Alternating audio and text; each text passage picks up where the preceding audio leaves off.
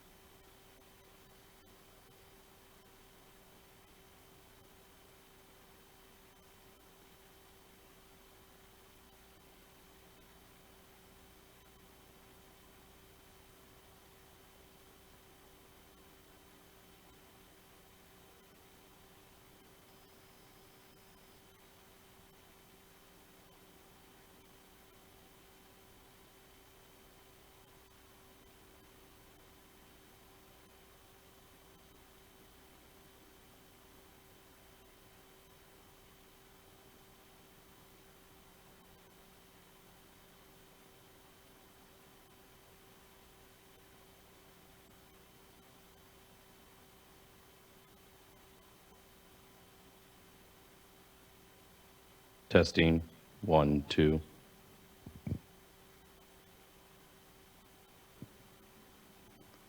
The webcast will begin at 9 a.m.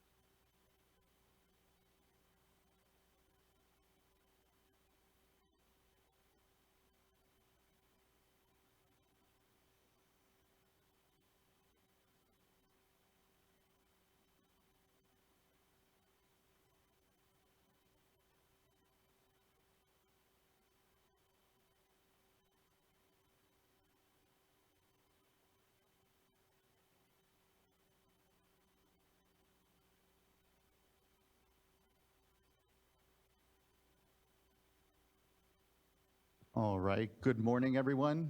My name is Joaquin Esquivel. I am Chair of the State Water Resources Control Board. Today is Tuesday, February 6th. It is 9:01 a.m., and I would like to call this meeting to order. I'll begin here by introducing my fellow board colleagues. Joining us shortly will be Vice Chair Doreen Diadamo. We have here as well Board Member Sean McGuire, Board Member Laurel Firestone, and joining us remotely is Board Member Nicole Morgan. As you can see, joining us this morning, obviously, as well, is our Executive Director, Eric Oppenheimer, our Chief Deputy, Jonathan Bishop, our Chief Counsel is Michael Loffer, our Clerk of the Board is Courtney Tyler, and assisting her today is Margie Argel and Mike Reed. As you can see, this meeting is a hybrid meeting. If you're joining us virtually, you're either viewing us through our traditional webcast on YouTube Live or the Cal EPA website, but if you intend on commenting on any item today, you need to be on the Zoom platform. There are instructions on how to do so and a link at the top of today's agenda. If you're having any challenges, though, on getting onto the platform, please do just reach out to the clerk of the board at board.clerk@waterboards.ca.gov, and she can help ensure you get onto the platform. Once you are, your camera will be off. You will be on mute until it is your turn to speak on the item you've indicated. For everyone here in the room, good morning. We're here in Sacramento in the California Environmental Protection Agency building. A few announcements for us as well. Please do observe the exits. If there happens to be an emergency, we'll calmly file out to Cesar Chavez Plaza and await further direction. Also, if you intend on commenting on any of today's items, there's a QR code at the side of the room. There's also a tablet in order to be able to sign up. Once you do come up to the microphone, please do introduce yourself and the organization you have an affiliation with. And lastly, please do silence any phones in order to have an uninterrupted discussion today. Before we get into public forum, we actually have today a presentation of Superior Accomplishment Award. We'd like to welcome up Joe Karkowski to be able to introduce our team here. Good morning, Chair Esquivel and members of the board. My name is Joe Karkowski. I'm the Deputy Director of the Division of Financial Assistance. And thank you very much for allowing me to introduce my staff who worked on our Expedited Drinking Water Grant Program. And so I won't take any more than 15, 20 minutes, if that's okay. So you can put me on the timer, Courtney. So, so some of the folks are here. We have others, hopefully, that are on the Zoom platform. It'd be great if they could put their video on right now. So I'll just read a short summary of what they accomplished together as a team. So as you all know, one of our big focuses in terms of process improvements in the Division of Financial Assistance is shortening the time between when an applicant applies for funding and when they actually receive funding, especially focusing on small disadvantaged communities. So starting in about September of 2022, we had a small group of staff from DFA and the Office of Chief Counsel develop an expedited process by which public agency applicants and others could qualify for their high priority drinking water infrastructure projects. And in a really short time, in March 2023, you adopted those guidelines. So the work group that we formed, it's through their initiative, hard work, and creativity, they quickly established the streamlined process. So it wasn't just about the guidelines we provided, which provided the policy framework, but there's a lot that went in behind that as well in terms of developing application materials, how we would conduct the reviews. Because we really looked at a different way of doing things. So instead of requiring everything up front, we allow an applicant to submit basic information about their project and submit a lot of the material we normally require in advance as they were developing the project. So we're hoping to actually get the construction going much faster than we otherwise would. So the work group's efforts are a testament to their resourcefulness and dedication to finding solutions to help fund communities needing clean, safe, and affordable drinking water. They completed this work on top of their regular existing workload, so they kept things moving and going. And this process that we developed is considerably shorter than the process we still have, our standard drinking water SRF process.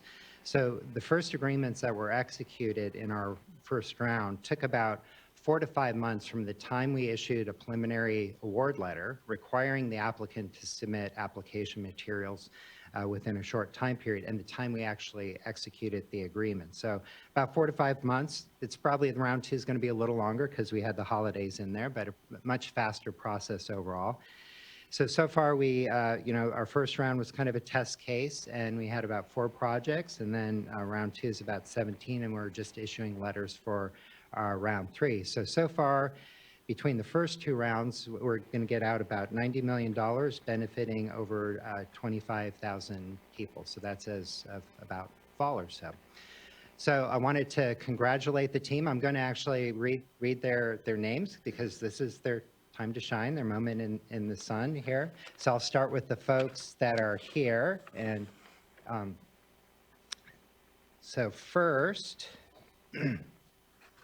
Eric Uppal. I think the camera's there, so you can smile to the camera. Here you go, Eric. Thank you. And then, and stay up, Eric. We get to take a picture afterwards. All right, Pete Stamus. Congratulations, Pete.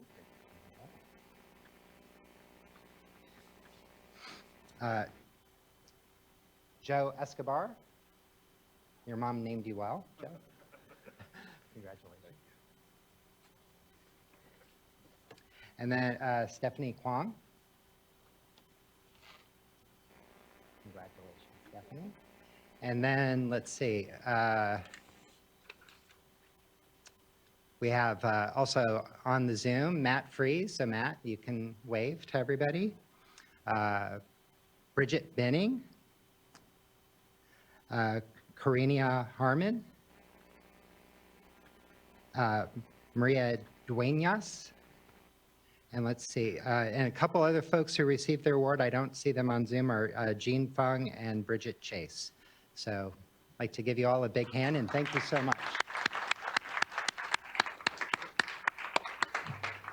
I have to join you in just the thanks and recognition. As I know everyone knows, the drinking water program here that was transferred over to the board in 2014 has been an incredible thing to be able to take ownership of here.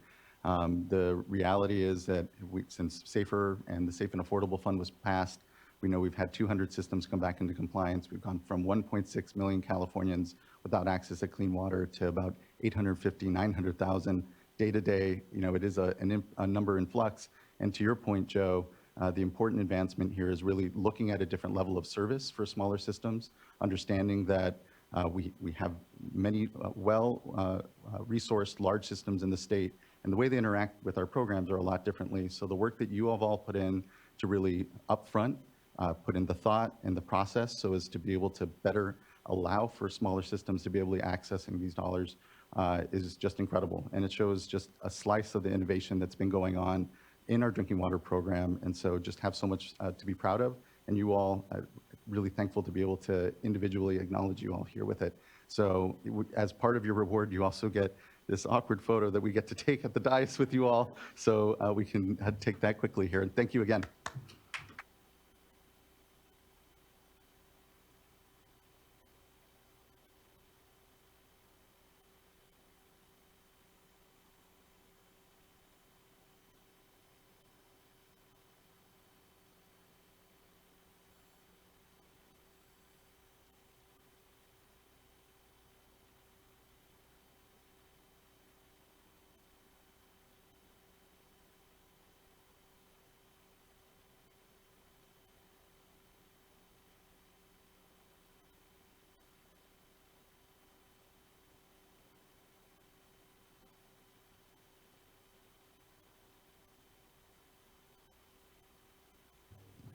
Appreciate everyone's time.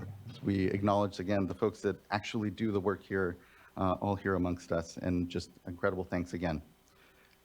With that complete, we can move now to our public forum, and I believe we have about 3 commenters that I see here ready for public forum, and I believe our first commenter will be John Scardon. And Mr. Scardon, I'll note you did ask for 10 minutes, and I believe we have a number of slides. They may be tied to a product or sort of trying to tout a product, if you can keep it short, it would be helpful. And perhaps it's not, and apologize to try to prejudge Mr. Scardon. Let you speak. Good morning. Good morning. Can you hear me okay? Thank you. Yeah, there's a slide deck that I uploaded. Is that available? Yeah, it should be coming up here momentarily. All right.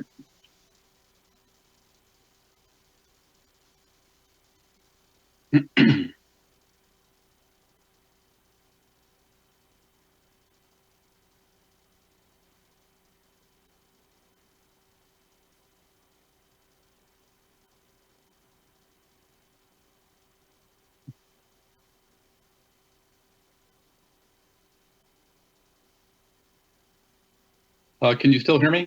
Again. Great. All right. Well, first of all, I'd like to thank the board for allowing me to speak briefly on this idea of using innovation to solve some of the more difficult water problems that we see. We are, my company was founded about 7 years ago. We specifically look for innovative solutions to very difficult water treatment problems. In other words, in the innovation space, we call these unsolved problems. Next slide. So this is the only product slide. It's strictly there to tell you what we do. Our company is focused exclusively on agricultural drainage of any kind from any source.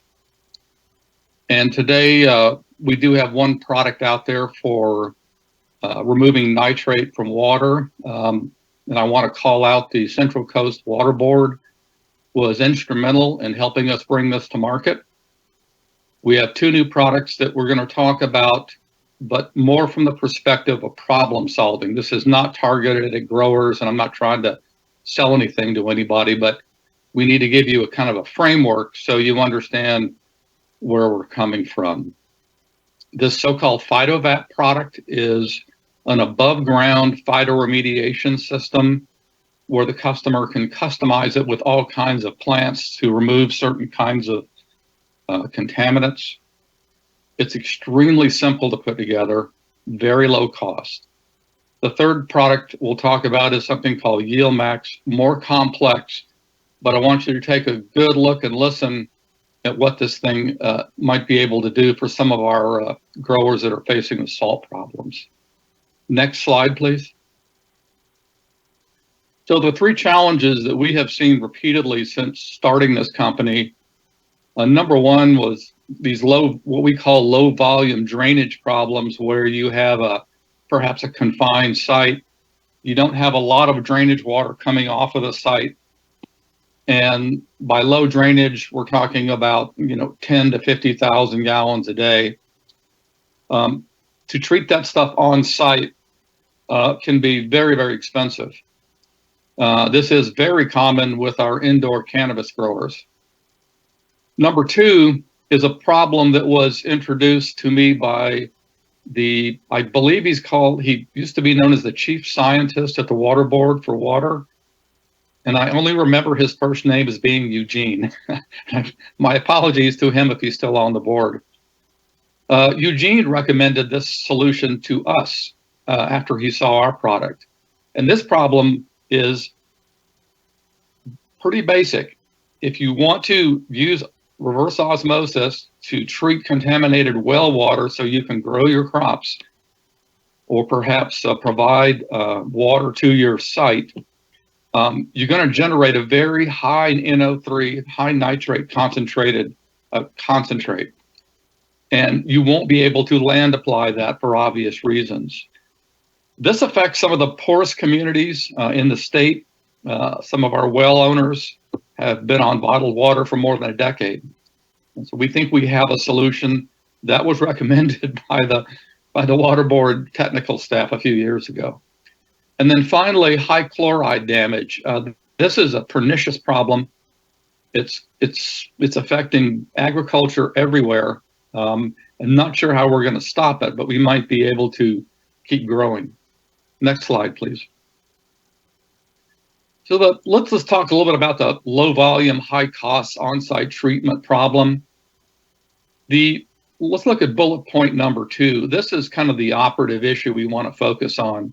We've seen estimates from customers of $175,000 per 1,000 gallons of treatment capacity. Now, that number is, let's just say, is really, really high. And I don't know if it's possibly affordable. We also see multiple streams in these sites, so we can play with the streams, and we'll talk about that in just a minute. What is also as important is the third from the last bullet, these very high energy costs associated with membrane treatment. And then finally, increasing rates, discharge rates being applied to the discharger from the local wastewater treatment plant. Next slide, please. So we have developed this product we decided called PhytoVep, and the idea was to use plants in a controlled, closed system in order to see if we can achieve what the water board wants without breaking the bank. And so what we have shown to customers now is that the appropriate technique, first technique, is to reduce the volume of the discharge. These plants can tolerate all kinds of contaminants, whereas conventional technology cannot. So once you reduce the volume of your most contaminated stream, then you blend it with your lowest TDS stream, so to speak, and then polish as needed. Now, jump down to the next to the last point. So here's the payoff, I think, for the water board and for the regulated public. And that is the capital cost of this approach is about 10 to 15x lower per 1,000 gallons of treatment capacity. So that's an enormous difference, and it's also an incentive, I think, to get recalcitrant growers to get on board with the treatment programs rather than using their attorneys. Next slide. Now, this problem with the RO concentrate, I think, goes back a ways. I first heard about it in 2016 when I first started looking at this problem. What I found very distressing was that there were literally thousands of rural drinking water wells still contaminated, still on bottled water.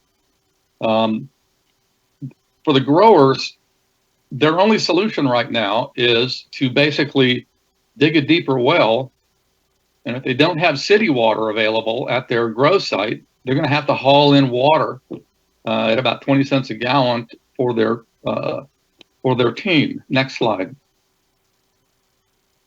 So the solution, I think, is quite elegant and affordable, and that is, and this is a simple schematic.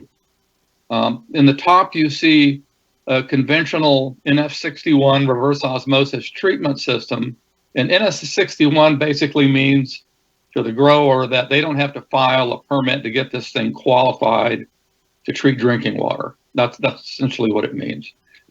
But the problem is they can't land apply. So in the concentrate stream coming out, we can take out all of the nitrate. I don't care how high it is. We can take it all out.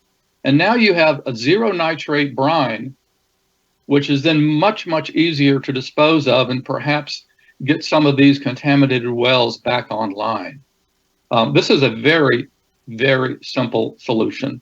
And we hope we can see some progress here. Next slide, please.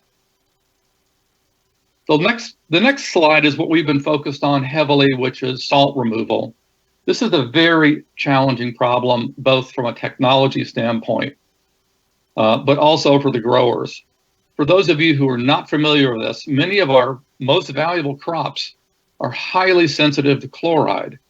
And chloride is the stable form of chlorine, and basically means it's not reactive. It's very difficult to get out of water. And we have sampled wells, and we have routinely seen chloride levels above 300 milligram per liter to as high as 500.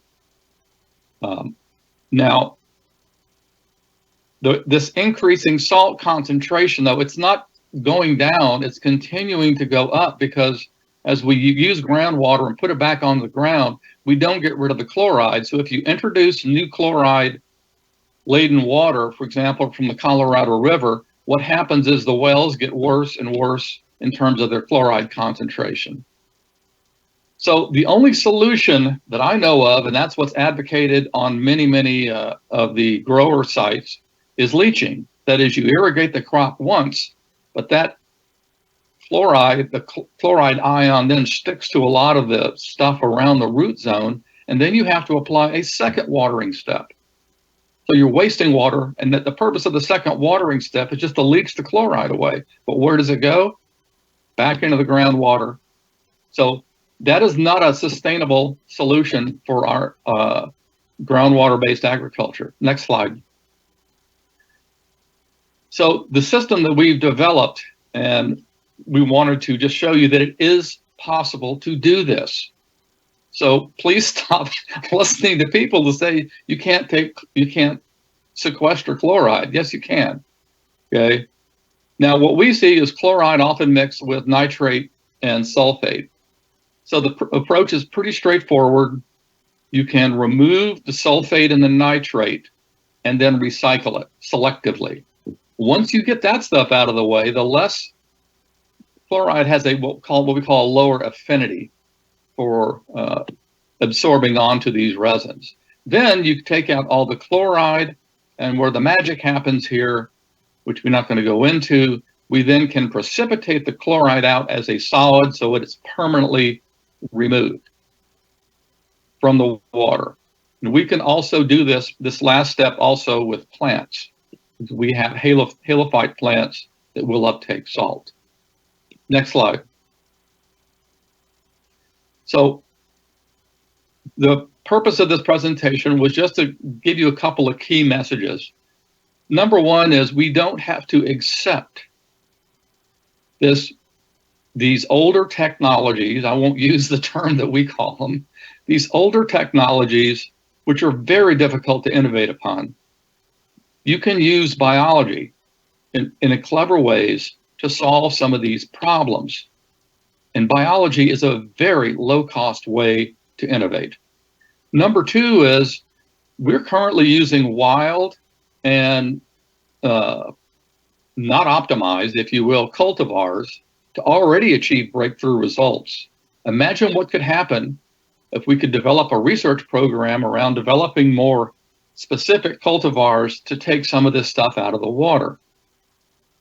So the next to last point is probably one of the things that we harp on constantly, and this was the basis of my doctoral dissertation, and that is imagine the benefits.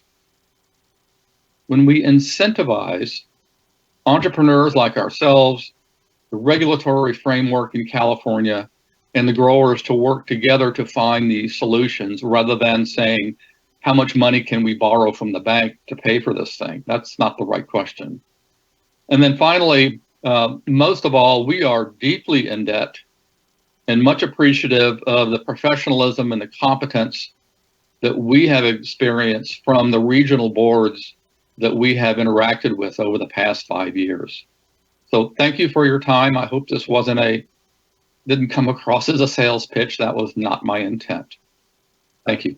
I appreciate that, and it did not completely come across that way. No, I truly, the discussion that you've tried to engender here truly around nutrient management is one that is very close and dear to the board, certainly in the regional boards. I appreciate the desire to innovate here, and importantly, to your point, that we have businesses out there that are an important part of the ecosystem, and just appreciate you taking the time to address the board on what will continue to be in a warming climate, a very serious issue, as the nutrient inputs in our watersheds and our waterways will only become magnified in their impact. And so just thank you for here addressing the board, for elevating it, and for talking about the work that your company is doing here with growers. It's appreciated, Dr. Squire.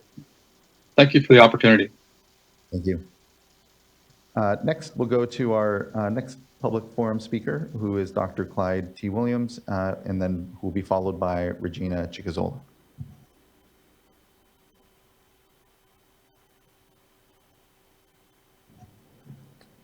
All All right, Mr. Williams, if you're viewing us through one of the live streams but aren't on the Zoom platform, please do get on and we can take your comment then. I believe you're signed up for a couple of other items, so it may have been by accident that you're on public forum. Our next public forum speaker then will be Regina Chigazola. Hello, thank you for having me today. And I am signed up for other things, but I do have issues of babysitting and moving kids, so I might miss those. But I'm not going to speak about those other issues, just letting you know if you don't see me later, that's why.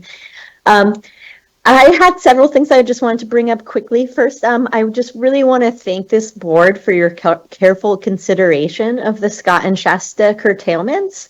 And just that you are prioritizing the Klamath River region and in-stream flows for fish within this watershed. We've been asking for a long time, but I think you're handling it really well. But by making sure to hear all of the voices and consider all of the voices. I learned a lot from the last hearing as far as what the issues are for disadvantaged communities in the Scott and Shasta. And I just want to thank you for the way you handled it. We've been asking for changes from this board for a long time. And before I ask for more, I wanted to acknowledge that you are really taking our input seriously at times. And we really appreciate that.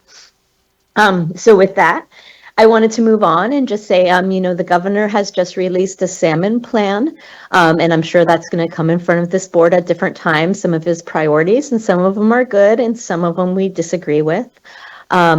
But more than anything, I just wanted to mention the water portfolio, the salmon plan, the voluntary agreements, things like streamlining sites reservoir. These are all things that were not done with a lot of public comment. And some of them were done in a way that really locked out tribal voices and community voices and stopped the process of tribal consultation in a way that was not fair or safe or feeling good for anyone. So as we move forward and these things come in front of you and you look at water rights for these big projects and you look at 401 certifications and you think about how to move forward with things like the water portfolio or conservation as a way of life is something that's been in front of you a lot. But I would like to make sure the two things. One is that this board continues to look at ways to make sure that agriculture looks at their impact to the state's water supply. And instead of just granting more and more water rights to the ag community and water brokers, we look at water savings and ways to make real solutions. But also that you stick with your commitment to the public process and to making sure our voices are heard and plans are written with intention. Because I feel like over and over again, we see that the governor within his plans is not always doing that. And I understand why he wants to streamline certain processes, and I understand he wants to get things done. But our voices are important, and tribal consultation is important, and getting out in our communities is important. So that's all I wanted to say. Thank you for the way you've been approaching things. And as these really hard things come in front of you, like boats over the Bay Delta plan and water rights for sites and things like that, just please make sure to continue to hear our voices and continue to move forward in a way that is fair and equitable to our communities. Thank you. Thank you, Ms. Chigazola. I appreciate you addressing the board this morning and always the engagement on our issues here. Thank you. I believe that wraps up our public forum commenters. And again, thank everyone that addressed us here in public forum. Before we move into board business here, I did want to note, I believe at this point there was a scheduling snafu, and so our update on item number 3 from the Office of the Delta Water Master will postpone to the next board meeting. Our chief scientist wasn't able here to join us, and so we'll postpone then to the next meeting. With that adjustment to the agenda, next, yeah, I know. Next, we'll go to then item number 1, which is board consideration of adoption of the January 2017 board meeting minutes. I'll move adoption of the minutes. Great. Do we have a second? I'll second. Tyler, can you please call a roll call vote? Vice Chair Diadamo, Aye. Board Member Firestone, Aye. Board Member McGuire, Aye. Board Member Morgan, Aye. and Chair Esquivel. Aye. Thank you. Thank you as well. The vote carries and the board meeting minutes are adopted. That then brings us to our item number 2, informational item on current hydrologic conditions and response. We'll give a moment for folks to transition up.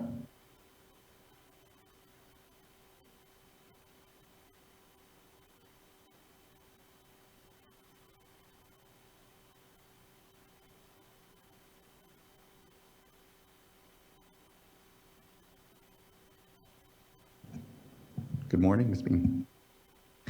Good morning, board members. I'm Jessica Bean with the Division of Water Rights, and I'm going to do a brief current hydrologic conditions and response update for you today. So next slide, please. Okay, so as you can see here, we're looking at the precipitation graph for the northern part of the Sierra, and we're at 86% of average for the state. Again, we're looking at that blue line that's about halfway through the graph down there. It says current 24.8. We'll be following that through the next few slides. Next slide, please. Okay, for the San Joaquin area, we're looking at 68% of average for the state. Next slide. And then for the Tulare Basin area, we are 64%. And it's worth noting that this is a pretty big jump from the time we were here a couple weeks ago, about 20% increase. So definitely seeing some increases from the storms coming in. However, still in the same situation that we're seeing more in the northern area, a little less as we go south. Next slide, please. Okay, and if we take a look here at our snow water content, it's you can take a look going from north to south. We're at about 79% of average in the north, 71% in the central, and then 65% in the south, which brings us to a statewide average of 72%, and noting that the winter is still coming, and so we'll see how this goes going forward. But again, very large jump from 2 weeks ago when we were here. I think it's 25 to 30% higher. So that's a very good increase. Next slide, please. Okay, and for our major reservoirs here, if you take a look, the vast majority of the major reservoirs are either at or above historic averages. There's a few that are down below, and we have our select south of Delta reservoirs here. You can see Cachuma and Diamond Valley are both at about above 90% of capacity, and then San Luis is at 61% of capacity. Next slide, please. Wanted to give just a brief update on where we are with our groundwater recharge temporary permits. We've received 10 permit applications to date for this water year. We have 8 permits issued, so that's really good. We've authorized over 50,000 acre feet of diversions. You can see here that we just issued one for the Merced Irrigation District and another one for Dunnigan Irrigation District, and we have not received any flood recharge diversions reported so far. Next slide. So we don't normally do this here in the Hydro Update, but it kind of made sense to bring some things forward because the Water Rights Annual Reporting is just had a due date that came up for us on February 1st. And it's worth noting there's obviously a big connection between the information that we're receiving on water diversions and our supply and demand and how that plays out going into the rest of the water year. And so in terms of the diversions for 2023, so that would have been for the 2022-23 water year, those get reported by February 1st of this year, and we're at 54% of compliance. So that's not fantastic. We'd really like to see that improve, and so we just wanted to let everyone know that we do have some next steps in mind. We're going to be sending reminders to those who have not submitted their reports or finished submitting their reports. There's a handful in there that are partially complete. The next step would be notices of violation, and it is important to note that penalties can occur from these. Last year, we did send a bunch of notices of violation out. Accurate, timely data is very, very important. Noted on the slide, it's critical for protecting senior water rights and ensuring compliance with permit terms and conditions. And so while this accounting is not fun to talk about, and I know it can be challenging, it is very critical that we get that. And so just wanted to highlight that here as a reminder for folks. So we're accepting these anytime if folks can get in, today, tomorrow, soon to move forward. And if support is needed, there's a lot of resources on our website. We do also have folks on the phone that can help people as well. Next slide, please. Okay, going to do a brief update on the Scott and Shasta rivers. The emergency regulation that you adopted went into effect on February 1st. Right now, the flows are sufficient, so we do not have curtailments in effect, but want to note that we do have a livestock prohibition in effect through March. And this is a new provision that allows for limited diversions so long as the diverters notify the board and they are in compliance with certain conditions to protect reds and things like that within the river. And so information on that is available on our website, which is under the Stay Informed here. It's also worth noting that we received a petition for rulemaking for permanent flows on the Shasta River. That was coming in from a group of community groups, including the California Coastkeeper Alliance and Friends of the Shasta River. And so the board has 30 days to take action on that. That came in on the 17th. And so until February 16th to either deny the petition or schedule a hearing. So more information soon to come on that. Next slide, please. Just to tell you are with hydrology, you can see Dwinelle Reservoir, which feeds the Shasta, is at a bit over 20,000 acre feet, and just kind of showing where that was in 2023, and then in 2022 we are higher than those, much higher than 2022, kind of close to 2023. The snow course information came out on February 1st. It's interesting that we're at less than last year at the same time. So the Scott, the snow water equivalent was 65% for February, and the Shasta was at 77%. And we bring this up just because we seem to be trending closer to the 2022 precipitation than 2023. And so it's a good time to mention that the regulations have options for local cooperative solutions. And this would be the time, for folks to really start talking through those, because that could be a better option than full curtailments if we got later in the season and we went below the emergency regulation target. So there's we're planning some workshops in the coming weeks, and we can talk through folks if they have interest and ideas on those kinds of solutions. We really encourage them to bring them up with our Scott Shasta staff so that we can help facilitate that. Next slide, please. Okay, just again, kind of showing you where we are. You've seen these before. This is the Scott River graph where you can see the flows at the Fort Jones gauge. Again, look at that blue bar. We're well above the red dashed line, which is our emergency regulation target. We were at about 1,850 CFS this morning. And then if you go to the next slide, this is the Shasta River showing the same thing. The blue line there with the flows is above the minimum, and that was at about 224 CFS this morning too. So we are trending above with the current storms. Next slide, please. Did want to give you a brief update on what's happening with the Clear Lake area. We sent out information orders to about 1,300 orders went out on January 31st, and that's covering about 2,300 parcels. The very first compliance due date for folks is at the end of February, so on the 29th. And basically, folks that received the order are going to have to confirm that they received the order and choose a reporting pathway by the 29th. We have a link that's going to be opening today to allow people to do that certification online. Folks are also going to need to start preparing to measure their groundwater extractions. Part of the info order requires measurement from March 1st through July 31st. I do want to note that is not a metering requirement. If folks do have a meter, they can use that, but there are other options for people. So as you'll recall, there was concern over if equipment was going to be required, and it is not. I do also want to mention we've had a lot of calls from domestic water users since that went out, because as you can imagine, we're trying our best to identify what parcels we want to target, and we want to target our larger water users. But sometimes some of the parcels, it's hard to tell from imagery. And so our domestic water users are calling up. They do not have to measure their extractions, and they actually don't have to do much reporting, but they do have to do that certification so we know. And so we're working with the domestic users on that as well. Next slide, please. And just also wanted to note that we have public workshops on this if folks have questions, coming up on the 16th in person in Lakeport. And then we have one online in February, on the 22nd.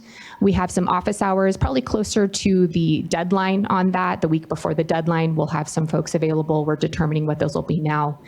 And then we have our information, links, guidance documents, all of those are on our website. And then we have our contact information here for the email and phone number if people want to call. And I believe that is it for this one.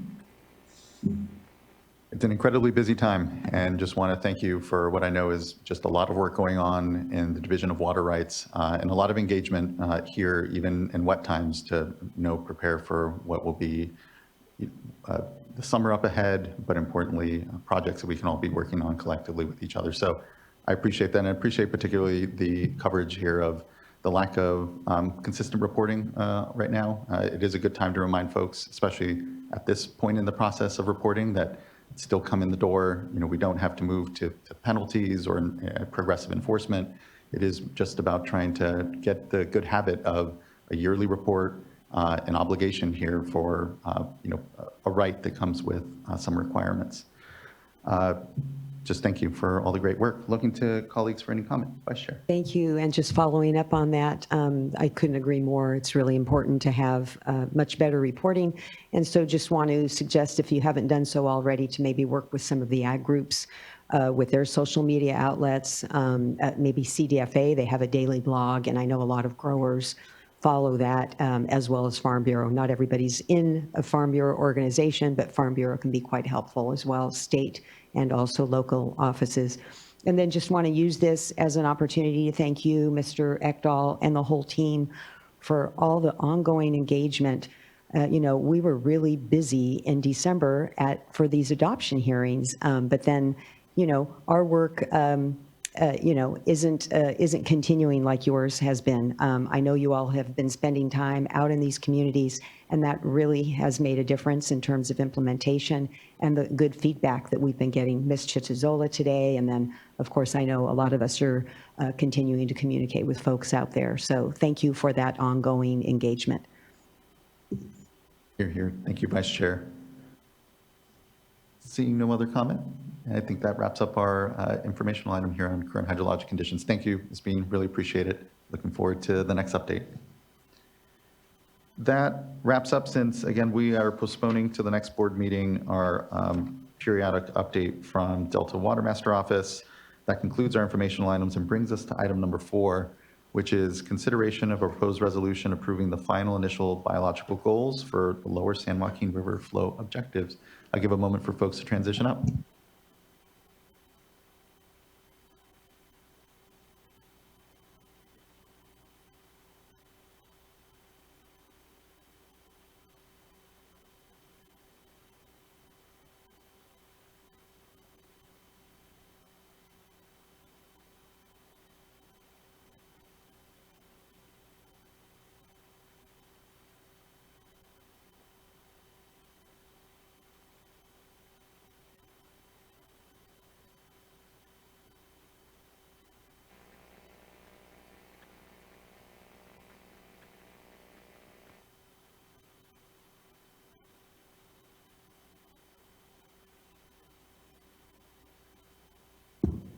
Good morning, Chair Esquivel, Vice Chair Diadama, and members of the board. I'm Tina Cannon-Leahy with the Office of the Chief Counsel, and I have with me here today David Koop, who's also a senior attorney with the Office of the Chief Counsel, and Environmental Program Managers Aaron Forsman and Stephen Louie from the Bay Delta Division of Water Rights.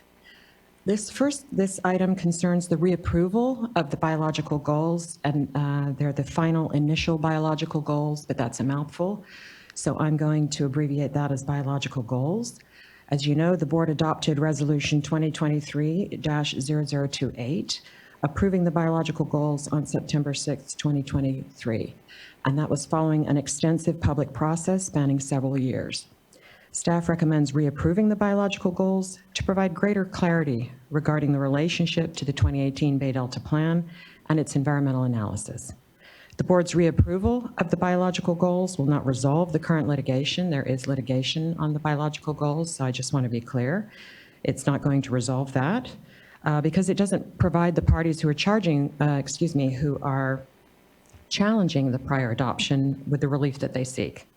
However, it can provide clarification for other interested parties and stakeholders and future Bay Delta planning. And so we'll stay on this slide. Thank you. For context, I'm going to start with the Bay Delta Plan process in 2018. I think that's important so we can see how that all fits together. That was a 9-year effort that led the board to adopting updated flow objectives for the protection of fish and wildlife beneficial uses on the lower San Joaquin River and its 3 salmon-bearing tributaries, the Stanislaus, Tuolumne, and Merced rivers, as well as updated salinity objectives in the southern delta. But today I'll be talking about the flow objectives and the relationship with the biological goals. The board's water quality control planning program is certified by the Secretary of the Natural Resources Agency as a regulatory program for the protection of the environment that incorporates sufficient substantive and procedural environmental review processes that is exempt from certain requirements of the California Environmental Quality Act, or CEQA, including the requirement to prepare an environmental impact report. Consistent with the regulations for its certified regulatory program, the board prepared a substitute environmental document, or SED, containing the environmental review and other analyses in support of the board's decision. As you know, that decision, just the decision alone, spans over half a dozen 3.5-inch binders. And the record in support of that readoption was over 700,000 pages. The board's 2018 adoption of the updated Bay Delta Plan and SED is being challenged in 12 cases in Sacramento Superior Court that are coordinated as the State Water Board cases, and the judge in those cases will issue an opinion by mid-April of this year. Next slide, please. The board has not yet implemented the revised water quality objectives in the 2018 Bay Delta Plan. That will require a subsequent process of assigning responsibility to water right users to ensure that the flows are met. That subsequent process requires its own CEQA environmental review to determine if there are project-specific environmental impacts previously not analyzed. Next slide, please. Next slide, please. The 2018 SED analyzed multiple project alternatives for achieving the reasonable protection of fish and wildlife beneficial uses in the lower San Joaquin, including maintaining unimpaired flows, which is a calculation of establishing in-stream flows in various ranges of percent of unimpaired flows. So the SED analyzed these various percentages, which was 20 to 30% of unimpaired flows starting at 30, 30 to 50 starting at 40, and 50 to 60 starting at 60. This means that the SED analyzed the potentially significant environmental impacts of maintaining flows in any increment from 20 to 60% in each of the 3 tributaries to the lower San Joaquin River. The SED also includes other analyses such as review of the economic impacts, which are not required by CEQA but are required by the Port Cologne Water Quality Control Act. As you know, the board adopted as its numeric part of the lower San Joaquin objective 40% of the unimpaired flows in an adaptive range of 30 to 50%. And I know this is a lot of background, but it helps to sort of orient the relationship here. When the board adopted the 2018 update to the Bay Delta Plan, it provided the framework for a process to develop biological goals for salmonids as a tool for assessing progress toward achieving the water quality objectives. Fall-run Chinook salmon are a sensitive indicator species for the condition of native fish and wildlife in the tributaries. And somebody mentioned earlier the governor's current plan for salmon.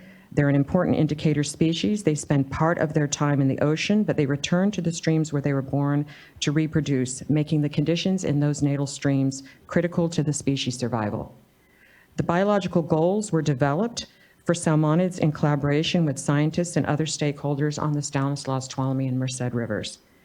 As stated in the Bay Delta Plan, the biological goals will be used to inform the adaptive methods, so it could help inform moving within that range, evaluate the effectiveness of the program of implementation, monitoring and reporting, and could help inform future changes to the plan. The biological goals do not mandate a particular action by the board. Instead, they are used as an evaluation tool. It is a measuring stick. And if the goals are not achieved, and as an opportunity to question why and to evaluate further changes to the plan.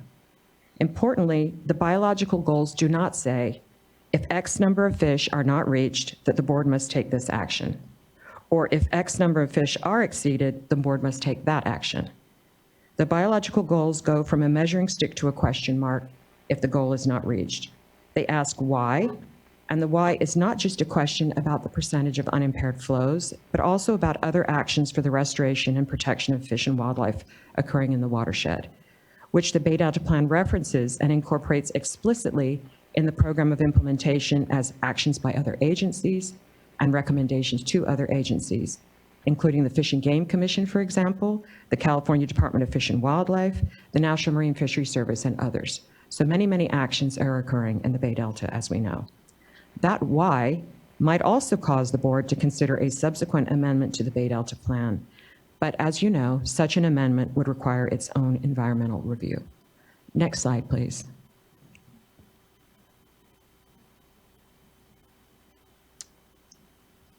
Okay. I don't think, can we go to the next one? Thank you. CEQA defines a project triggering CEQA compliance as an activity that may cause either a direct or reasonably foreseeable indirect physical change in the environment. Approval of the biological goals does not have the potential to cause either a direct or reasonably foreseeable indirect physical change in the environment.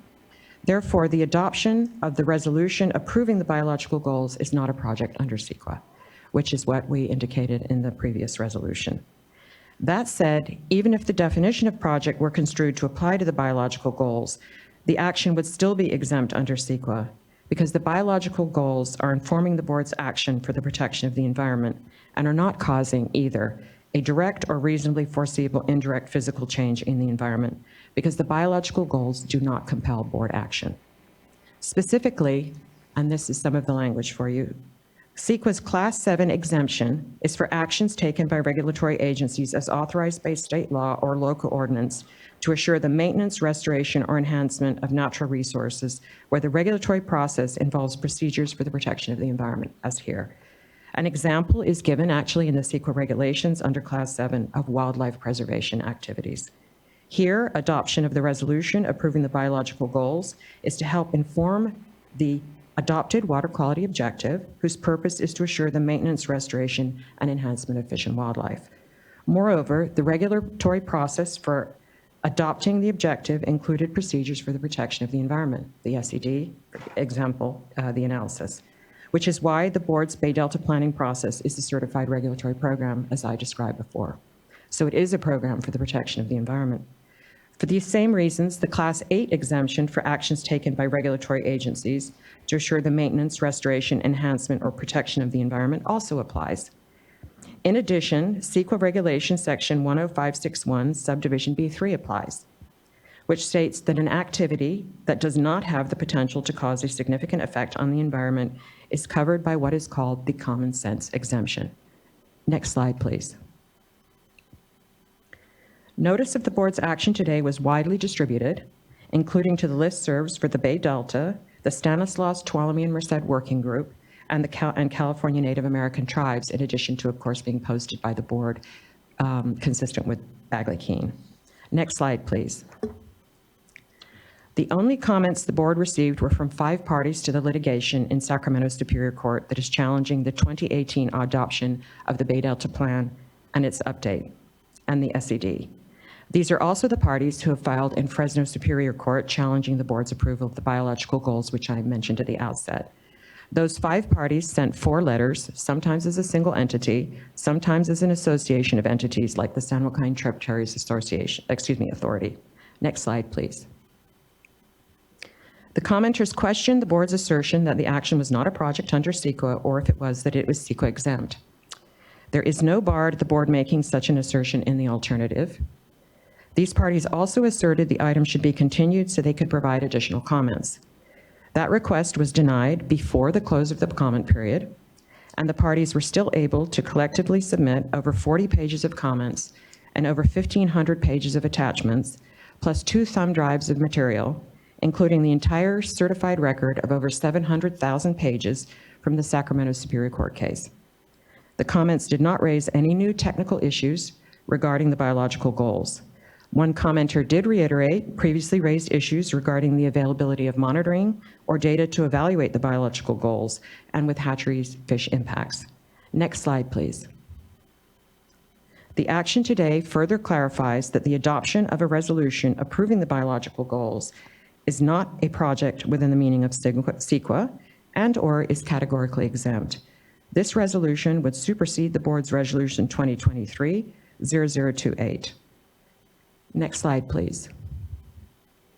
Staff recommends that the board adopt the resolution. And with that, I'm happy I know that was a mouthful, a lot of mouthfuls, but with that, I'm happy to answer any questions.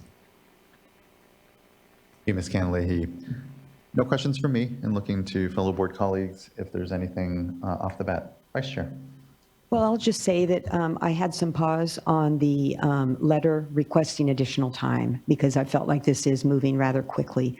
But then in a conversation with Mr. Lawfer, I was convinced that, well, not that he convinced me, but I recall that in the process where we adopted biological goals, and as you know, Ms. Leahy, I was in a lot of those workshops, these issues came up in that process as well. And so I'm comfortable that, you know, this is further clarification of issues that have been, they're fully on the record.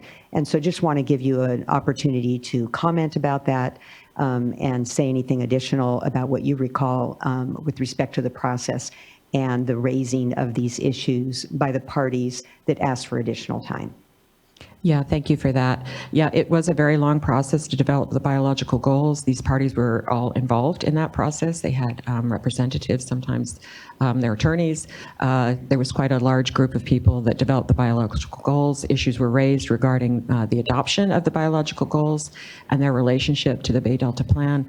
I think one of the issues of confusion is that the biological goals can help inform the board, and they can. As I said, they're a measuring stick. They can help inform the board.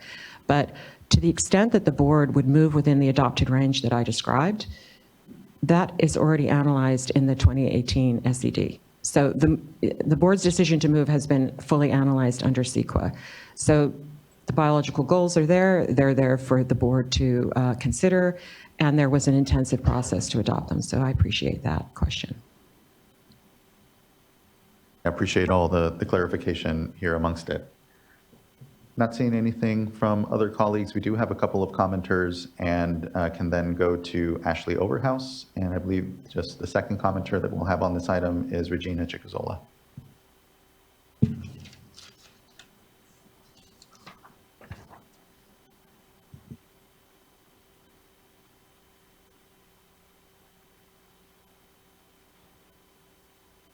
And I'll just point out that Ms. Overhouse had indicated that she was, if necessary, and she is not on the Zoom platform at this point.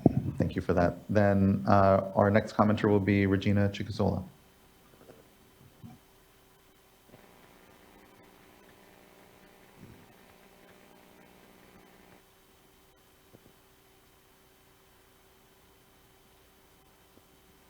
Okay, yeah, Regina had noted that she may be away from her computer, so I believe she is currently. That wraps up then, I believe the public commenters at least that have been signed up. Looking to colleagues if there's any additional question or discussion, and if not, I think we're prepared for a motion.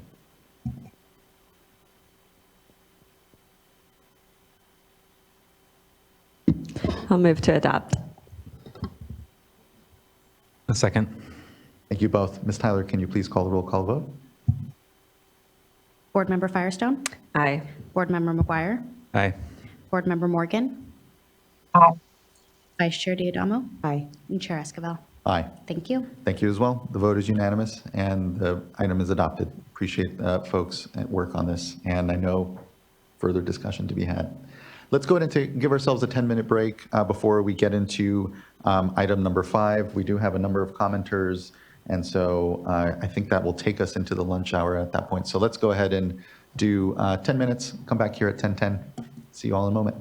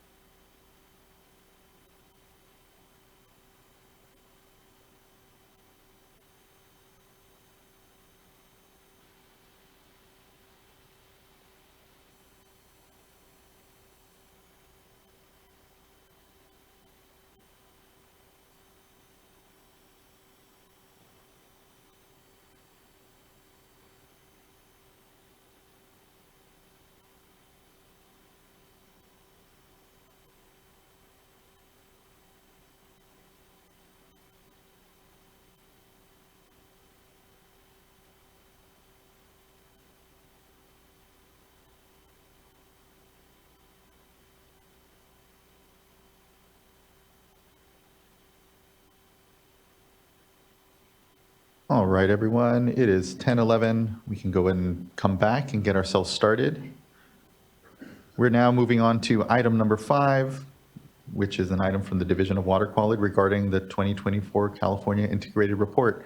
And I know we have plenty of discussion and we're just at the start, but at the top, I just have to acknowledge that this is our first on-time report here fully, as I understand, in a time, and it has been an incredible journey insofar as the amount of effort that's been put in here, really on the data side, to be able to more quickly be able to process what is a tremendous amount of information across the state here and growing. So I just have to thank and acknowledge the team here for that accomplishment, even as I know we still have a lot to discuss on the actual item, but really worth acknowledging and just appreciate all the leadership there. With that, I'll kick it over. Great, thank you. Thank you very much for that also, greatly appreciated. Good morning, Chair Escobar, members of the board. My name is Anna Maria Saenz, and I am the Senior Environmental Scientist for the Assessment Policy and Process Unit. My unit, along with the Assessment Tools and Support Unit, led by Lori Weber, who wasn't able to join us today, and the regional water boards, are charged with developing the 303D list. Also presenting with me today is Celine Udasco, who is an environmental scientist and lead staff for the 2024 public process portion of the integrated report. There are also a number of regional board representatives on the line and in the audience who are available to answer any region-specific questions if needed. The purpose of this item is to consider the adoption of the first revised proposed final 2024 integrated report. The proposed final documents and response to comments were released on January 4th, and the first revised proposed final integrated report was released on January 26th, 2024.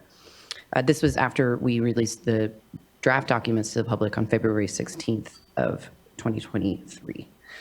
Let's see, we are due, as you alluded to submit the integrated report to the US EPA as due to them on April 1st of this year. And with that, I'll hand it over to Celine. Hello, I'm going to provide an overview of the integrated report process and share summary statistics. Then I'll hand it over back to Anna Maria Saenz to summarize comments received and staff recommendations, and then overview program improvements and future integrated reports. Next slide, please.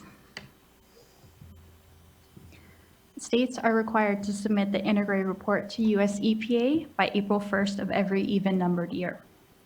The integrated report consists of 2 parts and is developed to meet the requirements of the Clean Water Act. The 303D list identifies waters that do not meet applicable water quality standards, indicating that beneficial uses are impaired.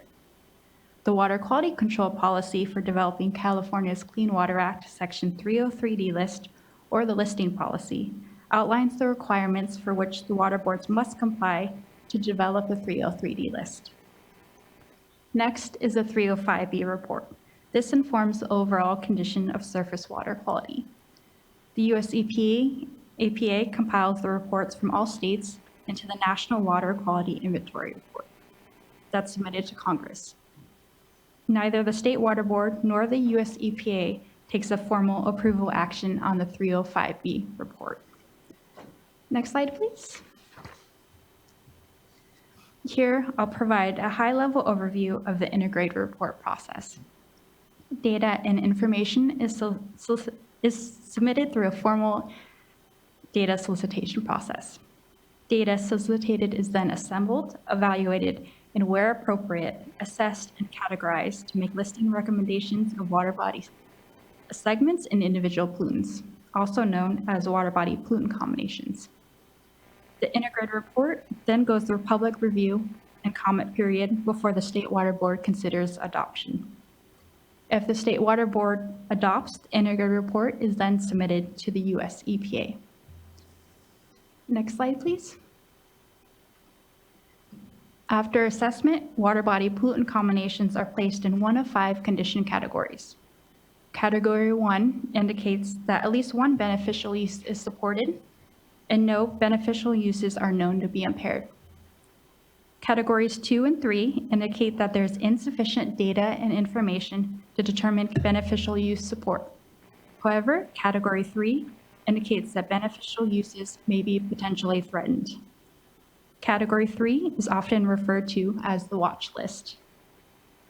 Water body pollutant combinations placed in categories 4A, 4B, or 5 are considered impaired and constitute the California 303D list. Water body pollutant combinations placed in category 4 are those where at least one beneficial use is not supported, but a total maximum daily load, or TMDL, is not required. A TMDL is not required because one has already been developed and approved by the US EPA. This is category 4A.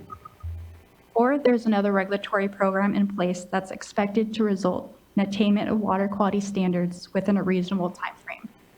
This is category 4B. Category 4C indicates that the impairment is the result of pollution, such as hydromodification, and not by a pollutant. Water body pollutant combinations in category 4C are considered impaired.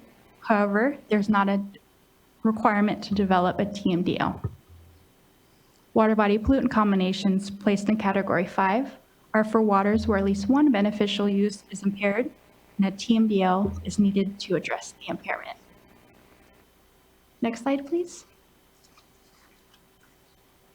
The 303D list is an informational document that identifies waters that do not support beneficial uses or attain water quality standards. It is essentially a mechanism to track water quality status. The 303D list informs prioritization efforts for total maximum daily load development or other regulatory programs of implementation to address impairments. Data and information from the 303D list is used by other entities to show water quality conditions, including the US EPA's How's My Waterway Map application and Cal EnviroScreen. Cal EnviroScreen is an online mapping tool that helps identify California communities that are most affected by many sources of pollution and where people are often vulnerable to pollution's effects. Additionally, the 303D list is used to prioritize grant funding. For example, this includes 3119H grants under the Non-Point Source Management Program. Finally, the fact of a listing or data used to inform a listing may be used to inform development of permits to address water quality concerns. This topic will be discussed in more detail later in the presentation. Next slide, please. For the 2024 integrated report, all readily available data received prior to the October 16, 2020 data solicitation cutoff date was considered for the San Francisco Bay, Los Angeles, and Santa Ana regions. Additionally, high priority data was assessed for the Central Coast and San Diego regions and the Sacramento River subbasin of the Central Valley Regional Water Board. I'd also like to take the opportunity to note the integrated report was developed hand in hand with the regional water boards. Staff at the regional water boards contributed to all tasks required to develop the integrated report, including developing lines of evidence, assessing data, and developing region-specific sections of the staff report, and developing responses to comments. Next slide, please. This table summarizes and compares statistics across multiple integrated report cycles. For the 2024 integrated report, Water Board staff assembled over 5.3 million rows of data. With almost 100,000 lines of evidence, this resulted in the development of over 20,000 water quality assessments from 1,500 water bodies. I'd also like to thank our data providers. This would not have been possible without your contributions and coordination. Next slide, please. And this table shows the new number of listing recommendations and compares totals to the previous integrated report. The rows contrasted with green highlight the regions that conducted on-cycle and off-cycle assessments for the 2024 integrated report. Listing recommendations are for water body pollutant combinations, and there also could be more than one impairment per water body segment. Next slide, please. And this slide breaks down new listing recommendations by pollutant type. As you can see, the majority of listing recommendations are for pesticides and metals, followed by bacteria and pathogens. One reason why we can be seeing an increase in the listings as shown here is there was an increase in data available for this cycle across the on-cycle regions that have not been assessed since the 2014-2016 integrated report. For example, the Los Angeles region assessed more monitoring data collected by major dischargers. This includes the municipal separate storm sewer systems, MS4s, and publicly owned treatment works. With additional data, water bodies had not previously been assessed before were included in the 2024 integrated report. Additionally, some do not list decisions were based on insufficient evidence to support listing, and now we have more information to compare the pollutants to and reflect more accurate water body conditions. Next slide, please. And in contrast, this slide shows delisting recommendations by pollutant type. All right, thank you. I'll hand it back to Anna Maria. Thank you. Next slide, please. Next, I'm going to go over some key topics, summarize assessment methodologies, go over some comments received and staff responses to those comments. Additionally, I'm going to use some of the presentation slides to describe the proposed change sheet that was released yesterday on February 5th of 2024, change sheet number 1. Once I've completed the PowerPoint presentation, we'll go over the change sheet in its entirety. That was my plan. For those in the audience, there are some printout copies available on the back table if you're interested in taking a look at those as we go through the presentation. Next slide, please. First, I'm going to talk about water body listing uses. Commenters express concern that when a water body is placed on the 303D list, new or existing permit requirements are immediately triggered, and commenters encourage staff to consider the implications of water bodies being placed on the 303D list.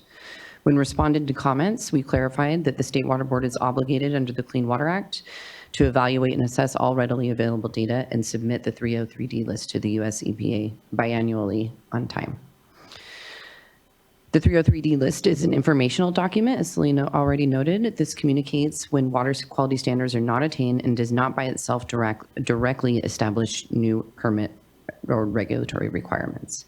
However, the 303D list may be used to inform separate actions that involve public participation, analysis of environmental impacts, and environmental justice considerations. For example, cleanup efforts, a TMDL, or other restoration action may be considered after a water body is placed on the 303D list. The fact of a listing and the data used to support that listing may be used to inform permit development and determining reasonable potential and evaluating whether effluent limitations are appropriate. It's important to note that the water boards cannot use the fact of a listing to conclude that there is no assimilative capacity for the listed pollutant in the water body. And then finally, the fact of the listing and the data may be used to inform monitoring and source analysis study requirements, as some commenters pointed out. Next slide. Next, I'm going to discuss federal jurisdiction of water bodies.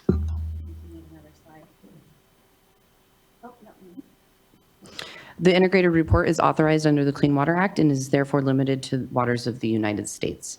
Therefore, we defer to federal agencies on jurisdictional decisions, and the board does not make any final determinations as to whether a water body is a water of the U.S., simply by identifying them in the integrated report. However, if we have clear, undisputable information that a water body is not a water of the U.S., it would be excluded from the 303D list. If available information is unclear or ambiguous, the water body would still be included on the 303D list. Commenters requested that staff confirm that all waters assessed in the integrated report are also waters of the U.S. We cannot say with certainty that the U.S. EPA or the Army Corps of Engineers would conclude that every single water body on our list is a water of the U.S., and there is no general list available for us to compare our list to as far as what is under federal jurisdiction and what is not. Therefore, it was not feasible for us to confirm jurisdictional status for all the water bodies on the 303D list at this time.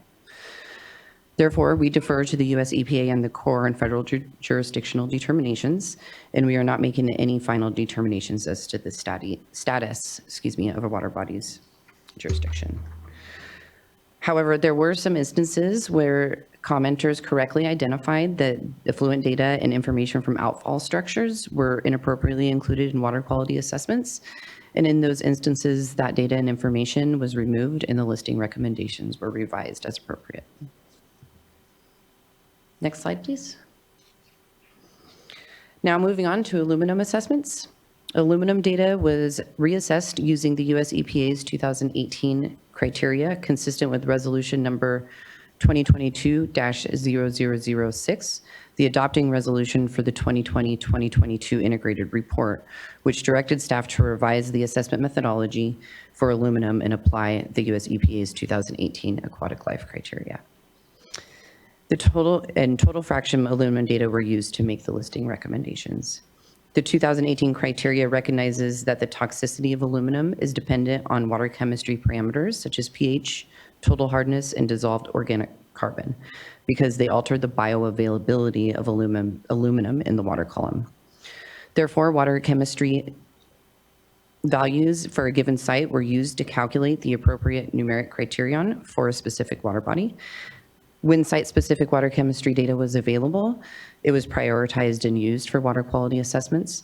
However, in many instances, we did not have site-specific water chemistry data, and therefore we applied default values that were recommended by the US EPA.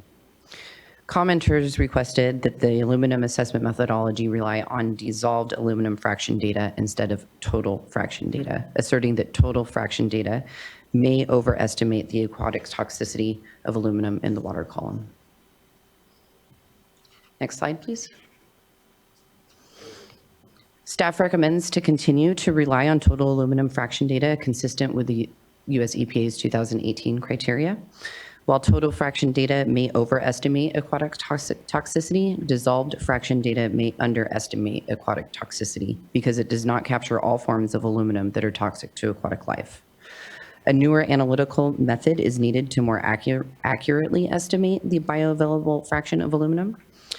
There is a newer analytical method that has been tested. However, it's still being researched and is not yet approved by the US EPA. We have been speaking with members of the public, the US EPA, and the Water Board's Office of Information Management and Analysis about how we can support the development and approval of a lab analysis method that would be appropriate for use in California. However, until a newer analytical method is developed and approved, we recommend that we continue to use total fraction data for aluminum assessments. Next slide, please. Next, I'm going to talk about a class of insecticides called pyrethroids. Pyrethroids water column data were evaluated using numeric pyrethroid chronic concentration goals, which are evaluation guidelines used to interpret narrative water quality objectives. The numeric pyrethroid concentration goals were originally presented in a series of water quality criteria reports released in 2015 that used the UC Davis methodology for the derivation of pesticide water quality criteria for the protection of aquatic life. The concentration goals are used as integrated report evaluation guidelines statewide, with the exception of the Central Coast Regional Board, which uses the different evaluation guideline consistent with targets established in a TMDL for their region. Additionally, assessments incorporated a freely dissolved concentration data, if available, consistent with the UC Davis methodology. Commenters disagree with the use of the evaluation guideline used to assess pyrethroid data because they were not intended to be used as water quality objectives. They also asserted that the only freely dissolved fraction data should be used for pyrethroid assessments. Then finally, we also received comments requesting that no new TMDLs are developed until the urban pesticide amendments planned as the result of the Urban Pesticides Provision Project are adopted. Next slide, please. When responding to comments, we clarified that pyrethroid concentration goals were used as evaluation guidelines to interpret narrative water quality objectives. Listing policy section 6.1.3 outlines the criteria that is needed in order for a threshold to be used as an evaluation guideline in the integrated report and describes how we assess data in the absence of a numeric water quality objective. I've listed the criteria for you here on this slide. The pyrethroid concentration goals are also used for a different purpose in the Central Valley Water Board. However, the same concentration goals are also appropriate to be applied for integrated report assessments and as evaluation guidelines. Additionally, when responding to comments, we clarified that the use of the freely dissolved data is consistent with the UC Davis methodology and is the best indicator for aquatic toxicity. Finally, we were able to confirm that the statewide urban pesticides provision project is a developing project and is not expected to be in place by the next listing cycle. Therefore, we don't think it's appropriate to deprioritize TMDL developments for pyrethroid impairments at this time. Next slide, please. Next, I'm going to talk about benthic community effects. These are assessments that use macro invertebrate data, ecosystem health, and pollutant data. The listing policy requires a demonstration that pollutant impairment is associated with degraded biology or potentially causes the degraded biology. In previous integrated reports, a water body was placed on the 3D list for benthic community effects if data showed that the water body was degraded for biology, which means that there was a California Stream Index score lower than 0.79, and there was also at least one pollutant impairment for that same water body. During the public process for the 2020-2022 integrated report, we heard stakeholder concerns about how we are categorizing water bodies with these data types and requested that we provide more information about our assessment methodology. We heard there is a need for a stronger association that the pollutant or pollutants is the cause of the poor biology, or the poor biology may also be caused by pollution. In the draft 2024 integrated report, staff recommended placing 44 water bodies in category 3, indicating that there is insufficient data and information to make beneficial use support determination, but data indicates beneficial uses may be threatened. Additionally, we're developing guidance to better inform the methodology and determine how degraded biology is associated with that pollutant impairment. This is proposed as an interim solution until we can inform our assessment methodology prior to conducting assessments for the 2026 integrated report. Comments expressed both support and opposition of this interim approach. Some commenters agreed, but also asserted that we should have gone further and placed all listings in category 3 from previous integrated report cycles. And then other commenters disagreed and asserted that water bodies should be listed as impaired independent of an associated pollutant. We also received comments on the use of the CSCI threshold of 0.79 for two reasons. First, commenters outlined that the CSCI score is inappropriate for non-perennial streams with no natural bottoms and other altered streams because they are not appropriately considered in comparison to reference sites. And the second reason is that the use of the CSCI score is premature because the future of the statewide biostimulation, cyanotoxins, and biological conditions provision projects is undecided. Next slide, please. We continue to recommend the category 3 interim approach.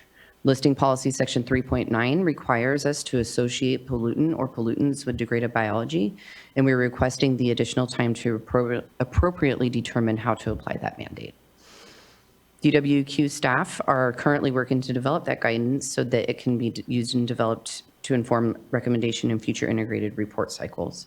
And then in 2026, we plan to go back and reassess data for the 44 water bodies that were placed in category 3 as an off-cycle high priority assessment. Additionally, staff continue to support the use of the CSCI 0.79 threshold, which is also supported by the listing policy. The listing policy requires the selection of reference sites to develop an index of biological integrity, which has been done and validated by the CSCI threshold study. Additionally, the CSCI threshold is an evaluation guideline used to interpret narrative water quality objectives, and therefore it is not necessary to wait for the biostimulation, cyanotoxin, and biological condition provisions project to be finalized. However, staff will evaluate if it is appropriate to apply the 0.79 threshold for non-perennial streams, streams with no natural bottoms, and possibly other altered streams while developing guidance for the 2026 integrated report.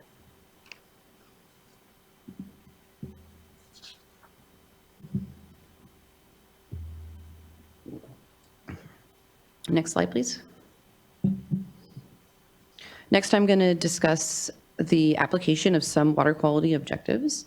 Some data were assessed without first examining if exceedances were the result of a controllable source or a waste discharge, as indicated by some water quality objectives.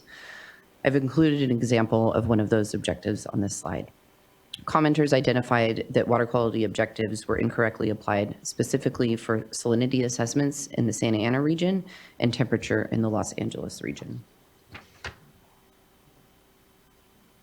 Next slide, please. Staff agree that for these assessments, consideration of if the exceedance was the result of a controllable source or waste discharge should have been evaluated. Traditionally, assessments in the integrated report did not consider this type of information because source analysis is conducted prior to the development of a TMDL or other action to address an impairment. However, we recognize that as we are working to continuously improve the integrated report program, we are also learning how to more accurately apply water quality objectives. For assessments that we received comments on, staff supplemented the record where we could show that the exceedance was the result of a controllable factor or waste discharge. In those cases, we continue to recommend that the water body pollutant combinations are placed on the 303D list. However, in other cases, we were not able to determine if exceedances were the result of a controllable source or a waste discharge. In these instances, we recommend placing the water body pollutant combinations in category 3, the watch list, indicating that beneficial uses may be threatened. In future listing cycles, we will continue to evaluate information necessary to determine the nexus to a controllable source or waste discharge and make corrections to assessments as appropriate.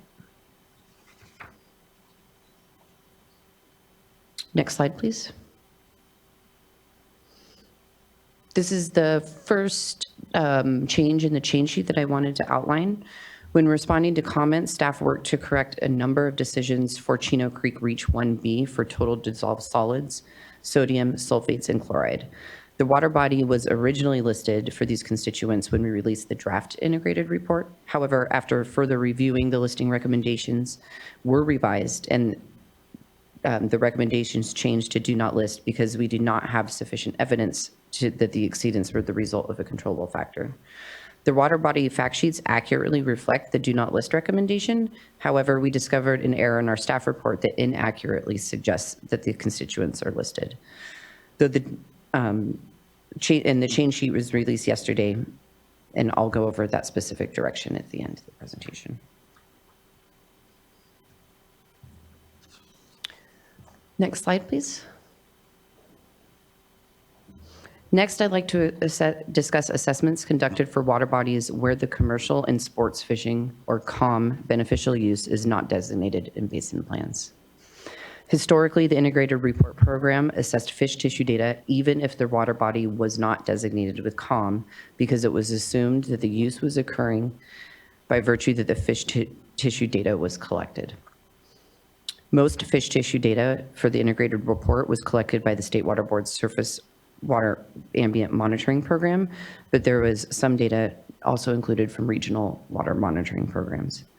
Some commenters outlined disagreement that the fish tissue data was assessed for some water bodies where the COM beneficial use was not designated. Next slide, please. Although the beneficial use is not designated in basin plans, data was assessed for the integrated report because the evidence suggests that the beneficial use is occurring and is an existing use. Because the use is existing, it is important to notify the public when waters do not meet safe fish consumption levels and communicate to the regional boards and other programs where there are impairments so that efforts to address water quality and racial equity issues may be considered and prioritized. Therefore, we updated our assessment methodology to rely on listing policy section 3.4 for some assessments, which states that a water body shall be placed on the 303D list if there is a health advisory in place against the consumption of fish or other edible organisms, and there's a designated or existing use for the segment. The important word in this listing policy condition is the word existing. We also suggest relying on listing policy section 311, which is a situation-specific weight of the evidence approach to support listing recommendations where there are exceedances in data, but there are not health advisories in place for the water body. This methodology allows us to apply anti-degradation considerations, including the protection of existing beneficial uses that are not designated. In order to determine if the beneficial use is existing, staff researched information and supplemented the record to provide evidence that fishing happens at that water body or evidence that the data was collected for the purpose of evaluating risks to humans for consuming fish. If staff could not demonstrate that the use is occurring, water bodies were placed in Category 3, indicating that the existing use may potentially be threatened. In some cases, data and information were removed entirely from the integrated report. For example, we released the change sheet yesterday that outlines our recommendation to remove data for a specific water body, and I'll outline that recommendation in just a moment. But before I do, I want to note that the first revised proposed final staff report that was distributed on the 26th was first distributed to correct the number of water body pollutant combinations that were really originally evaluated for this issue. The total number was revised from 21 to 24. However, we have since updated that number again, and the change sheet that was circulated reflects the correct number of water body pollutant combinations that were evaluated. Unfortunately, though, we were not able to complete this research for all assessments that have been conducted in the integrated report, only those that we received comments on for this cycle. Water body pollutant combinations not associated with comments received will be reevaluated in future integrated report cycles. Okay, next slide, please. So next I'm going to talk about the change sheet revisions related to this issue. Data from the Santa Ana Delhi channel was originally assessed for multiple pollutants because the beneficial use was thought to be occurring even though it was not designated in the basin plan. Our recommendation is to remove the lines of evidence and revise or remove decisions as appropriate for the Santa Ana Delhi channel because we now have sufficient evidence to show that the use is not occurring and is likely not an existing use. Specifically, the Santa Ana Regional Water Board de-designated the Rec 1 beneficial use for the Santa Ana Delhi channel.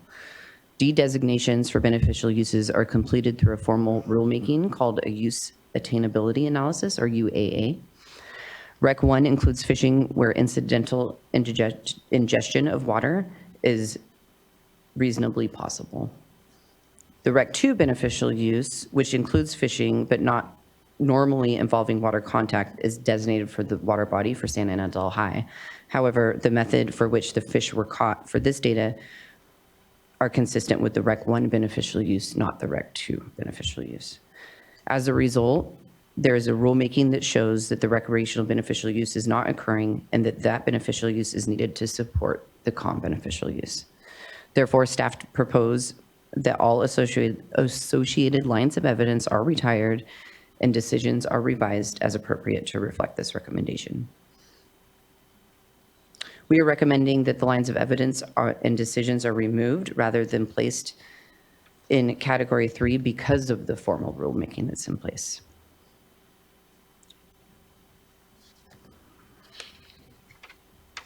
Next slide, please. This is a list of the decision IDs that are related to this issue, but I'm not going to list them out for you at this time. Instead, I'll read through them with the recommended change sheet. Okay, next slide. Next, I'm going to move on to a new topic related to comments received on data transparency and of data analysis methodologies and comments received on readily available data and information. Some commenters expressed concerns about how and when it was decided that data was was omitted from the integrated report. They requested that data providers are consulted before it's decided that data is deemed inadequate for assessment purposes. Additionally, there was some confusion about what our data quality requirements are. In some cases, commenters request more detail and clarifying information about how pollutant assessments were conducted for specific pollutants. And some also outlined concerns about the continued inclusion of older data that may not be representative of current water quality conditions. And finally, many commenters requested clarifying information about data submission timelines and requested an additional or extended public comment period to review the draft integrated report. Next slide, please. In responding to comments, staff worked to provide commenters with specific information about why data were omitted from the integrated report. For example, in some cases, we indicated that data was missing quality assurance documentation or that the data did not meet listing policy data quality requirements. And how data, we also provided information to them about how data providers could contact Water Board staff to remedy data quality concerns so that data could be considered in future integrated reports. In many cases, state or regional board staff worked to reach out to data providers when submittals were missing data quality information or documentation before developing the integrated report, but in some cases, we did not hear back from those data providers. However, due to the sheer volume of data that were evaluated, we did not have the capacity within our schedule to reach out to everyone. If a commenter requested additional information about how we assessed a specific pollutant in their comments, we provided that information and clarified the staff report where appropriate.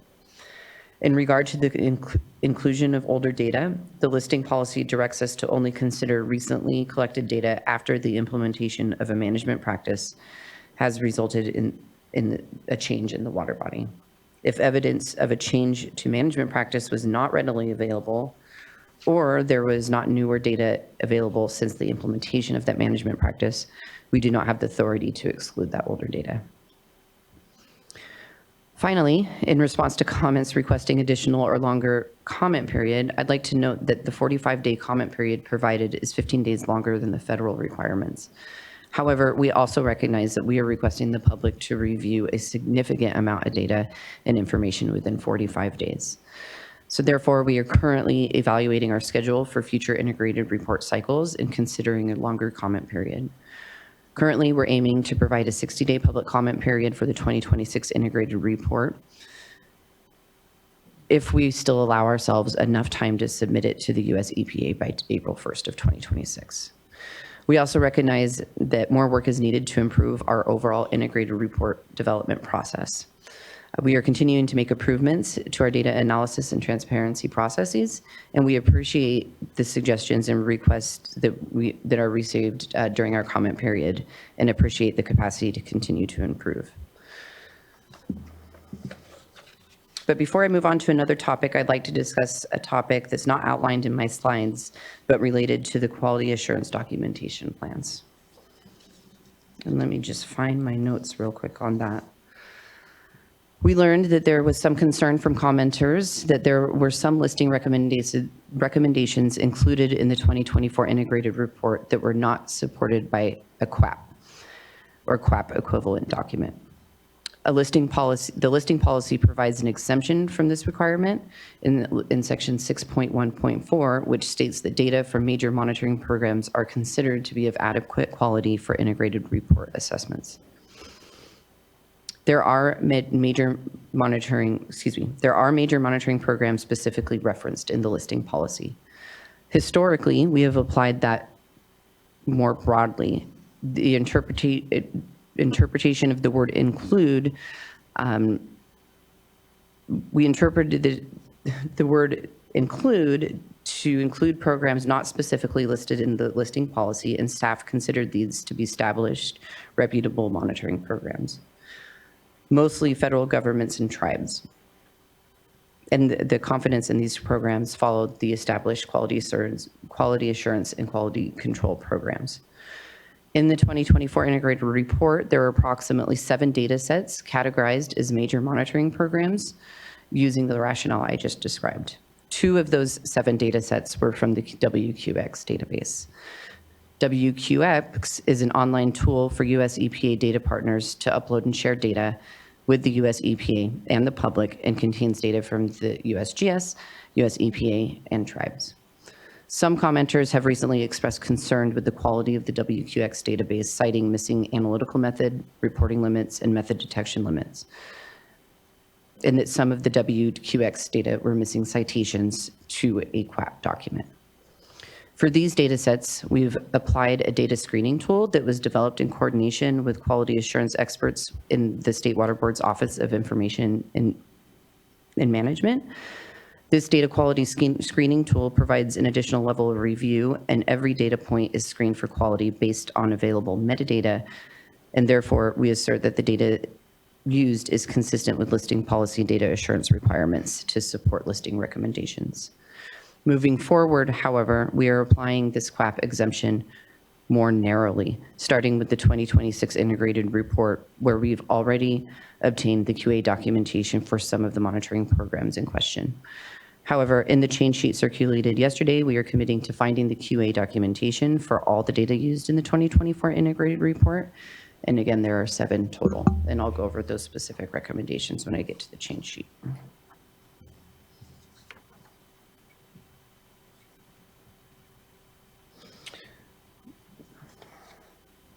Next slide, please.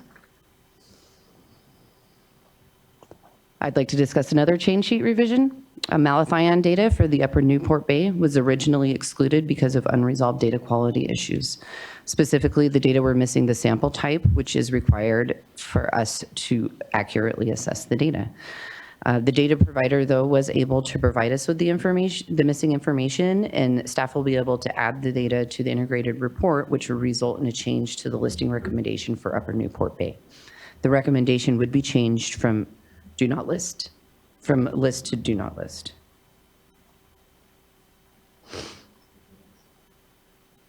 Excuse me, do not delist to delist. Sorry, I keep on getting that messed up. Last minute change.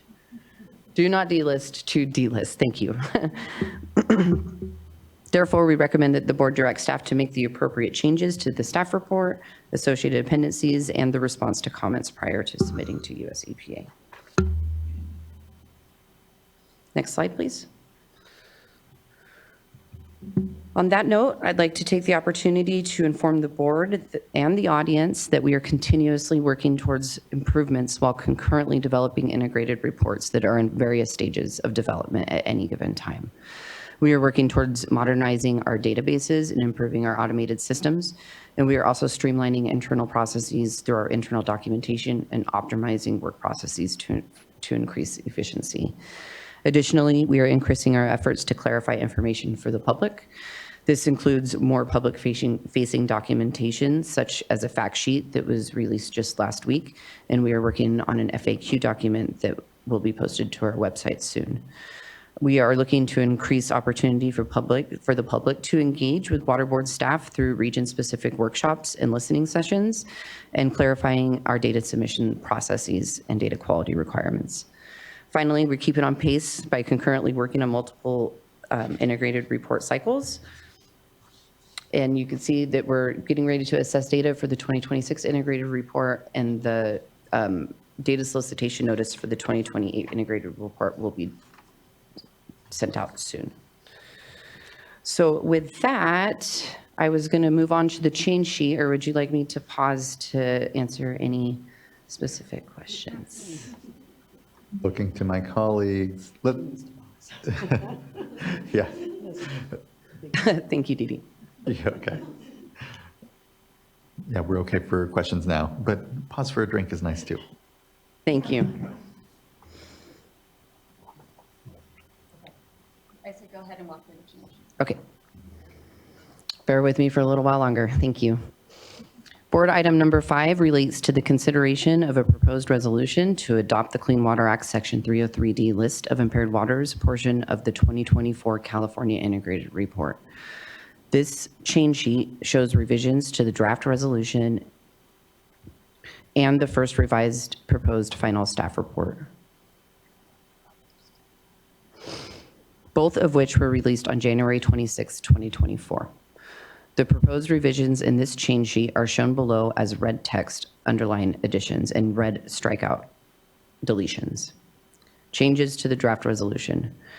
Change whereas clause number 9 in the draft resolution as follows. 9, the public comment period for the 2024 303D list and draft staff report began on February 16th, 2023 and closed on April 3rd, 2023. On March 21st, 2023, prior to the close of the public comment period, the State Board held a hearing to receive oral comments on the 2024 303D list in response to the written and oral comments received. The State Water Board distributed a summary of comments and responses along with the proposed final 2024 California Integrated Report and proposed final final staff report on January 4th, 2024. The first revised proposed final staff report, in parentheses, staff report, was released on January 26th of 2024. Insert new clause. Insert a new whereas clause number 12 in the draft resolution as follows, and reorder the following clauses accordingly. In accordance with section 6.1.4 of the listing policy, data supported by a quality assurance protection plan, QAP, which is also used in this resolution also includes QAP equivalent documentation, or from major monitoring programs in California, are considered of adequate quality and acceptable for use in developing the 303D list. Regarding data from major monitoring programs, section 6.1.4 states, the data from major monitoring programs in California and the published U.S. Geological Survey, USGS, reports are considered of adequate quality. The major monitoring programs include Surface Water Ambient Monitoring Program, the Southern California BITE projects for the Southern California Coastal Water Research Project, US EPA's Environmental Monitoring and Assessment Program, the Regional Monitoring Program of the San Francisco Estuary Institute, and the Bay Protection and Toxic Cleanup Program. This text has historically been construed as not setting forth an exclusive list of the major monitoring programs for which data would be considered of adequate quality. Therefore, data from any major monitoring program, in addition to those identified under section 6.1.4, have been considered of adequate quality. The staff report in response to comments contains some statements that are inconsistent with the way in which section 6.1.4 have been interpreted and implemented in this 2024 listing cycle. Statements in the staff report or responses to comments that state or imply that all data used in primary lines of evidence for water quality standards attainment decisions for the 2024 listing cycle are supported by a QAP are not accurate. In fact, the 2024 303D list contains attainment decisions that rely on data submitted by approximately 7 data providers for which data has been unable to verify whether the data is supported by a QAP. Ms. Sains, can you hold up for one moment? I just wanted to point out this change sheet was circulated publicly yesterday and is posted on the board's website. We do have a practice of reading in change sheets that are introduced in the reading, but I want to spare you, Ms. Sains, because it's a fairly long document. There was additional text in this particular resolved clause, whereas clause 12 that is reflected on the change sheet. But I think unless the board is interested, we can pause the reading of the change sheet at this point. Yeah, we can do that. Thank you. Thank you. And spare you that. I greatly appreciate it.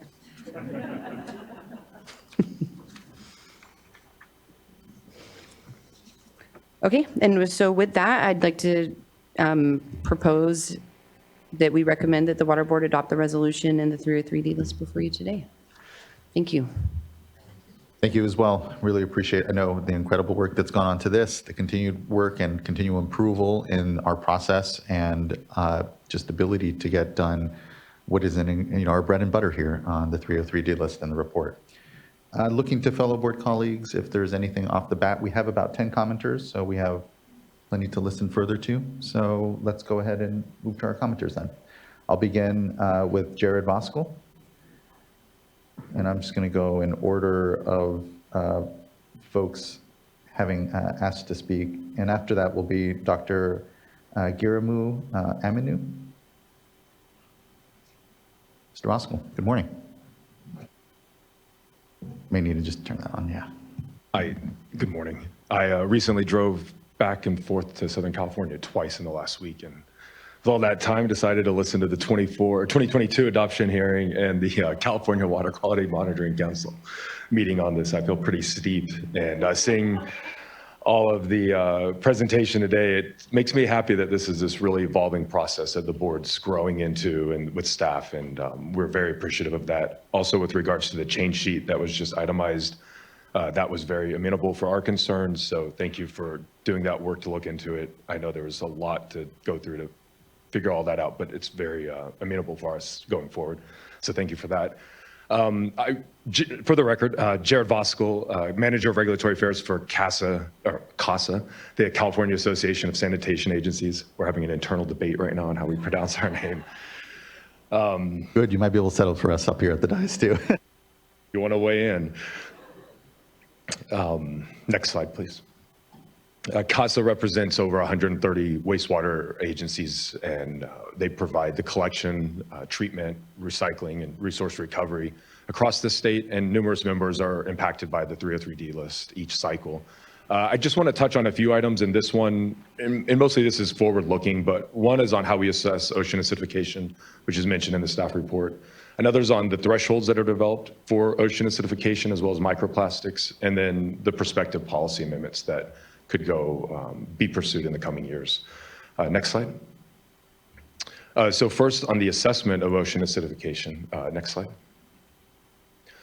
In the staff report, it shares that additional metrics and data sources are being considered, and these include model outputs or model predictions from SWRCB using the Ramsbeck model. And they may be used in the future once peer-reviewed and validated. And the report goes on to say the state board does not intend to use the model until that process has been completed. Some of that language was in the first revised draft of the staff report, and we appreciated the additions. Just a couple of points, when it says model outputs, it's those predictions the model's making. And when we talk about peer-reviewed, I think we need to be cognizant of that standard of peer review and having a really high standard. If you can read the mainstream press today to talk about issues of science and reproducibility and replication, and so that idea of what is peer review matters. And then in terms of waiting to use this until the process has been completed, I want to share just about some efforts on that front. So next slide. One effort is an independent review panel that we partnered with the State Water Board as well as with the Ocean Protection Council. And it's here flagged in the executive director's report from the OPC. But I just wanted to note that this is ongoing. We've had 3 meetings now in the last couple of months about the model with SWRCB modeling team, really having a great in-depth conversation with 6 oceanographic experts from around the world. And this is the type of effort that we feel like is part of that process to get the model to a place where it could be utilized for the 303D list. Next slide. In terms of the actual charge questions, if you're interested, it's one essentially, is the model set up the right way, and then how much certainty do we have in those predictions, and then what type of investments do we need to make in it going forward. Next slide. And so in one of the meetings just a couple weeks ago, in terms of where is this leading, maybe it's a preview. The SWRCB modeling team said that ROMS and BEC are community research models. And so if managers want to take this community research model and require extra bells and whistles so it's ready for regulatory use, that's not part of the typical research activities funded by the National Science Foundation. So that would require some extra tending to, and then we can call it an operational model for regulatory use. But if you're going to have it be management adopted for regulatory use, it's going to need extra stuff that won't be supported by typical research grants. And so, we're being thoughtful about what are those extra steps, and we'll look to the report to provide that. But I did want to make sure to lay this before you so you're aware of how this is evolving. But there's kind of a follow-on question. So there's an animation, which is, what does this statement mean to, next slide, or to the preliminary findings that have been presented to you all? So next slide. So here's that specific finding. This was a slide from your presentation about a year ago. Next animation. And that finding was that for 3 months out of the year, there's a part of the Southern California bight that has habitat compression that's impacted. And you can see there in the boxes that area. Next animation. And so this finding's been picked up and utilized in numerous public meetings and people characterizing the impacts of anthropogenic nutrients into the environment and saying some really serious, costly remedial actions need to be taken to remediate this and abate that impact. But there seems to be some concern from, this isn't monitoring data, this is a prediction from a model we're still working through. And so I think it needs to be unpacked a little bit more, which I'd like to just try to do quickly. Next animation. And then the next 2. So that box at the top, it highlights just the 2 model scenarios from which this finding came from. And then the next animation, one is only anthropogenic inputs, the other is only ocean. And then that omega is 1.4. That's the threshold that is being used for aragonite saturation. It's mentioned in the 303D report, for how this model was ran. Next slide. And so when we talk about those two scenarios, one is literally only nutrients that are naturally occurring in the ocean were considered, and then one has everything in there. Next couple of animations, please. Yeah, and then next one. And so these preliminary predictions, they don't include all of the inputs that are in there. I think the inputs from the border are kind of just lumped in. They're not disentangled, but it's also just not wastewater treatment facilities. Next slide, next point. And then the numbers they're using to make those predictions, it's out of date, nutrient loading figures. They're not reflective of the future conditions. So in terms of we're trying to understand what do we need to do here using this model's predictions, there are some updates for that piece of it that need to be contemplated before we really conclude that this is this impact. Next slide. And so, here's another zeroing in on this a little bit more. It's the same slide I just showed you, the graphic. But that box on the right is the area we're talking about where they find these impacts. And the sites that are on that map are the large outfalls that are there in the bite. They represent about 90% of the loadings. And so there's a question, next slide, about the correlation. There was an original idea of ocean acidification hotspots right next to the outfall. And now we're finding these impacts of habitat compression very far from any one outfall. And so we need to do some work to understand that and explore that relationship more. Next slide. And like I said, we used the SWRCB publication, Minaho et al., and we used the loadings in that publication, and we divided it out. And 90% of the loadings are coming from those 4 big agencies and the international border. And we think that's really notable in terms of how we pursue management actions. Next slide. Yeah. So next slide. But we, it's not even that kind of picture. So, here's that pie chart. The SWRCB modeling team said there's 50% anthropogenic naturally occurring, or anthropogenic sources, and then 50% naturally occurring. So next slide. So that's what that would look like if you take that 90% and you divide it up 50-50. It kind of shrinks it down to about 5% of loadings are coming from 18 facilities. And we're talking about TMDLs for those facilities because of impairments. And then next slide. But there's also a concern on, is that 50-50 division accurate? And some of our community members say it's more like 90-10. And if that were to be the case, then that really shrinks those loadings from the 18 facilities into the overall composite to a minuscule amount. And we're not the experts. That's what we have the experts evaluating for us. But I want to bring this to your attention because that really dictates a strategy on addressing this concern. So next slide. So the question, how much can management action reduce loadings? Next one. And then here's that reference, academic to where we kind of came up with that 90-10 split, just for reference. So the next slide.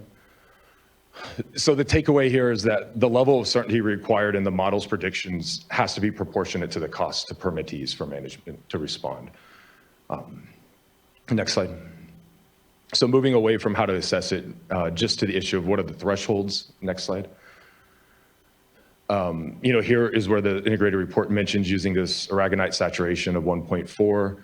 There's a question of what does that mean? How do we reach that? Is it only one publication? Is it community, bound? Is it consensus? There's a question for that from us, and we'd be curious to hear from staff about that as well as the microplastics one. Next slide.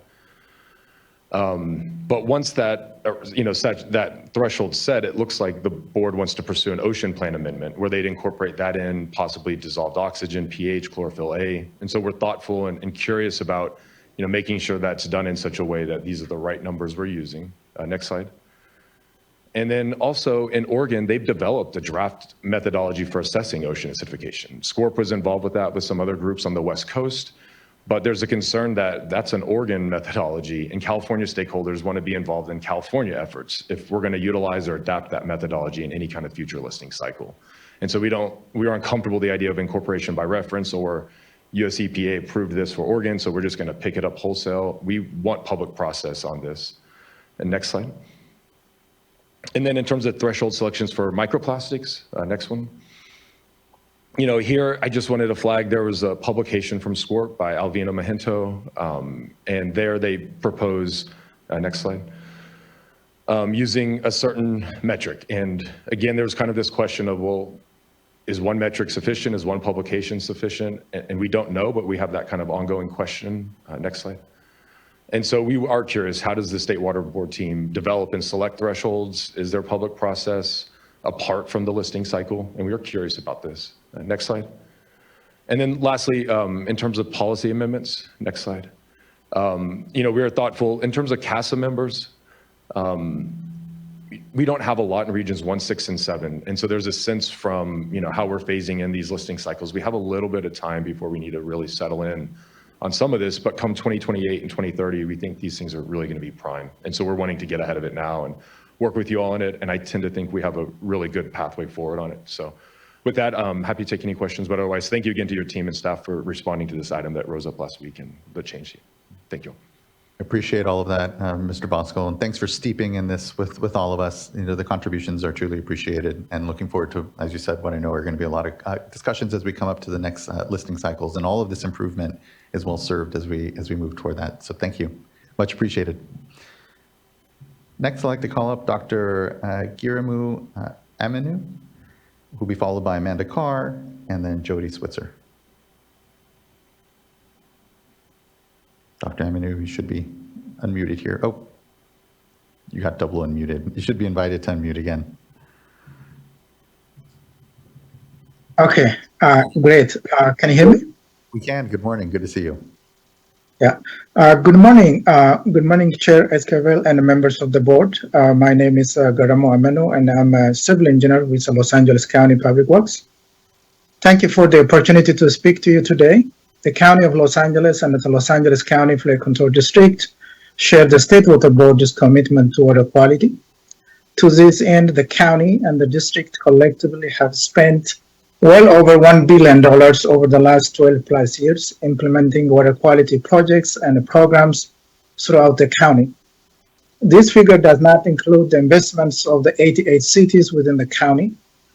Incredible and unprecedented progress has been made over the years, including the establishment of the Safe Clean Water program that provides $285 million in funding annually without sunset for the greater Los Angeles County. The 303D list and associated TMD lists are the primary drivers of stormwater projects and programs. As such, 303D listing, if not done properly, have significant consequences on local permitters such as the county, the district, and the cities. The currently proposed 303D listing would add over 170 new listings in Los Angeles County alone. This is a 30% increase over the existing listing. Many of these new listings warrant much closer examination and consideration before moving forward with approval. Additionally, there are many existing listings that are candidates for delisting. The county has communicated these concerns to both the regional board and the State Water Board, both in writing and orally. The county recently met with your staff virtually to discuss some of our core concerns, and we appreciate and I thank your staff for their time. Some of these the issues discussed during the meeting include: 1, the omission of non-seeding compatible data from the analysis. 2, the use of outdated criteria and data for metals in the Los Angeles River watershed that prevented the potential delistings of over 25 existing listings. 3, the overreaching of defining waters of the United States by listing man-made ponds, flood control detention basins, and stormwater BMPs. And 4, the listing of contaminants such as pyrethroid pesticides for which the state has no approved criteria. During the meeting, staff acknowledged that many of our concerns are valid. Some are oversight on their part, and they are willing to take another look into these issues.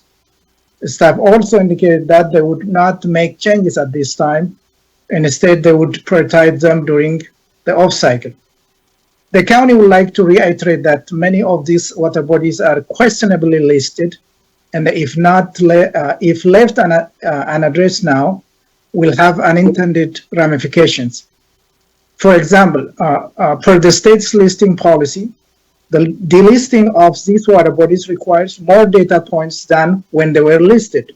That means permitters have to spend resources to collect additional data to justify their delisting, even if the original listings were then in error. Further, by virtue of being on the SWRCB list, new listings trigger permit required changes to existing watershed plans that may have unintended and costly consequence.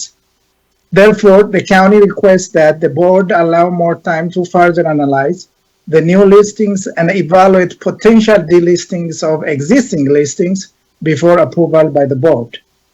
There should be no rush to add new listings or avoid delistings, since it is vital that the state uses sound science and available data and information in listing water bodies rather than relying on incorrect interpretations or incomplete or outdated data. That concludes my remarks. Thank you for your attention. Thank you. Next, we have Amanda Carr with the County of Orange.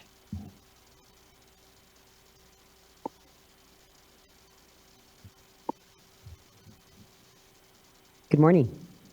Good morning. Sorry, I was clicking all the OKs to make sure that I was unmuted. So, good morning. Members of the board and Chair Esquivel, I appreciate the opportunity to make comments on today's item. I would really, basically my goal is to thank staff profusely for their willingness up to the 11th hour to work with us on some specific data quality issues that Anna Maria did a great job of reviewing. I really wanted to call out both Rebecca and Anna Maria at the State Board, as well as Terry Reeder, Heather Boyd, and Patrick Lewis from Region 8. We greatly appreciate the willingness of staff to get together with all of our team and have some really great discussions. And I think it highlights particularly some of the issues that Anna Maria brought up with regard to the use of age of data, as well as needing to incorporate management practices that may affect the age of the data. Being able to have these one-on-one detailed conversations with the folks who have the most direct knowledge in the water bodies is extremely helpful. So I really just wanted to express my profound appreciation for staff's both abilities and willingness to work with us, as well as to recognize when, in-depth conversation is necessary. And I would also like to support the suggestion to have a longer public comment period to enable this. I will also admit we were initially delayed in responding to staff's outreach to us on some of these quality issues because we were in the process of doing our annual NPDES report. So we were already doing data analysis and our resources were stretched a bit thin. So again, think, the efforts by staff are amazing. Really appreciate the ability to engage, and thank you very much for your consideration. Thank you, Ms. Carr. I really appreciate that. I'll echo, I agree, their efforts are incredibly amazing, but importantly, I appreciate just coming in the door and working with us. These are incredibly complex issues. It is an incredible amount of data, and just being able to have honest conversations around how we continue to improve it is always welcome. So thank you for acknowledging that and having that leadership and engaging with this project. It's been great to see it continue to evolve and grow. So thank you. Thank you. Next, I'd like to call up Jody Switzer, who will be followed by Benjamin Harris and then Ashley Desai. Great, can you hear me? We can. Good morning. Morning, Chair Esquivel, members of the board. My name is Jody Switzer, and I'm speaking today on behalf of stakeholders implementing TMDLs in the Cayuga Creek watershed. This is a group of wastewater, stormwater, agriculture, and water supply agencies jointly working together to meet regulatory requirements and address water-related challenges for nearly 30 years. We'd like to first say that we appreciate and understand the effort that has gone into developing the 2024 303D list. Specifically, we appreciate changes that were made to address our comments and the clear amount of work that went into investigating the changes we requested. However, we have some significant concerns with the process that we would like addressed in future listing cycles, and some specific changes we would like to be made at this hearing. We'd like to start with the concern that data provided was not included in the assessment, even though it was submitted to Sweden by the deadline. Response to comments indicated that errors in submittal were the cause for not including some data, and noted that information missing from the submittal data prevented its use. However, when we downloaded the file from students, we did not identify any of the issues noted. We reached out to State Water Board staff multiple times during the comment period to ask if we could support addressing any identified issues and confirm the data files, but we did not receive a response. The assessment used data from half of the Cayugas Creek TMDL site and not the other half. Since we uploaded all data in the same data file, it would not make sense for half of the data to be usable while the other half were not. The provided data would likely have resulted in numerous delistings, and we have significant concern about the process and the implications for the accuracy of the list based on this experience.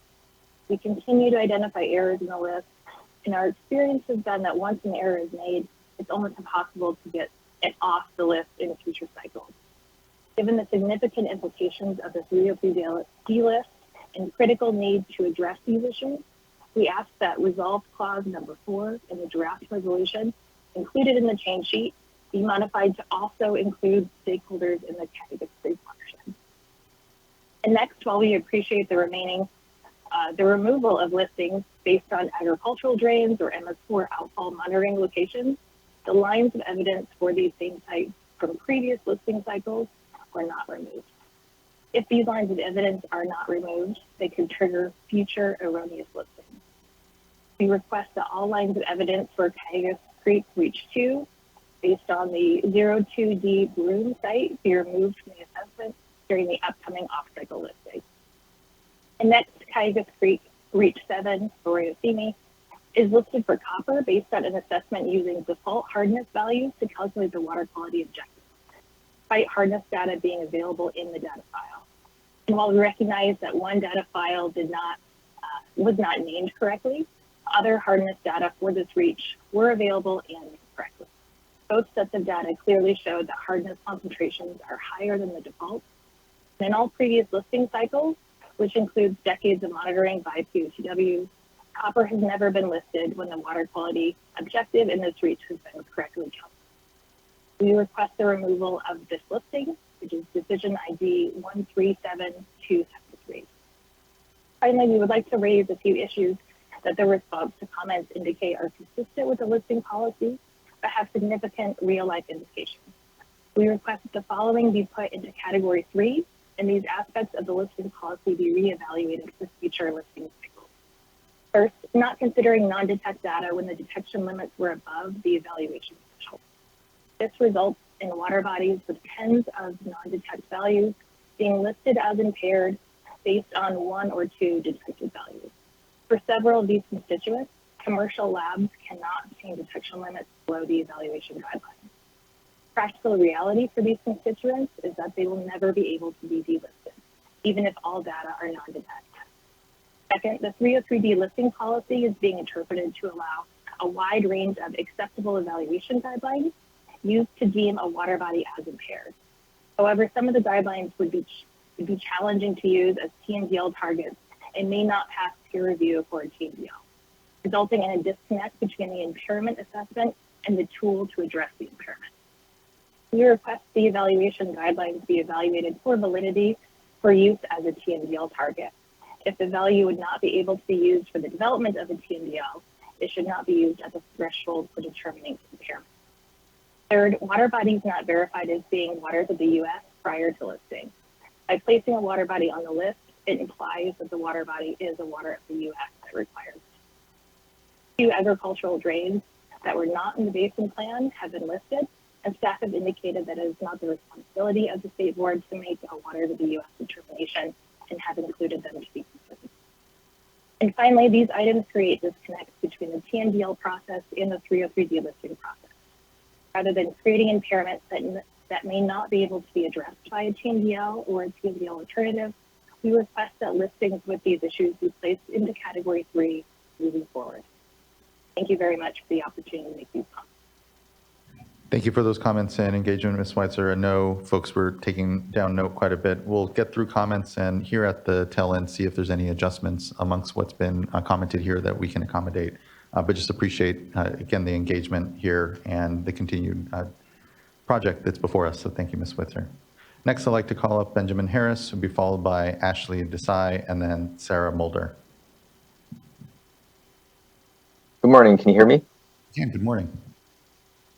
Hi. Good morning, Chair Esquivel and members of the State Board. My name is Benjamin Harris, and I'm the staff attorney at Los Angeles Waterkeeper. I appreciate the opportunity to comment today on the 2024 Integrated Report and the 303D list, which is a vital regulatory process to ensure we are able to address water quality impairments throughout our state and achieve clean waterways as soon as possible. As others have commented, I greatly appreciate the hard work done by staff of the State Board and of regional boards to put this integrated report together. LA Waterkeeper and Gilda Bay previously submitted some written comments on the updates made in Region 4, and I just wanted to reiterate some of the high-level requests here for your consideration. The first is that the State Board must take a more proactive approach regarding the impairment and contaminant categories used throughout the state to better regulate not just the conventional pollutants, but other types of pollutants and pollution that must be regulated for the health of our waterways. The main example I wanted to highlight is hydromodification, which is currently not regulated under the 303D list under Category 5. Regional boards may decide to identify hydromodified channels as Category 4C impairments, which identify waterways impaired due to pollution and not pollutants, but this is not a requirement. We recognize, as staff emphasized in the responses to comments, that California courts have determined the State Board has no legal obligation to list hydromodification as an independent impairment under Category 5. However, even if there's no legal requirement, we think it's really good public policy for California to correctly identify all types of impairments in waterways and regulate them appropriately. This would not be a drastic step either. The states of Tennessee, New Mexico, and Michigan all list hydrologically impaired waterways under Category 5, providing a precedential template for the state to follow. And those states apply their best professional judgment in determining Category 5 hydrologically impaired waterways, that California can follow that template fairly easily without the need for a rigid methodology as staff suggests is necessary.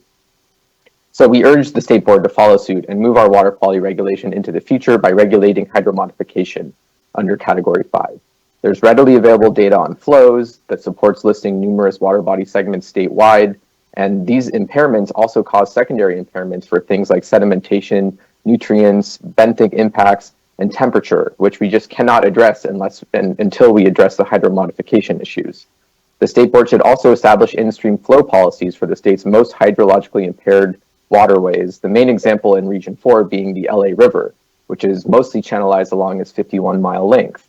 In-stream flow policies for water bodies like the LA River would greatly aid in the determination of which water bodies need to be listed under Category 5 for hydrological impairments. Second, the State Board should issue an explicit call for noise pollution data for all coastal waters throughout the state so that noise can be listed as a pollutant in future integrated reports. Chronic noise has been increasingly recognized as a critical pollutant in our ocean waters and can significantly affect the marine environment, particularly disrupting marine mammals in their hearing and behavior. While we agree with the State Board's responses to comments that noise could be interpreted as pollution under Category 4C, we think it's more appropriately classified as pollutant, akin to conventional pollutants, because it originates from a variety of sources and is well suited for regulation via TMDLs. Regardless of the classification, we appreciate that staff indicated noise data would be considered if submitted in the future. However, we urge the State Board to go one step further and issue an explicit call for such data to ensure the full protection of our marine environments. And calling for this data would make it easier for staff, not members of the public, to determine appropriate thresholds for impairment based on existing agency guidance from NOAA and other sources. Third, we wish to see improvements in how data for the integrated report is solicited and received, as was discussed earlier by staff. Again, we understand the immense effort that is imposed on State Board staff to prepare these reports every 2 years, but we believe the process could become much more effective and streamlined. To start, each integrated report relies on data that are at least 4 years old, significantly undercutting the present value of integrated reports. This also presents logistical challenges for many members of the public engaging in this field and wishing to provide data. To illustrate, I joined LA Waterkeeper in July 2021, which was after the data submission for this integrated report. So therefore, the next chance I have to submit data for Region 4 isn't until 2026, and that data wouldn't be incorporated until the 2030 integrated report, which seems kind of crazy, right? Nevertheless, 4 years between data submission and report adoption is just unreasonably long when combined with the 6-year cycle for updates per region. So we think the board should aim for a new cutoff date of 2 years for data submission in advance of future reports. Also, we understand the reasoning behind the 6-year cycle for updates in each region, given the monumental task at hand for staff to review and compile voluminous information. However, we urge the State Board to issue clear guidance to regional boards about what updates would be appropriate to make for regions during their off-cycle years. Regional boards need to know what conditions would be appropriate to exercise their discretion to make these off-cycle updates, and we're just not seeing enough of those off-cycle updates on the regional board's own accord. To use noise pollution as an example, the State Board should not only issue a statewide call for such data, but should also instruct all regional boards to make off-cycle updates to incorporate any noise pollution data received into the very next integrated report. And finally, as was also discussed earlier, we request improvements to the CDIN system to allow for submission of different types of water quality monitoring data that do not meet the strict requirements for quality assurance. Obviously, we want to ensure all data submitted are reliable and trustworthy, but our previous efforts to work with community groups to collect monitoring data might not be able to be incorporated into integrated reports if CDIN is the only avenue to get our data to the State Board. CDIN should be expanded to allow for submission of other types of community monitoring data that will inform listing decisions while ensuring reliability, and CDIN should also have an improved system to communicate between State Board staff and data submitters regarding any issues with the quality of that data and whether the data are accepted, to give submitters a chance to address those issues. Thank you very much for your time and consideration today. Thank you as well, Mr. Harris. Appreciate those recommendations. I know, at least for myself, looking forward to figuring out how we can maybe speed up and get folks on not such a long timeline when it comes to data submission and actual assessment, and appreciate it. Next, I'd like to call up Ashley Desai, followed by Sarah Mulder, and then Karen Cowan. Hello, my name is Ashley Desai. I am here to support any questions you have about Ms. Schweitzer's comments, so I don't need to provide any additional comments at this time. Great, thank you very much. Appreciate your engagement nonetheless. Thank you. Next, I'd like to call up Sarah Mulder, who will be followed by Karen Cowan.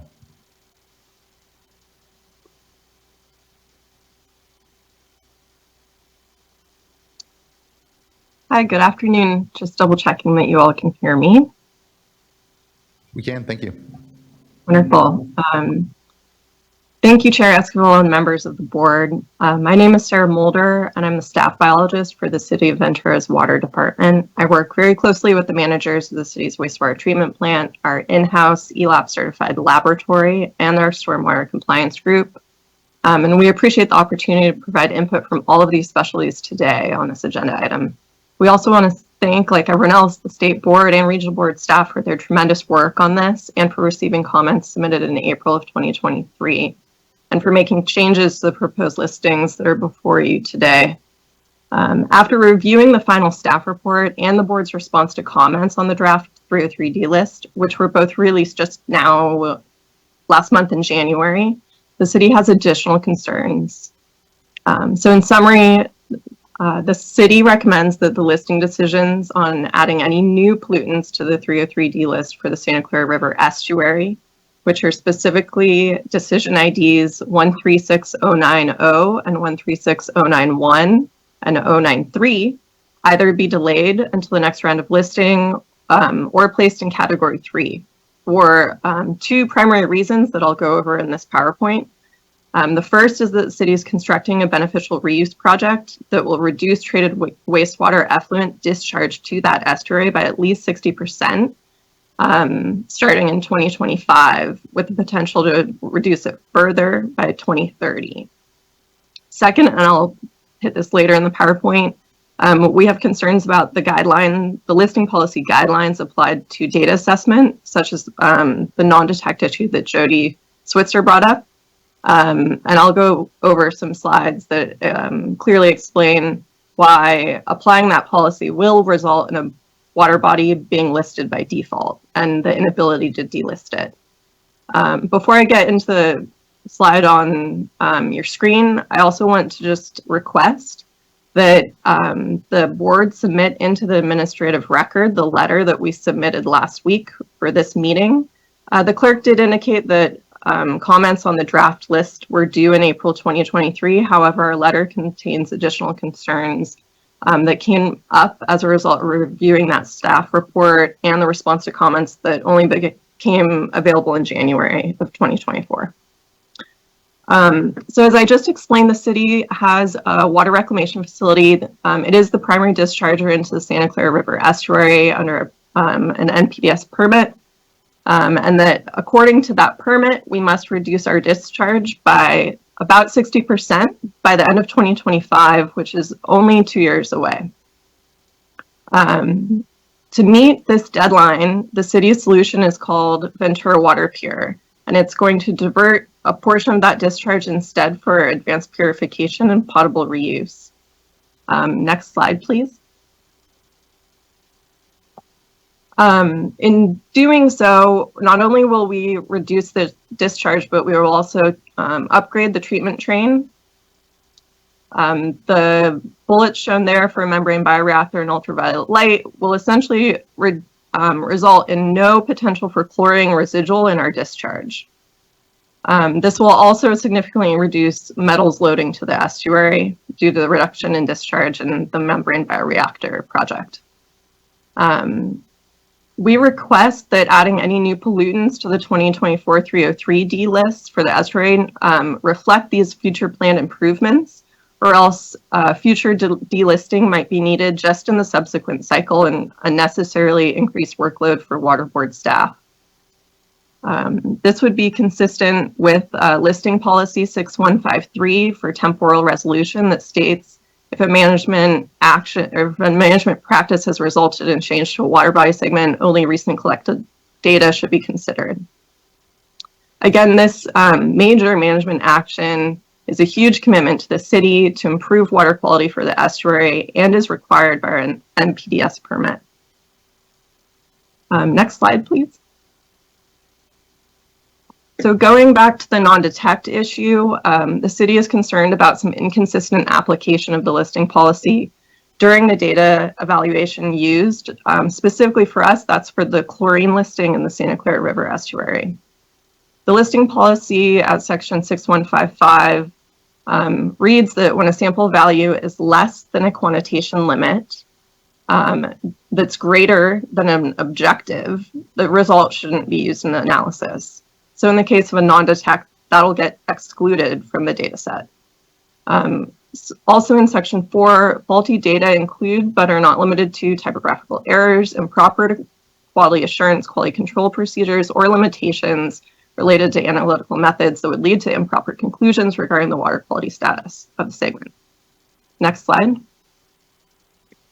So I thought a visual representation would be helpful to show from the left. If you start with a sample data set and you apply listing policy section 6155, you, in the gray box below, discard any non-detects that are lower than a quantitation limit. Thus, in the red text, all potentially compliant data are actually thrown out of your data set. In the blue box to the right, you retain values that are higher than that quantitation limit. When you compare them to an objective, by default, all the remaining data will be higher than that objective, and your conclusion will be to list the water body. So if you set an objective below a quantitation limit, by application of this policy, the only remaining data would exceed, and the result would be to list the water body. Next slide. So we applied this to the city's chlorine data set, where the objective is 0.0075 milligrams per liter and the quantitation limit is 0.1 milligrams per liter.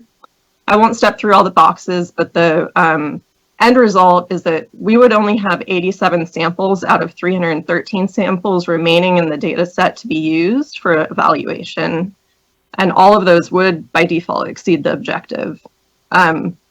The fact sheet for this constituent indicated that the board actually used, I believe it was 282 samples. So clearly the listing policy was not applied consistently in this chlorine data set. So a conclusion is that thus due to the limitations of the analytical method in section 6155 and as described under section 4, the data are faulty, and by extension, the listing would not have occurred in the absence of faulty data. So we recommend that either the board reevaluate this data evaluation methodology issue of the listing policy itself, or delay a listing decision for chlorine in the Santa Clara River estuary until a future listing cycle, or place it in Category 3. Next slide. We also have concerns about the nickel and copper proposed listing in the estuary. As required by the Clean Water Act, NPDES permit limits are applied as total metals, and so the treatment plant monitors receiving waters as total metals. The city is familiar with the upper boxes shown on this slide, which is an approach per the California Toxics Rule of applying US EPA translators to California Toxics Rule dissolved metals criterion in order to convert them into total metals criterion, which are then compared with sample results that are measured or expressed as total metals. The staff report and the board's response to comments used the EPA translator to convert in the inverse, and the city is not familiar with this methodology. The exact equations were not used. And additionally, the Los Angeles Regional Board does have site-specific translators for copper and nickel in the Santa Clara River estuary and for establishing water quality objectives as total metals. So it's unclear to us if they use site-specific or US EPA default translators. Additionally, there are confounding environmental factors for the total metals from the estuary, like resuspended bottom sediments, river flow, wind that will agitate the bottom. And the number of exceedances just met the listing policy criteria. So we're concerned that the conversion of total metals to dissolved values could have inflated the number of exceedances and resulted in the recommendation for listing copper and nickel. So for this, we recommend the decision on these two on the 303D list either be delayed until the next round of listing evaluations so that the conversion between total metals and dissolved metals can be re-examined, specifically using site-specific translators, or the listings be placed into Category 3. In conclusion, the reasons explained during this presentation justify our recommendation that decisions on adding any new pollutants to the 2024's 303D list for the Santa Clara River estuary, specifically for decision IDs 136090, 136091, and 136093, either be delayed to the next round of evaluations, at least until the city's potable reuse project and discharge reduction are implemented in 2025, or the listings be placed into Category 3. The city agrees that it's imperative new listings be thoroughly reviewed by the Water Board and Regional Board staff to ensure all listing policies are followed, sound judgment is applied to justify these listings, and full understanding of current and future management actions be considered when making listings decisions. The listing of new water bodies are really important for the protection of the state's waters, and we understand it's very resource intensive. So we thank you for your time that you've spent on the report, and staff are available for comment and question. Thank you. Thank you, Ms. Holder. I appreciate that. I appreciate the thorough overview here and your case here on your concerns with the listings, or at least the proposed listings here for Santa Clara estuary. Again, I'm looking to folks, I know they took notes. We'll get back after comments and kind of review where folks feel that after hearing from folks, where there can be some appropriate flexibility still further. So thank you. Appreciate it, Ms. Mulder. Next, I'd like to call up Karen Cohen, who will be followed by Regina Chicazola, and then Eric Dubinsky.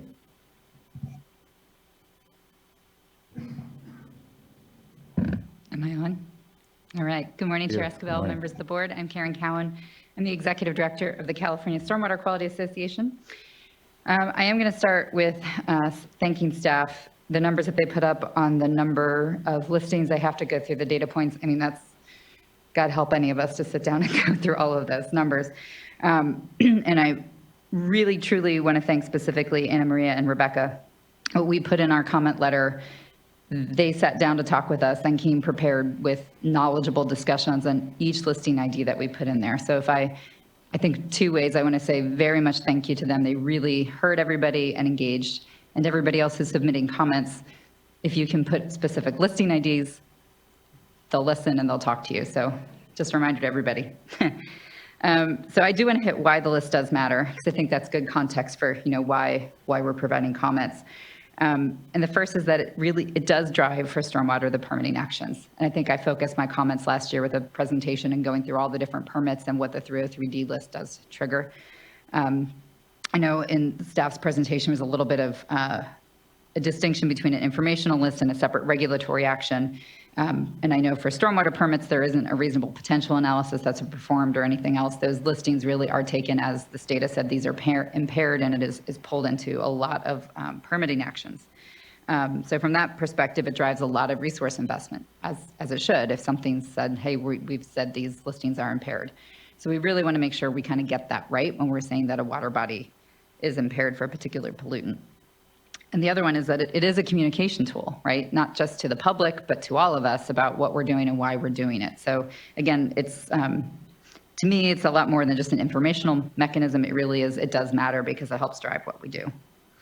So speaking of what we do with the list, I have a general pitch I want to hit as many times as I can in this area, which is if as a state, that was a great slide of the changes on particular pollutants, is to really reflect on if we have a ubiquitous issue at a statewide scale, sort of two big questions. What is the metric we're using and making sure the metric's right? Because if we find it everywhere, by default, is it the right metric? And if the answer is yes, we're assessing this the right way. Then the next part is, well, then how the heck are we going to solve it? And going back to an individual TMDL and a water body by water body approach is probably not the right scale. Because if we've got a statewide issue, we probably have a statewide solution. Generally, that might be a true source control thing, right? Metals popped up there on the list, right? So just a thought process for all of us of what do we do with this information? And again, historically, it goes back to a TMDL process and an individual permitting process, but a challenge to all of us to kind of roll that up at a higher level scale and look at the right solution at the right scale. Okay, so some of the comments I have are really about process improvements. And I love that you've already said we're open to it and recognize that we've got some things we can do better. So some suggestions about where we go sort of in the future in the listing process. One specifically on WOTUS. I get sort of the moving target that is WOTUS for everybody all the time. I think the tricky part is the public trying to figure out where they have input in that process. So if it's not here in the listing process, and if it's EPA and the Army Corps you have to go to, when and how is there a full feedback loop if someone's going to flag something and say, we don't think this has been identified correctly? So I just want to sort of throw that back into the process for the state to consider where the public does get that feedback loop on a determination if something's a water of the US or not. Specifically where that tends to pop up for some of the stormwater data is for BMP data. And I know they've identified some that were in specific listings and were taken out. In our conversations with some of the permittees, what we've heard is that it might depend upon the region or even a grant. Like some grants are requiring people for BMP effectiveness to upload their data to CEDN, or the report somehow is uploaded into CEDN.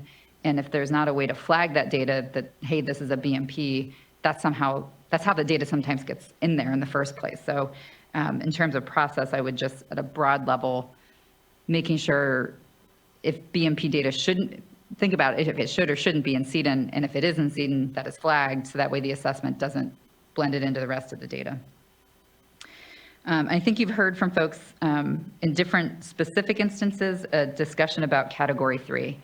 So the staff had put up the different categories that can be used, and it's not a binary, right? It's not the water body's fine or the water body's impaired. There's 5 different categories that are there, and for good reason. So I think what one of my suggestions would be is for all of us to consider how we use category 3. So where we have questions, I think that might be a good way that we can say, hey, we're not sure, but we're not saying this is fine, but we're also not going to say it's impaired.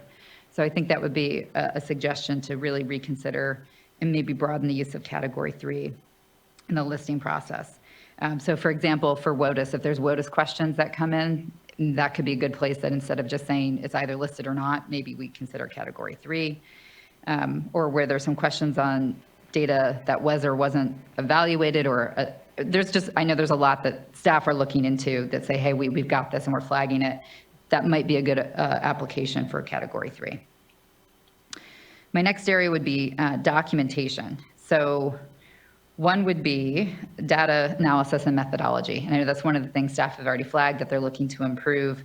Very much want to support the longer evaluation time for people to look at it. If it takes 2 years to get to putting the data out there, it takes a long time for people to look through it. And the feedback I'm hearing from folks is that if they can't follow the analysis and methodology, it is just a massive Herculean lift to kind of fact check to see how was that conclusion reached. And I think that applies for everybody who's looking at it from a listing or delisting perspective. So I would strongly encourage prioritizing, essentially being able to folks to follow and evaluate the analysis itself rather than trying to have to recreate it to fact check. And the next would be some suggestions on the documentation of the process itself. There's a whole bunch of things that you've heard staff suggest or other people suggest about, what may or may not happen in the next listing cycle. We probably, I don't know, maybe it's 2 years, maybe we'll all be here next time, but maybe all of us won't be. I think it's probably a good idea to come up with a formalized way that we can capture all of those things where we say, hey, there's questions on this particular thing, and we're going to make sure in the next listing cycle, we said we're going to do it. So when everybody's back here, we can say, did we all do the things that we said we were going to do? I think that would help a lot. And then the other part, I think, that gets a little harder for everybody is guidelines. It's a little easier when there's a water quality objective, right? That's gone through the whole public administrative process, and here's your objective. It's the guideline part. It's squishy, we'll put it that way, right? Where there's a lot of folks that can say what's right, what's not right, how do we do it? So I'm just brainstorming here. I thought of this one sitting right here right now, is maybe when you do the call, maybe there's a part where you could put out hey, here's what we're planning to use for guidelines and solicit public feedback before you do the analysis. Because otherwise what happens is you go through the whole process, do the analysis, and then everyone comes back and says, we disagree with the guideline and how you used it. Not to add more process to your process, but it might be better to try that earlier in the cycle because you're going to get the feedback from folks anyway, and it might be a good way to have that dialogue before all the work is done. So that's it on my comments here. On a very separate side note, I'm not going to do it now because I know you've got some other presenters. I wear a second hat beyond executive director, and that's mom. And I do some education at Career Day for high school folks. So that way, when we all do move on, that there's not of other great kids to come behind us. So right after lunch, can I get a picture with the board? Thank you. I'm going to put you into my presentation to inspire the next generation. Please do, and thank you for both the comments and that work and engaging folks. It's a lot of exciting work to be proud of on the water quality side, and just appreciate the good engagement across that. And heard a few times, and I know folks are already thinking that extending the public comment period is going to be, I think, just a thing that we naturally need to do given the very complex work that's here before us. But just thanks, really appreciate that. And we'll get a photo for sure. Thank you. Next, I'd like to call up Regina Chicazola, who will be followed by Eric Dubinsky, Tess Dunham, and our last commenter, I believe, here will be Ray Tahir. Hi, I'll try to go quickly because I have a lot less information than everyone else. I wanted to thank all the commenters. This information has been great and really nice to hear. First, I wanted to thank staff for doing such a thorough report and for including some of the off-cycle work. I think it's critically important, especially because there was not really great updates in the past and they took way too long, as has been brought up before. I did want to say that I'm really disappointed to see that so many of our key watersheds that we consider our clean watersheds that provide for drinking water, surface water, drinking water, and the needs of salmon are being listed. Some of these watersheds already have TMDLs, but never did have waste discharge requirements established. And I think it really shows that having TMDLs that don't have teeth make it so that we have more listings. And I also think some of these listings show that the irrigated lands programs is not working the way it's supposed to, and that there's something that we need to look at again. And I know that's an implementation and it's not what's in front of this board today. I just wanted to say, I think like if we do a better job in our programs, that we'll have less listings and it'll save us a lot of work and protect our watersheds in the long run. I wanted to support the request that hydro modification and in-stream flows be considered in this process. I think if we look at our pollutants and our pollutant sources, we see over and over again that lack of flow are leading to a lot of these listings. And if it's not leading to listing, it is one of the things that can be used in order to address the problems. As we know, when we have massive amounts of chemicals coming into a watershed, and a lot of and nutrients and sediments, and then a lot of the water is coming out, it makes water quality conditions much worse. And that's shown even through the way that we deal with salinity, that we have to add fresh water into different watersheds in order to make the water usable. So yeah, I just wanted to bring up that. I really supported the hydro modification ask. I think it's critical. I think it's one of the most important issues we deal with as a state, and it gets brought up over and over again. And then I wanted to also say that I was kind of disappointed with the slowness of the TMDLs, or that old TMDLs are being cited within the listing, because obviously, say the Klamath River TMDL, there's no wastewater discharge permit or process, and it's just kind of froze, and we're not meeting the requirements of the TMDLs. I think my time is just about up, but again, I wanted to thank the staff for being so thorough, and I do also want to say I agree with all the comments made that we need to figure out ways to make this process make it so that data does not take so long to be used, so that we can actually deal with these impairments in a better way. Thank you. Thank you, Mr. Cazzola. Really appreciate the always good engagement and feedback here on this project. Thank you. Next, I'd like to call up Aaron Dubinsky, be followed by Tess Dunham. And again, I believe our last commenter here is Ray Tahir.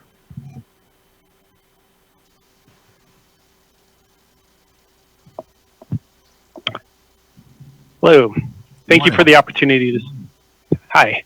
Thank you for the opportunity to speak today on California's 2024 Integrated Report. My name is Eric Dubinsky, and I'm a life scientist with the US EPA Region 9 Water Quality Standards and Assessment Section. I'm part of the team that's responsible for review and approval or disapproval of the State Impaired Waters List, also known as the 303D list, which are part of this integrated report. I want to reiterate the purpose of the 303D list is for states to identify waters that are impaired because they do not meet water quality standards. The 303D list is used to help water quality agencies target programs and resources to address the sources of water pollution through TMDLs or other management approaches. The Clean Water Act requires states to develop a list of impaired waters every 2 years, and EPA appreciates the massive effort that is required by state and regional water board staff to conduct the many thousands of water body assessments that are done for California's integrated report every 2 years.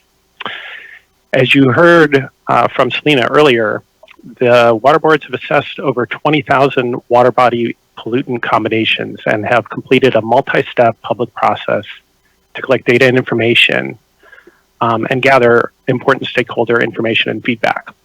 This public process is critical to helping water quality agencies focus our programs to effectively address water pollution.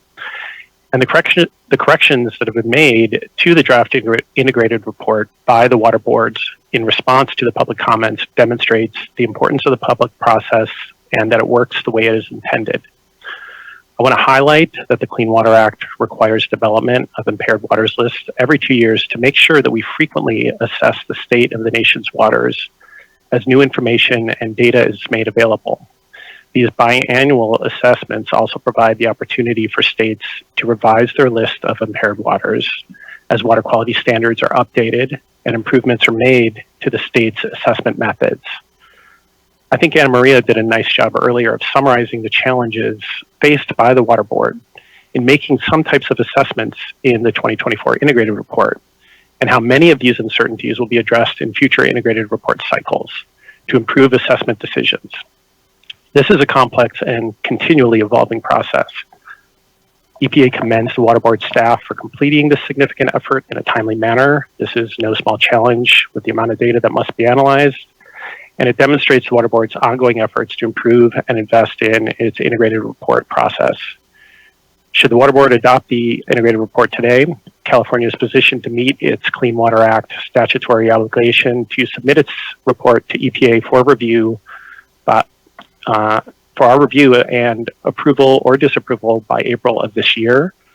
And EPA looks forward to continue to working as partners with the water boards to implement an effective monitoring and assessment program in California. Thank you. Thank you as well. Really appreciate the participation and collaboration here, Mr. Dubinsky, and just thanks. Look forward to us getting this to you on time. Much appreciated. Thank you.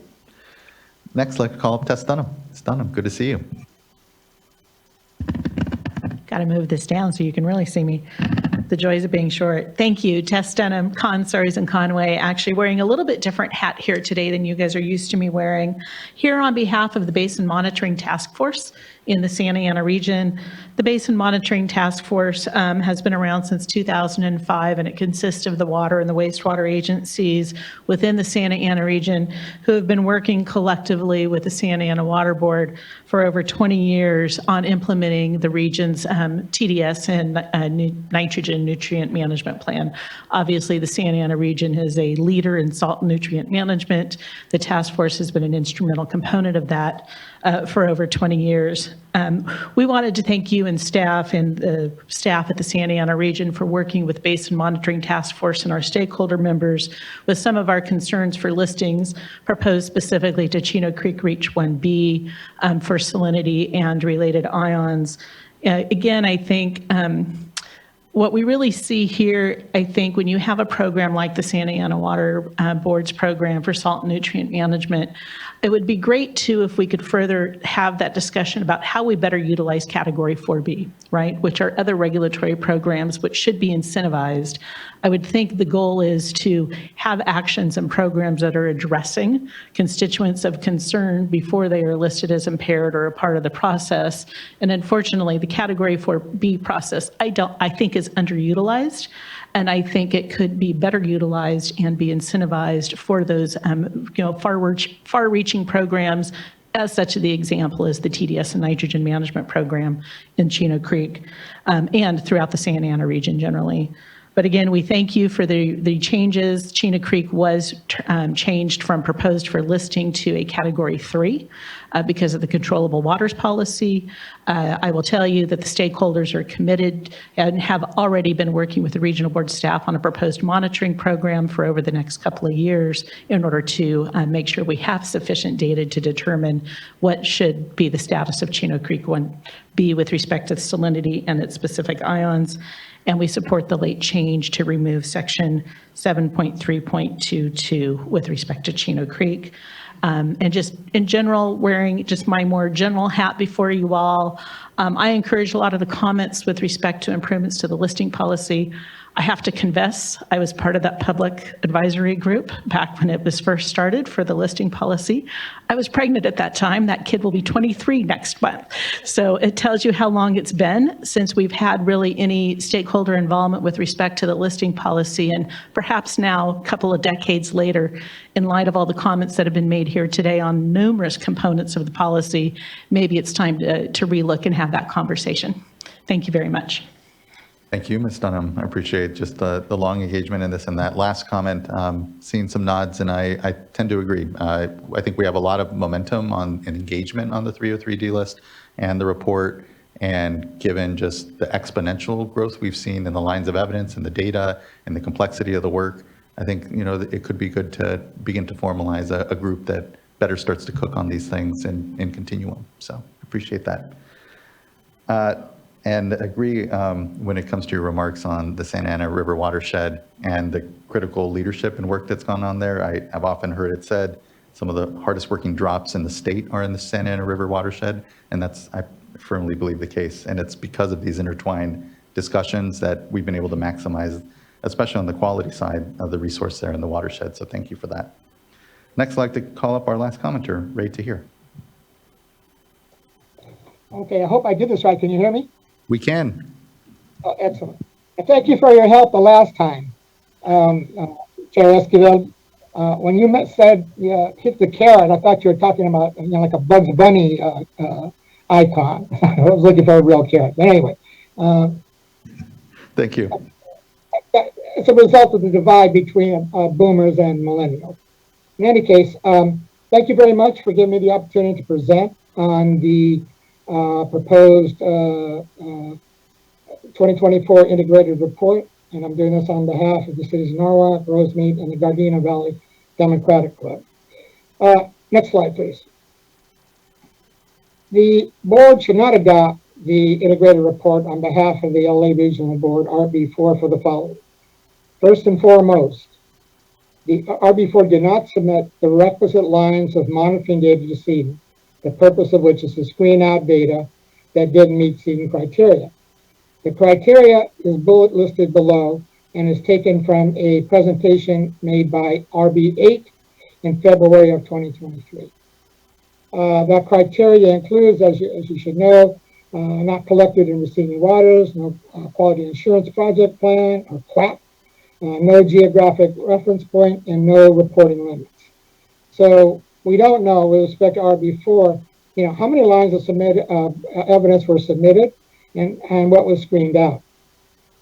Further, RB4 did not hold a meeting to discuss the 2024 integrated report in terms of revisions to the 303D list for various reaches within RB4's jurisdiction. Instead, in March of 2023, staff presented to its board a general discussion of the basin plan, which really served no purpose. By not holding a meeting on the IR or the integrated report, the board and the public were denied the opportunity to be informed and offer comment, which I believe RB4 was required to do so by law. Next slide, please. Not submitting data to CEDN is no small matter, as you know. Listing and delisting data was provided to the state board based on data input from RB4, which is questionable. Without the washed data by CEDN, it is impossible to tell if it's valid. This led to 303D listings for several reaches that were based on data submitted by MS4s that could not be verified as having cleared CEDN. The following is one of several examples, starting from left to right. For Reach 3 of the Rio Hondo, under Appendix A, copper is not listed. Under Appendix B, copper is not listed. Under Appendix J, copper is not listed. But under the 303D decision column, it is also listed. But based on its decision to list copper on the 303D list for this reach, is based on 28 of 162 samples that were exceeded based on the state's 303 policy. The data does not appear to have met CEDN criteria, such as providing specific monitoring locations in terms of GIS coordinates. One specifically, the samples were taken and the absence of reference to a QAP. Oddly, according to the ID fact sheet just mentioned, the samples were collected between February 6th of 2018 and that same day, which is not realistic because it's impossible to collect 128 samples in a single day. The listing is also questionable because it's the first time copper was listed for Rio Reach 3 since the 303D listing program began in 1998. Next slide, please. The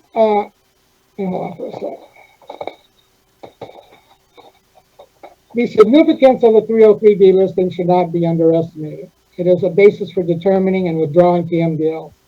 The 303D list identifies pollutants and impair beneficial uses. Once determined, the next step is to establish a TMDL, as you all know. And once inserted in the NPDES permit, they require the cost to comply with TMDL can be onerous. Care, therefore, should be made to assure that the pollutant that is on the 303D list is valid. What needs to be understood regarding the Rio Hondo Ridge 3 is that the runoff from it flows to the Rio Hondo spreading grounds, where 85 to 90% of the runoff is infiltrated. The beneficial use is groundwater supply and recharge. Runoff containing copper or any other metal would not impair this use. In fact, the spreading grounds are a macro infiltration control that remediates metals. LA cities in Reach 3 of the Rio Hondo are planning to spend millions on stormwater capture infiltration controls to treat metals despite the fact that metals are not 303D listed, but could be if the Water Board adopts the 303D listing that places copper on it. That is for Reach 3 of the Rio Hondo, even though the data does not support it. One other thing, the other beneficial use for Reach 3 of the Rio Hondo is the protection of fish. But here's the deal. Any fish, assuming that fish are stored upstream, any fish that would enter the spreading grounds would not survive. Because once the runoff from the spreading ground leaves, which is a basin essentially, once it leaves, all those fish, if they exist, they'll be lying on the bottom of the basin. And even if they were to make it out of the spreading grounds, once they hit the estuary, which is a mix of fresh water and ocean water, they would die. Okie doke. Next, I'd like to point out that appendices A, B, I'm sorry, yeah, thank you. Appendices A, B1, and J, 303D lists are inconsistent. And here are one of several examples. Under the San Gabriel River Reach 1, Appendix A, list DDT, Appendix B1, list DDT, Appendix J, list DDT. But in the decision ID fact sheet, it says DDT do not list. And this is according to decision ID 149824. Note that the ID columns show do not list DDT, whereas the appendices just mentioned do list DDT. And there are other examples, and I provided those examples to staff in a separate submittal, which I sent to Ms. Science yesterday. Another issue are repetitious listings. Appendix B1 contains a long list of repetitious listings for water body pollutants. So one of several examples is pyrene for LA and Long Beach Inner Harbor, which is repeated for the same thing 29 times.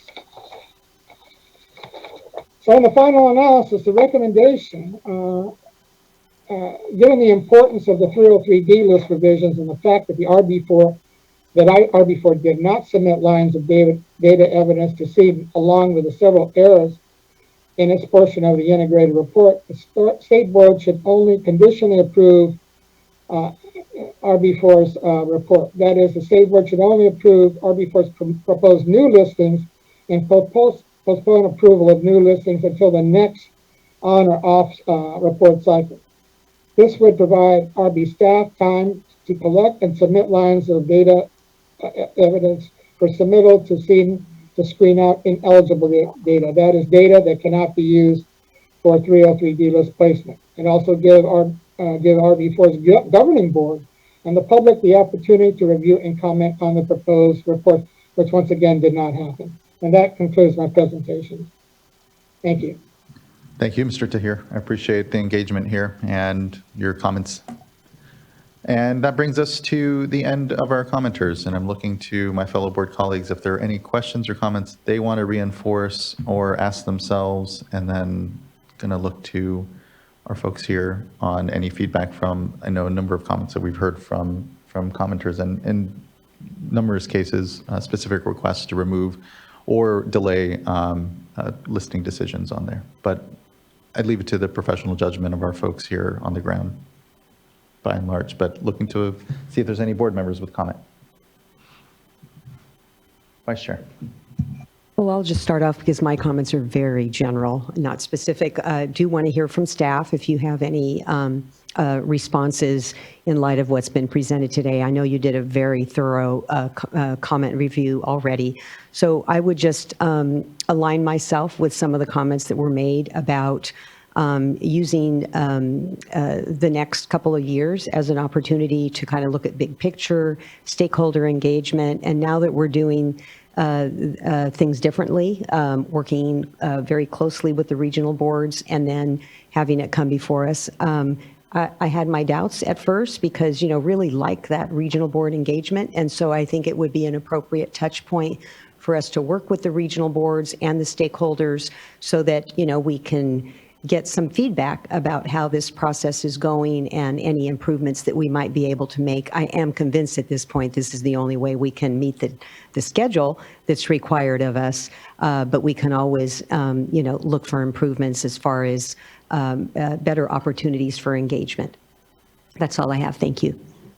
Oh, and thank you for your good work. It's just always a pleasure to get briefed by you all and see how well you do the crosswalk between the very technical issues and the policy. So thank you for that.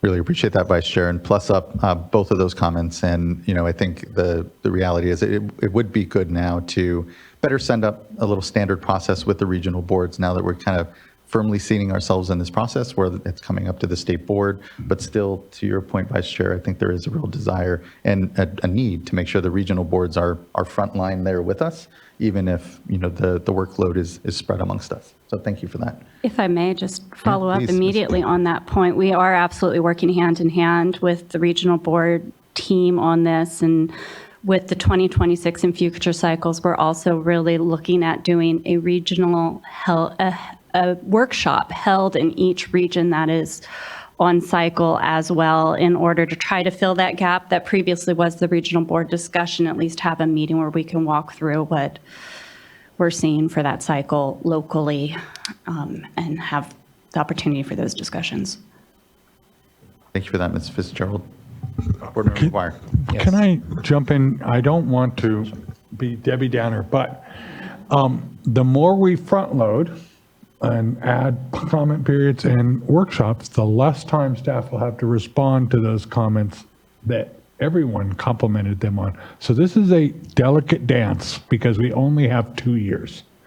Every 2 years we've got to do it. So it's a 6-year cycle. You heard from LA Waterkeeper that that's way too long. We should be doing it shorter, 2 years. We can't.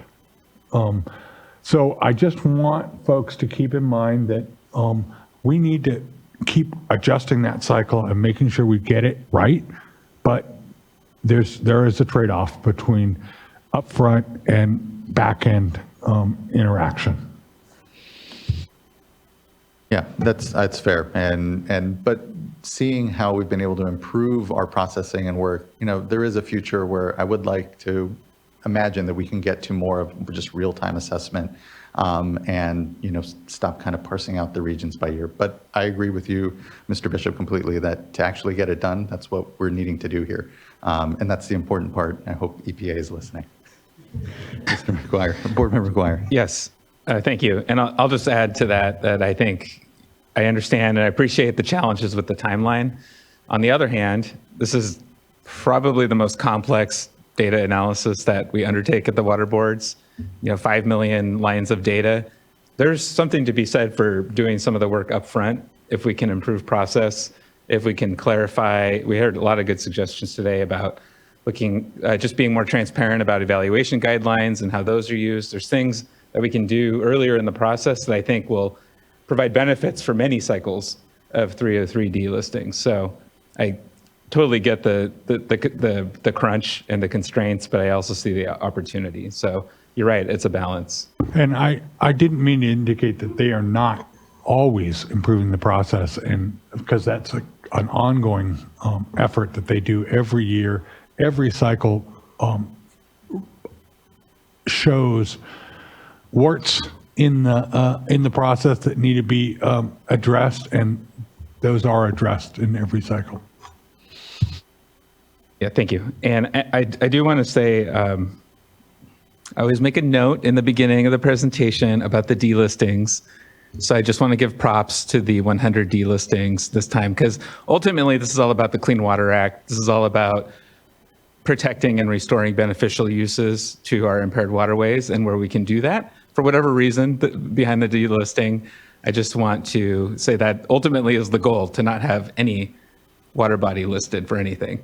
So I just want to highlight and celebrate the good work that's being done in those pollutant water body combinations.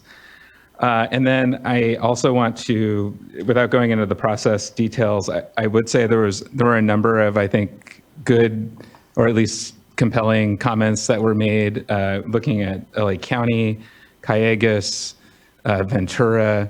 So hopefully you were taking notes on those items. And I know it's getting a little bit into the details, but on some, in particular, the non-detect data and how that's used, maybe just needs a little bit of education or refresher on how some of that information was used. That will be helpful when you get to your responses. And then the one last note I want to just plus up is on citizen science and monitoring. And this is an incredibly complicated space. And as we look more and more to standards and ensuring there's quality assurance plans and the data is of high integrity, which it should be, of course, we need to be thinking about citizen science groups and how we can help them be successful when they're collecting data, when they're looking at their watersheds, when they've got the boots on the ground, wanting to be able to support them in ways to help them get the data into the right place in the right format so it can be considered appropriately through the cycles. So I heard some comments about that and just wanted to ensure that we don't lose sight of that effort as well. Thanks. Thank you, Board Member. Board Member Firestone. Thanks. We're loading you up with things to respond to. Great. Well, thanks. Kudos. Echo all that has already been said. And appreciate the just really strong engagement across the board, certainly by staff, but by stakeholders and NGOs and other community folks to try to help us really take stock of where we are in water quality, at least with regards to the Clean Water Act across the state. I think, I would like to hear a little, if we're loading you up with things to talk more about, would love to hear a little bit more about what the pathway might be to get to a better timeline from when people can submit data to when it can be used in a report. And we just had a discussion, and I understand why we're in the situation we are now, but would love to just hear a little bit more about how you look at that challenge, because that's certainly not ideal, and would love to get to where Chair Esquivel's vision is eventually. I guess other question is just if you could just give some response around the request for noise data that was suggested, and whether that's something that we could send out to request. And then I think just plus up as part of the discussion that we just had overall generally is there's so much each time we do this that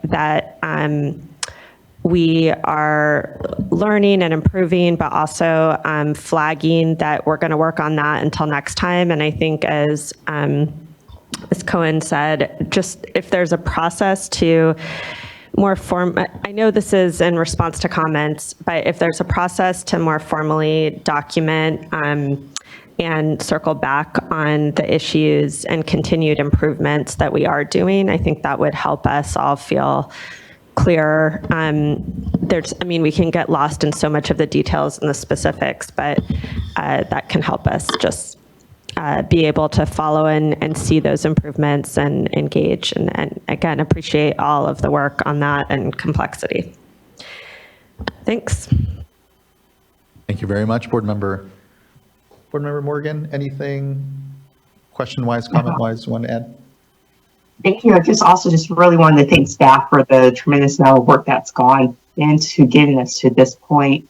I'm also interested in just how the non-detect data is or is not used, and then also citizen monitoring. I know that's something that really trying to support in getting more monitoring data, and really like to hear how we can better utilize it.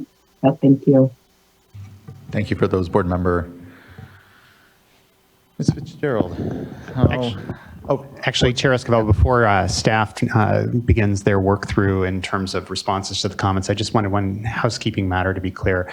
Ms. Mulder had referenced a late written comment that had been submitted by the City of Ventura and requested that it be included in the administrative record. The written comment period had closed, and consistent with our practice, there's not a response to comments that we accept written comments for. However, I did review her letter, and the comments were all comments she made on the record orally. That's how we address these changes. You know, the updated staff report came out in late January, and this hearing platform is the vehicle for people to make comments about those changes. So you have had the opportunity to hear those oral comments. They do cover the entire base of their written letter. And in fact, their PowerPoint slide had been attached to that letter. And of course, you had the benefit of seeing her comments from that. Thank you, Mr. Lawfer. I appreciate you circling back on Ms. Mulder's request there. Thank you. All right. First of all, I want to start by saying how much I appreciate what Anna Maria mentioned it in her presentation, but I really want to emphasize there's a lot of work that goes into collecting the data that we use in this integrated report. And we're doing all we can, the best we can, to filter out what may have some missing fields, what we don't think is exactly up to par for making a listing assessment for, and at the same time trying to do everything we can to use all the data that we can. And, try to put out why we're, using this evaluation guideline and this approach. But it absolutely is a work in progress, and really appreciate all of the comments today to echo, the great suggestions for how to continue to. We used to say that we were building the car while we were driving it with this particular program, and I think now we are improving the car as we are driving it. And so I just wanted to kind of maybe lead with that. I also really want to express the appreciation for all of the data providers and stakeholders that we've been talking to and engaging with to try to work through some of the particular water body pollutant issues that have come up. We are absolutely willing to work with the County of Los Angeles, with the Calleguas Creek TMDL stakeholder group, with the City of Ventura. And one of the things that I was going to suggest that maybe we do is in our change sheet, we have resolution language directing my team and I to work with the County of Orange on some data that we still need to kind of work through and try to get into the system and assess. And I think it might be just helpful to also say that we would like to work with LA, Calleguas Creek folks, City of Ventura folks, and really make that commitment to do so. So I wanted to say that, our intention really is to assess the LA County copper and lead data, get that data into a format that we can use. So that's one thing that I wanted to add, and I may end up pulling up that language in the resolution for us to take a look at. I wanted to talk just briefly in regards to the City of Ventura's concerns. I think, first of all, they should be applauded for the work that they're doing to improve water quality in the estuary. And when we do our assessments here, we are looking at the data that we get during kind of a very limited time frame, right? And so we want to put forth our assessment of whether or not that data attains or does not attain standards based on the data that we have. So I'm absolutely encouraging them to continue to monitor after they improve, do their upgrades and expect conditions to improve. And if we see that, we will so happily delist and add another water body pollutant pair or two to our delisting. Actually, on that, Ms. Fitzgerald, I know we heard, a few times the desire to, because of the, the lag and the pacing of the regions, to use off schedule, Yep. Opportunities to be able to update. There, I think there is an opportunity there. It doesn't folks don't have to wait till the next cycle. They can go ahead and go off cycle and update as we every 2 years come to this moment. But is there better sort of direction on how best to do that? Like what? Only because I heard over and over again a desire to not have to wait, a full cycle. But what's the best kind of are there any guidelines, I guess, for how to approach that, off-cycle updates for delisting or critical bodies that may need to be listed amongst it with new data? You don't have to respond now, but to my thought, would be helpful to create a little more guidance so that folks know how to go about that, because there is a feeling, I think, that, if it doesn't get fixed right now, that's it, we're stuck. And, even if it's not till the next cycle, even, there seems to be at least a couple of comments where they feel it's hard to get back off of once being listed. And so feeling, that pressure of have to get it exactly right now, because if we don't somehow, there's no way to remedy. But I know there is, maybe providing more specifics on guidelines could be helpful. So we don't have set guidelines currently for what are the criteria that a particular data set need to meet in order to be assessed high priority off cycle. Data and issues that we hear about as we are today tend to, though, percolate up into ones that we try to take a look at as a high priority off cycle assessment. Through commitments such as we have in the resolution today is another example. And then I would say reach out to us here at the State Water Board who are working on this program, as well as to those at the Regional Water Board who are working on the integrated report, and let us know that this is a new data set or that we really think is going to have an impact on the listing status of this water body. And we would request that and put in a request that we do that. I think we're more than willing to do that as we can. I really appreciate that. Thank you. And I think I'll just add real quick, if I may, that it may not be specific for the water body that Ventura, the city of Ventura was bringing up to apply that, but we are working on improvements to our database and how we can more publicly show how we're prioritizing TMDL developments. And so instead of maybe putting it in a specific bucket, putting it in category 3 or something like that, we can say, well, this water body perhaps has more going on that we need to take a look at, or we need to revise an objective in order to better assess the water quality in that water body. So that's one thing that we are looking for and hopefully get public facing within the next couple cycles. Fantastic. Really appreciate that. So with that, I think I'd like to maybe address the data assessment process around quantitation limits. And I will look towards my team to help fill in any gaps that I may leave as I try to explain how we assess data. So I think it's important maybe to kind of start with, we have a we have a number that we apply a data value to. It's typically a water quality objective. If we're interpreting a narrative objective, we select a numeric evaluation guideline. We have guidance in the listing policy about how we do that. For example, it must be peer reviewed. There must be evidence that effects above that line actually have a relevance from the pollutant to a beneficial use, and there's not effects below the line. And as something of an aside, I'm happy to go into some of those discussions with some of, really have those conversations with people who are wondering about how we do that for a particular pollutant. I think it's really valuable.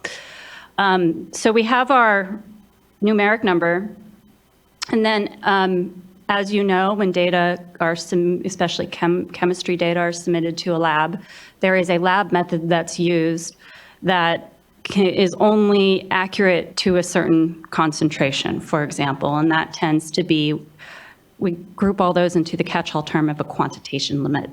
It could be sometimes described as a reporting limit, or a detected, not quantified kind of falls under that sort of grouping as well. And so we are looking at, okay, well, where does that value fall related to your number, related to your quantitation limit?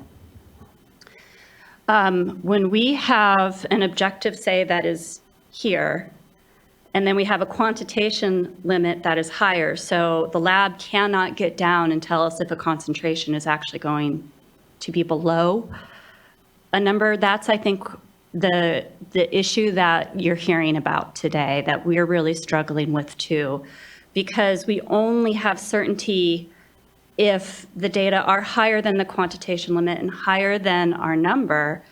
So we're only identifying, frankly, exceedances.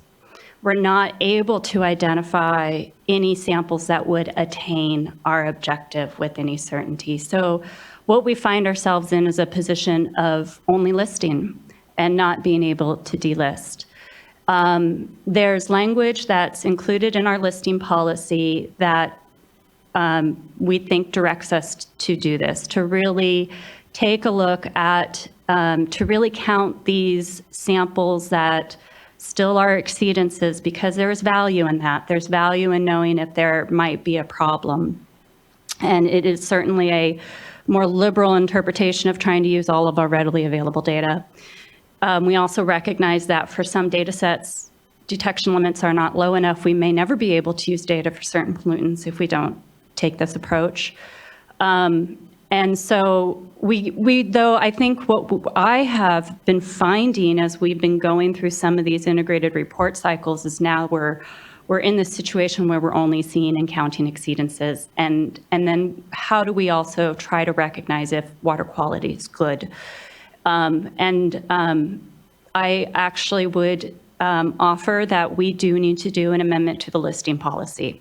There are several components of the listing policy, I think, that are ripe for reconsideration. This is one of them.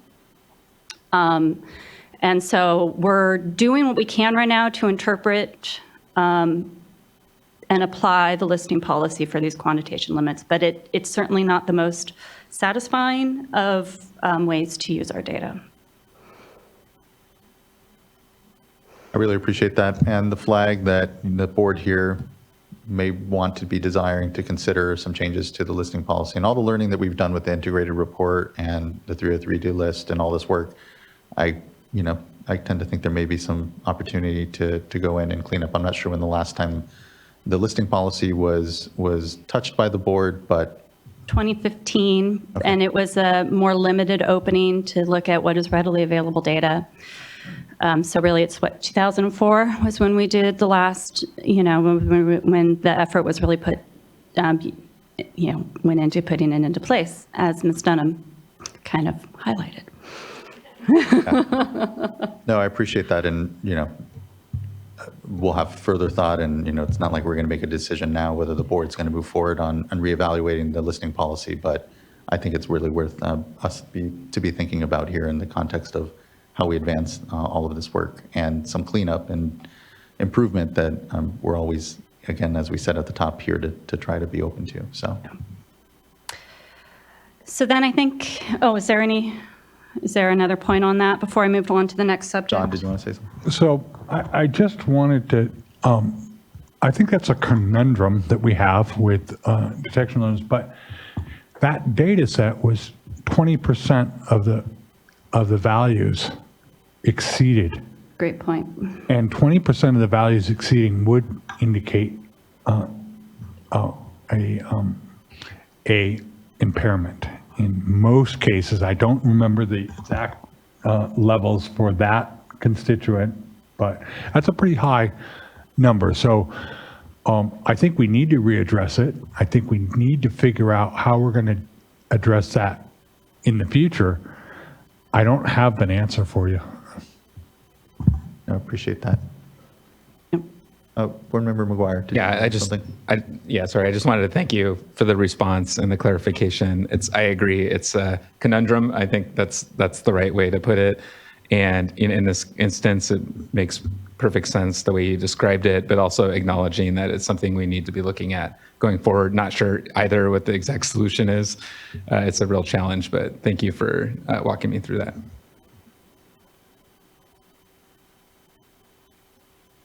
I'm going to go off of my outline for myself here and say that this is one of those, I would say, program improvement issues that we are indeed tracking. And coming back maybe to what Ms. Cowan was saying about, also maybe being transparent about that, I think is a great suggestion.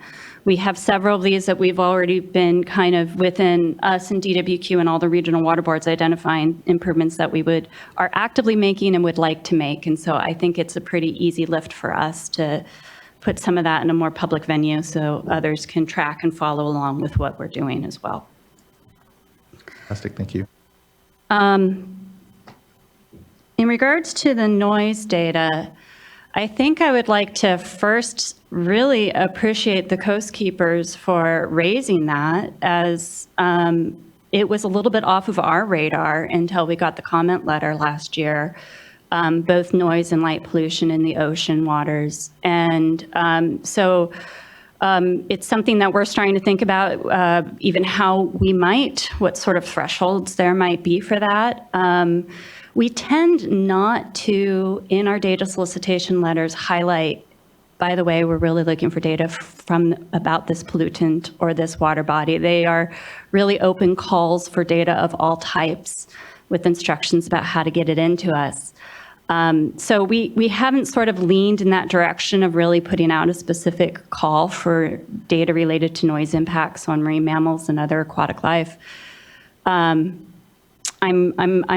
just kind of hesitant to, because I don't want to exclude other data types or water bodies.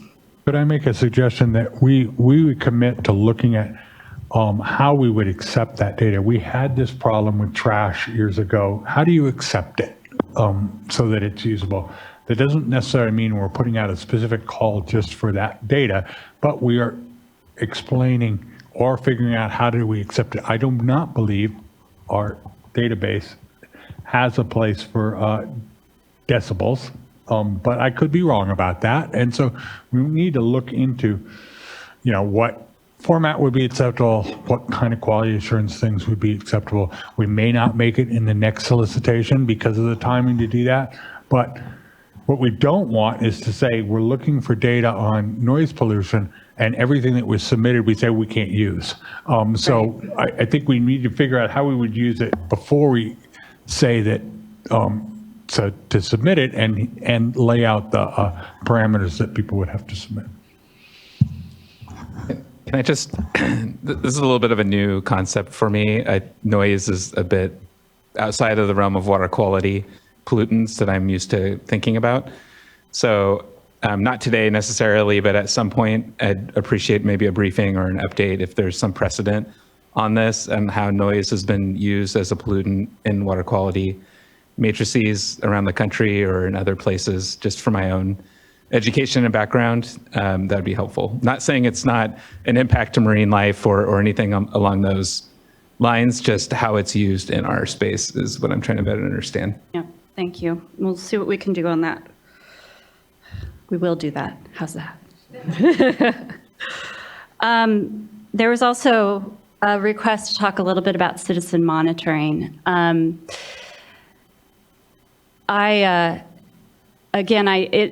monitoring that goes on, it's not an easy lift to get the data that we use. And I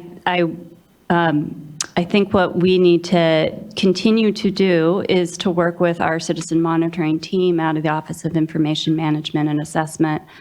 We're about to put out the data solicitation notice for the 2028 cycle in the next coming months, and I think what would be probably super helpful is to really put out some really simple fact sheets. Maybe we're thinking of even potentially some YouTube videos of this is how you get some of the data in. Not committing to that. We're starting to think about going in that direction, really trying to aid those who have good data and try to get it in. It's an ongoing already collaborative effort within us to try to support citizen science. Yeah, I do appreciate that and look forward to your TikTok videos. But I won't be on it. I know this is some of the most fundamental way we can engage communities and get them to own their lived landscape and be contributing to real critical efforts here that let us see our communities and importantly then move on to responding to impairments for them. But I know it's difficult, and we already heard the QA/QC concerns around data that was already getting into the system. I think that would love to, I know there's interest from the board members here, Board Member Morgan, Firestone, I know all of us here to try to figure this out. I know there's places like the Salton Sea, there's communities up and down the state where people are really wanting to get engaged, and I think that we're needing to try to articulate how they can kind of fit into these these programs and acknowledge that, the level of effort has to be one that can be accessed for folks. And so if that's creating more templates or whatever it is that creates the quality assurance within the community data that helps it become part of our discussion, would be great to see what we can do. But to your point, there's a lot that's ongoing, so I think it's kind of trying to use Office of Information Management and Analysis, Office of Public Participation, and trying to say, okay, what are the sort of things that people need to be supported out in the community so that they can start to bring that in. And I wouldn't sell yourself short on the TikTok video. Yeah. I just don't want to be in it. So there was also, I want to circle back to, the timeline for getting us to, I think, where we all want to be of almost real-time assessments of our data. I don't have a crystal ball to tell you exactly when that is going to happen. I think we're definitely several cycles off from that. What we're trying to do is really input into our data systems our numbers, our water quality objectives, our evaluation guidelines, exactly, and then get all of the data that we have in from, location to timing to the quality assurance project plans associated, all of that feeding into a more automated way. So if we feed all of that in accurately, it can run the numbers for us and tell us when we have so many exceedances out of so many samples, this is likely a listing or a delisting. And then I think what we're envisioning is having an informal, unofficial version of that, where you can almost say, here's our current data that we have. If we calculated it now, it looks like it would be delisted, listed. And then come back every 2 years with the more formal process. That's, I think, how we would really like to get so that you can actually start, okay, based on what it looks like right now, this is what we think we have if you put the data in. But we don't have a total estimate yet. I do think it's a couple of cycles away, especially given the amount of effort that we put into each cycle. It's something that we're trying to do as much as we can while we're also driving this car. And amending the listing policy. And amending the listing policy. So I also want to stress, if I may, that we're really trying to do the best we can to be as accurate as we can. I wanted to speak a little bit to Mr. Tahir's comments and say that although we got them in yesterday, we did try to look a little bit at what he submitted. And from our look, it looks like all of our appendices are accurate in terms of which water bodies are listed and are not listed. We are not seeing the errors that he has seen, and I think this may be worth an instance. This is another instance where I think having a conversation would be really helpful to try to work through this. I will note that Appendix J outlines our new listings and delistings, so it's in a slightly different format than some of our fact sheets and other appendices. So I think, again, it would probably be good for us to kind of maybe work through that a little bit with him. And then I also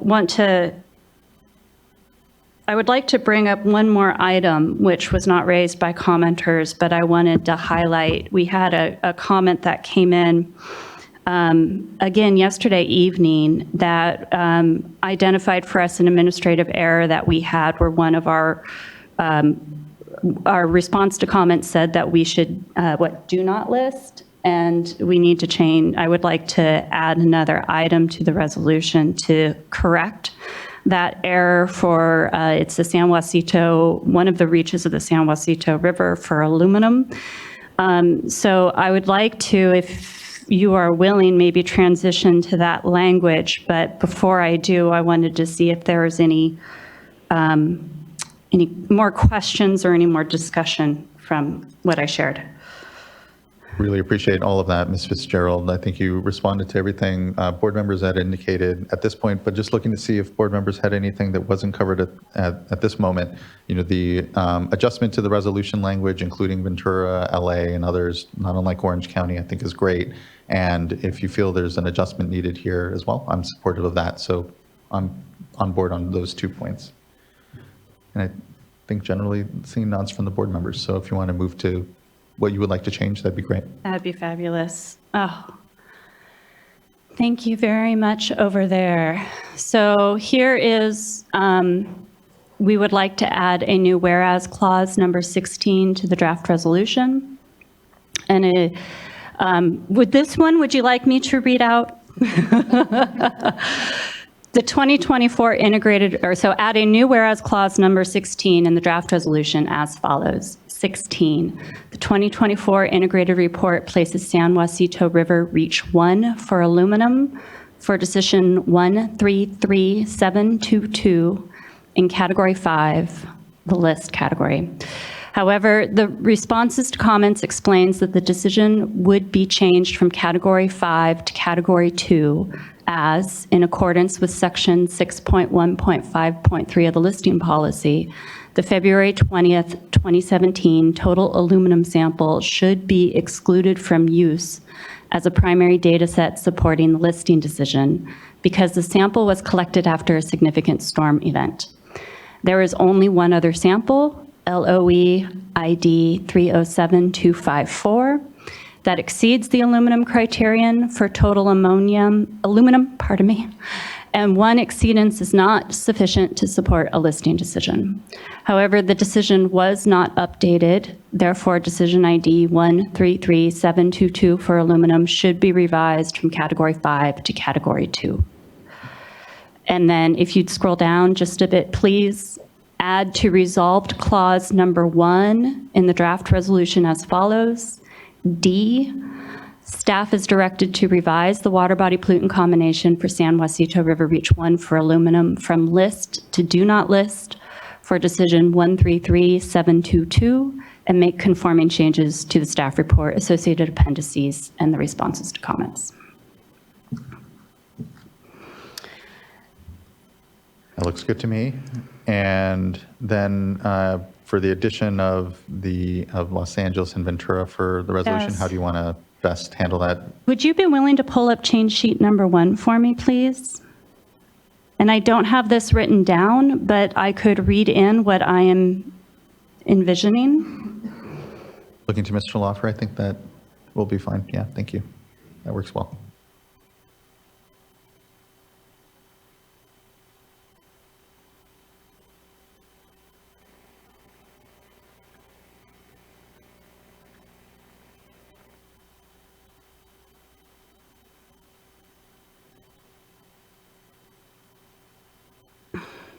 And I do appreciate we didn't read through that entire change sheet.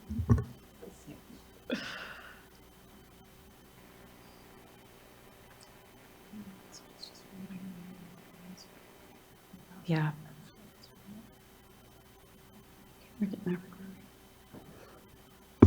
Well, while they're looking for that, I was going to close with a comment that this is a lot different than 4-6 years ago. The number of issues that are coming up at the hearing are much less significant. I know they're significant to the folks, but the number, the volume, the magnitude is much less. I think it shows that the staff has worked really well with the stakeholders to listen to their concerns, to walk through listing decision issues, and to address those in real time. It also means that we have a long change sheet that was submitted a couple days ago to address a lot of those issues. But I think that's a reflection of the commitment on staff, and I really want to applaud their work. And now they have this up, we can move on. Here. Appreciate that.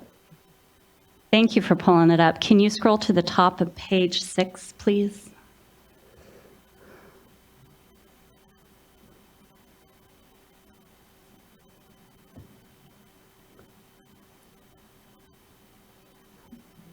It is long. There we go. So what I recommend is, this is again a resolved clause, clause number 4 in the draft resolution. Currently it says 4, staff is directed to work with the County of Orange, and I recommend adding, comma, the County of Los Angeles, comma, stakeholders implementing TMDLs in the Callegas Creek watershed, comma, and the City of Ventura. And then go back to the language you see here, to resolve remaining data quality issues so that other data may be considered in a future integrated report as a high priority off-cycle assessment. Just again, echo Mr. Bishop's thanks for the incredible work. I'm appreciative of those changes. I think they reflect well here. But looking to other colleagues for opinions, thoughts, and potentially a motion. I'm comfortable and be happy to make a motion. It's good. Okay. If I can get this right. Do I need to read all this back into the? No, okay. I'll move to adopt. Thank you very much for your hard work and just diligence and patience and careful consideration of all these comments. I know there was a lot that went into this, so it's not gone unrecognized. Thank you. And with that, I'll move to adopt item 5 with change sheet number 1 and the changes read into the record by Ms. Fitzgerald. Second. Thank you both. Ms. Tyler, can you please call a roll call vote? Board Member McGuire? Aye. Vice Chair Diadamo? Aye. Board Member Firestone? Aye. Board Member Morgan? Aye. Chair Esquivel? Aye. Thank you. Thank you as well. The vote is unanimous and the integrated report is for 2024 is adopted. Thank you. Look forward to submission to EPA and on to the next. We're always in a cycle. So You can expect a public hearing on the 2026 integrated report in about a year from now. looking forward to it. And until then, thanks everyone. Let's go ahead and take a late lunch. It is about 1 o'clock now. Let's come back at 1:45 and we will begin and on our next item, which is discussion on the yearly strategic work plan and board priorities, item number 6. We'll see you here at 1:45. Thanks everyone for a very productive and great morning. Thanks.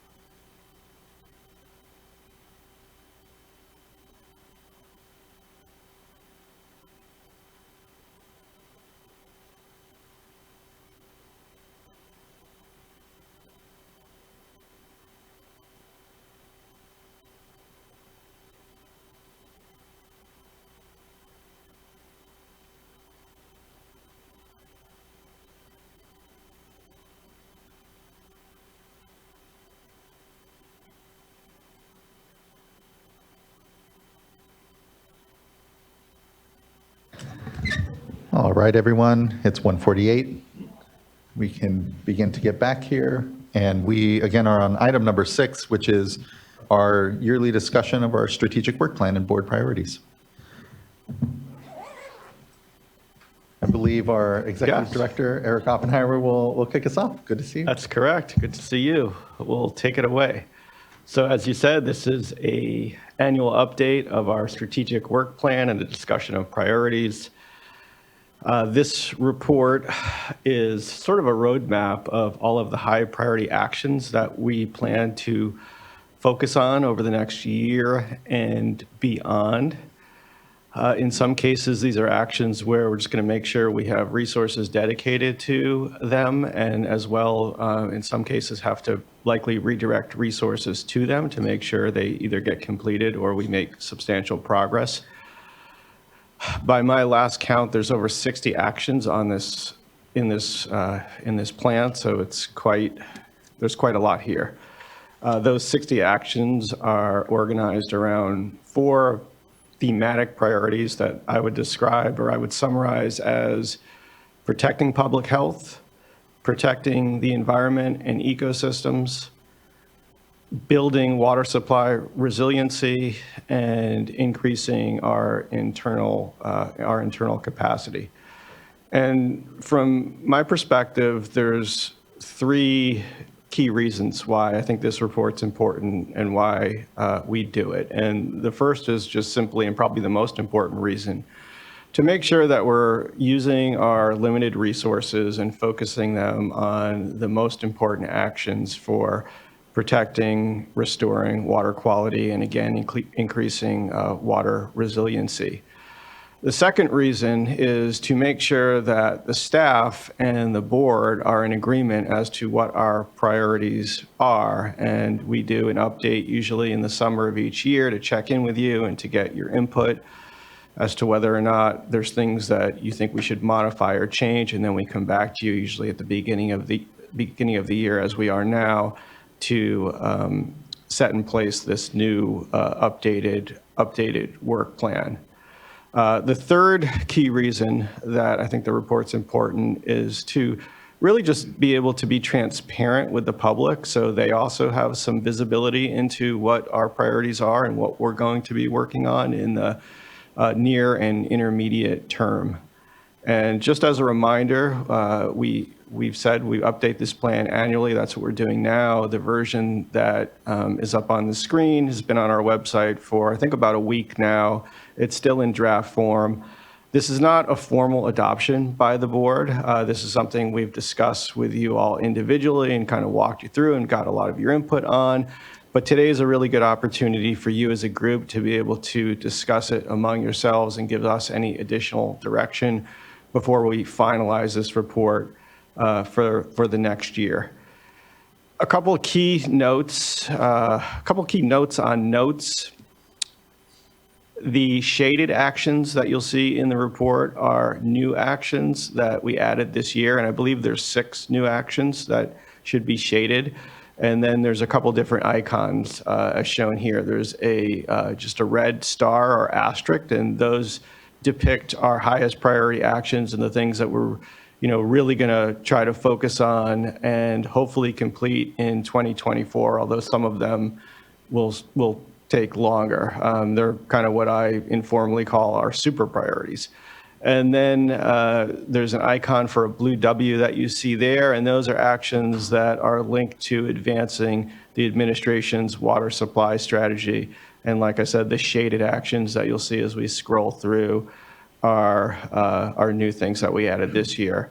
At the end of the report, we also provide a listing of the actions that were in last year's report that have been removed for various reasons, including they've either been completed, they've been deprioritized in some cases. In some cases, they're moot. So that would be things like, there'd be a lot of actions sort of related to the drought, since we're no longer in as severe of a drought as we were, and basically the precipitation outlook has just improved substantially since the end of 2022.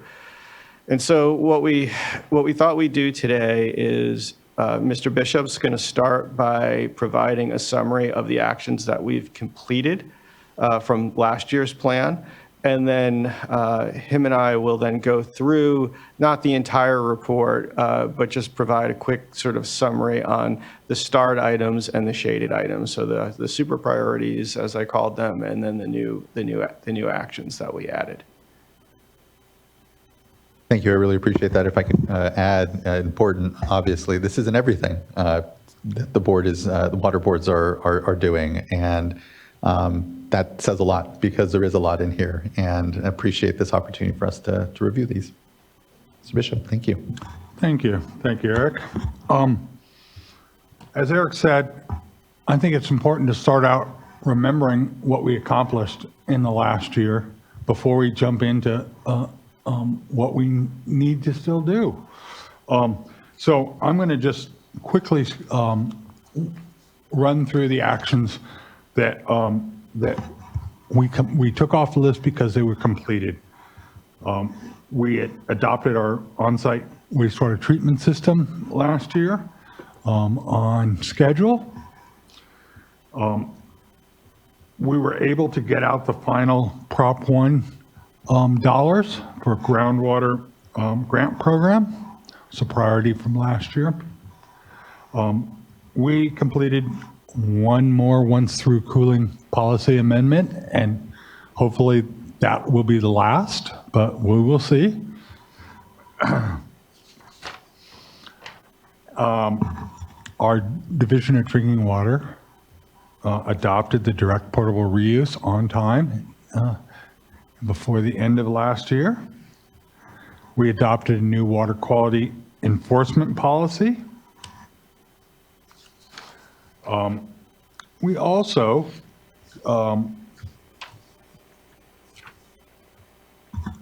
made a change in our SCAP funding program to focus on disadvantaged communities last year. We were able to get out $2 billion in infrastructure money, in things like the expedited drinking water grant program, our wastewater treatment plants, our recycled water. We did a number of process improvements in our Division of Financial Assistance to streamline those processes and get our folks their money as fast as possible. We completed a broadband middle mile 401 certification that the executive director signed off on, and we met our requirements under the water supply strategy for our recycled water task force and report on recycled water projects that could be completed by 2030 or to 2040 timeframe. We identified brackish desalination basins that would be amenable to brackish desalination as a water supply. And we completed our seawater desalination siting and criteria report. And so with that, I think we will go on, unless there's any questions on any of those from the board, we will go on to talking about what we can do for you next. Thank you for that. It was quite the year, truly, and here going to be quite the year ahead of us. So looking forward to getting into these. Thank you.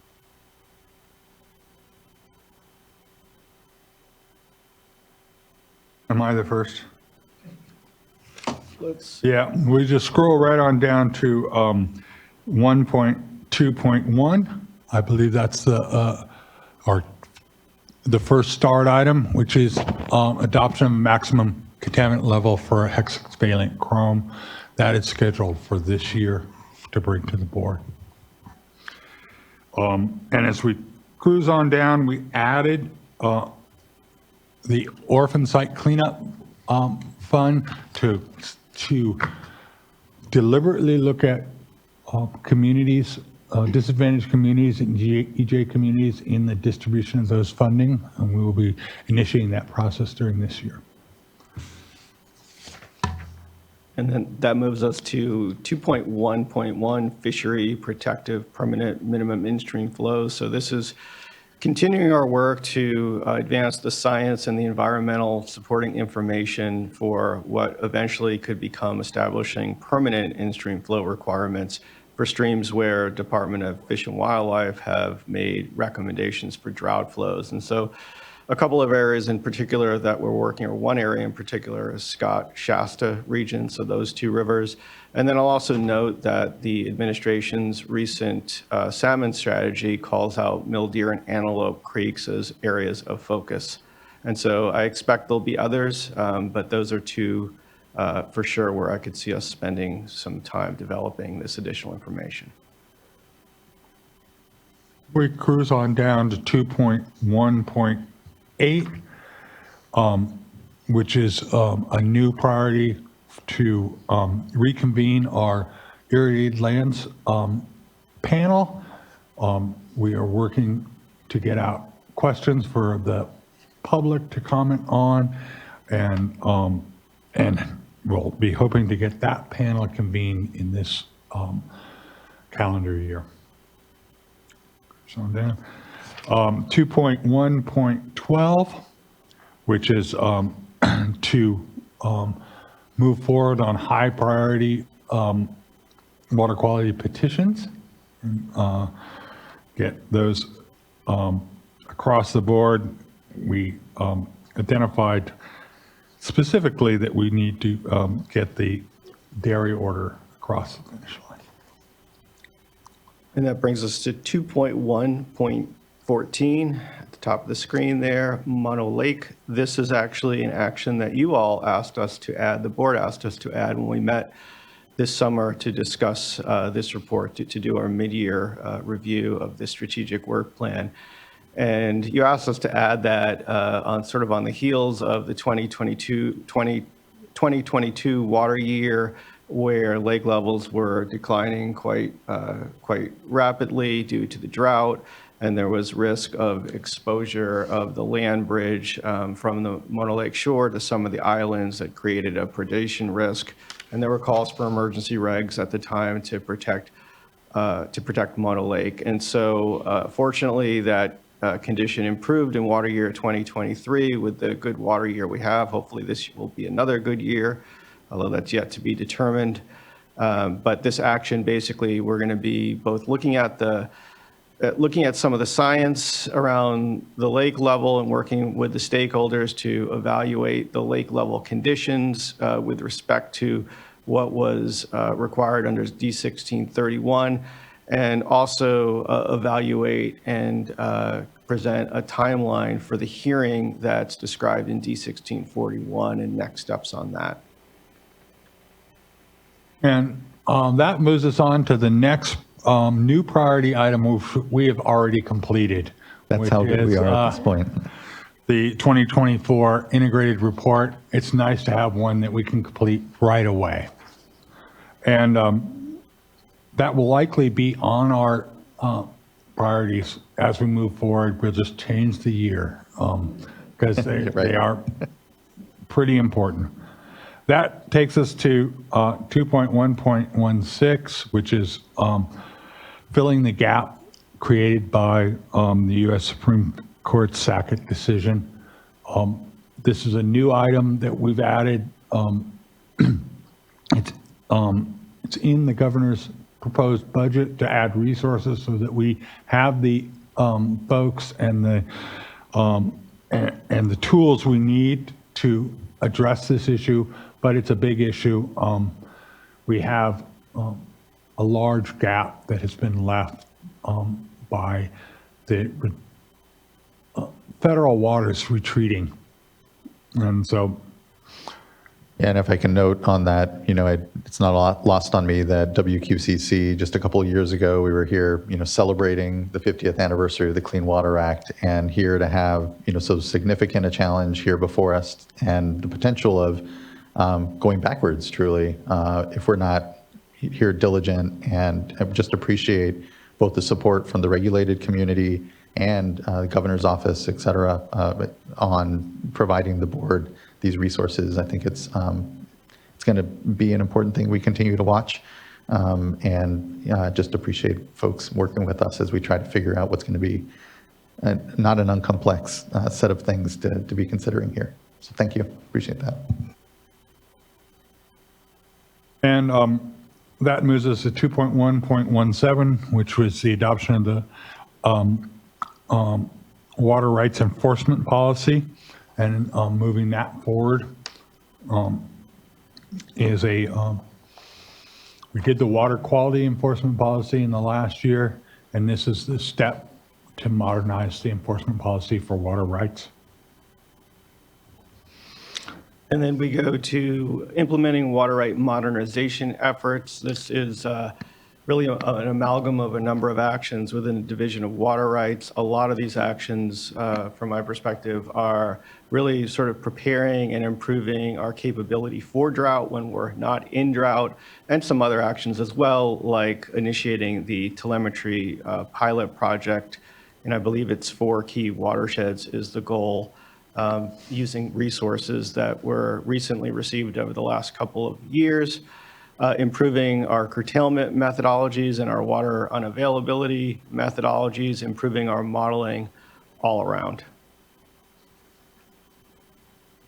That takes us to 3.1.2, which is Drinking Water Drought Response Program, to collect the information that we need from water systems to ensure they are implementing a resiliency measures and that may anticipate drought impacts, follow up on water systems that are experiencing water shortages or expected to experience water shortage, including connecting to additional resources, supporting the water system's capacity, planning studies and infrastructure enhancement where appropriate. And then that would take us to the next start item, which is the infrastructure funding program to implement the ongoing support for infrastructure, water and wastewater around the state, and our efforts to improve our infrastructure bill, spending the bipartisan infrastructure law funding, and implementing recycled water and cross-border water quality issues. And urban water use efficiency, you're well aware of our work on that. We are in the throes of that as we speak. I'll just say our goal here is to get to a point this year where we bring a updated regulation to you for consideration. Looking forward to it. Oh, and then 3.2.3, water storage investment program. So this is the Proposition 1 bond that I believe allocated $2.7 billion to surface water storage projects that also provided public benefits. And a lot of the work, we've done a lot of work on this over the years, going back many years, but there's still a lot of remaining work, primarily around processing the water right applications and petitions needed to implement some of these projects. And there's still some follow-up work with having to develop public benefit contracts for, I believe, at least one of these projects. So we continue to work on this, and I see this as an ongoing workload until a decision's made on a number of these big storage projects. And that next is 3.2.4, which is called Develop New Water Supplies. This is really our work under the water supply strategy. Though we finished our early deliverables, they all have follow-up work that needs to be done to promote and incentivize recycled water, stormwater capture, brackish desalination, ocean water desalination, and we will be bringing items before you, the first of which will be a recommendation to amend the ocean plan for our desalination policy updates later this year.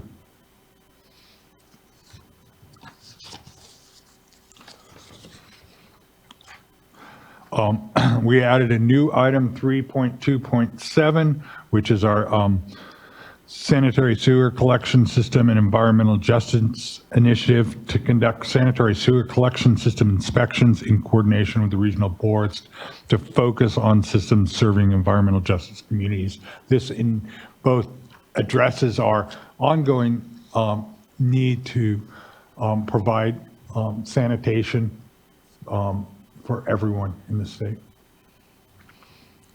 And that brings us to Sustainable Groundwater Management Act. And so we updated this action this year just to better reflect sort of the current landscape of work that's happening within what was Office of Research Planning and Performance. We're actually about to stand up a new office focused on SWRCB implementation, and that will be the Office of Sustainable Groundwater Management. We recently, or fairly recently, had an update on the SWRCB program and the 6 basins that are now in the board's purview and are sort of scheduled for bringing those forward through consideration of probation. I'll just say, like, near-term actions, the staff are proposing to put out a draft staff report assessing the Tule Basin relatively soon. And there's a scheduling for a potential probationary hearing for the Tulare Lake Basin in April. And I think next we have the statewide utility wildfire general permit. It's a general permit to address preparation and response to wildfires by the utilities. We expect to release a for public comment soon and bring it to you this summer.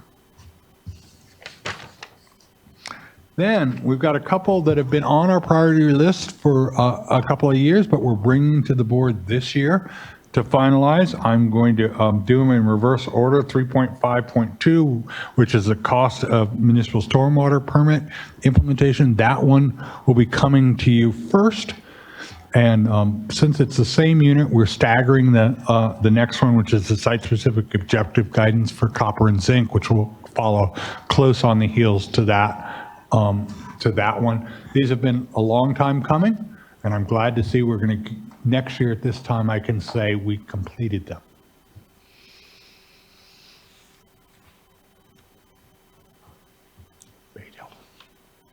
Next action, 3.6.1, Bay Delta Plan. So what I'll say here is that implementing and updating the Bay Delta Plan remains one of our highest priorities as a board.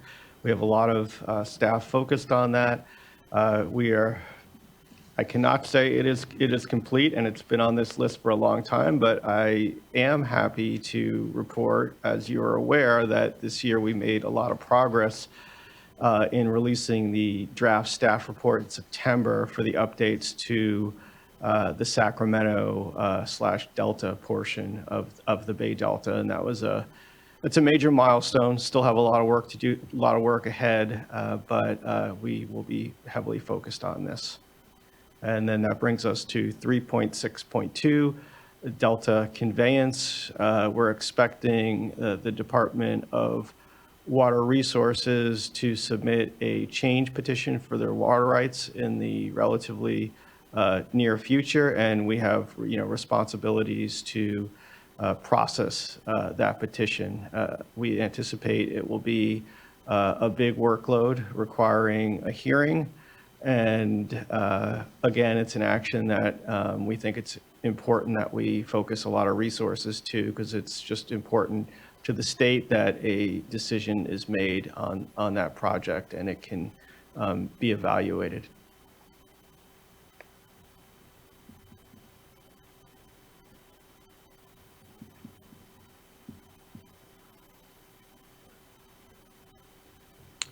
Communications, 4.2.3.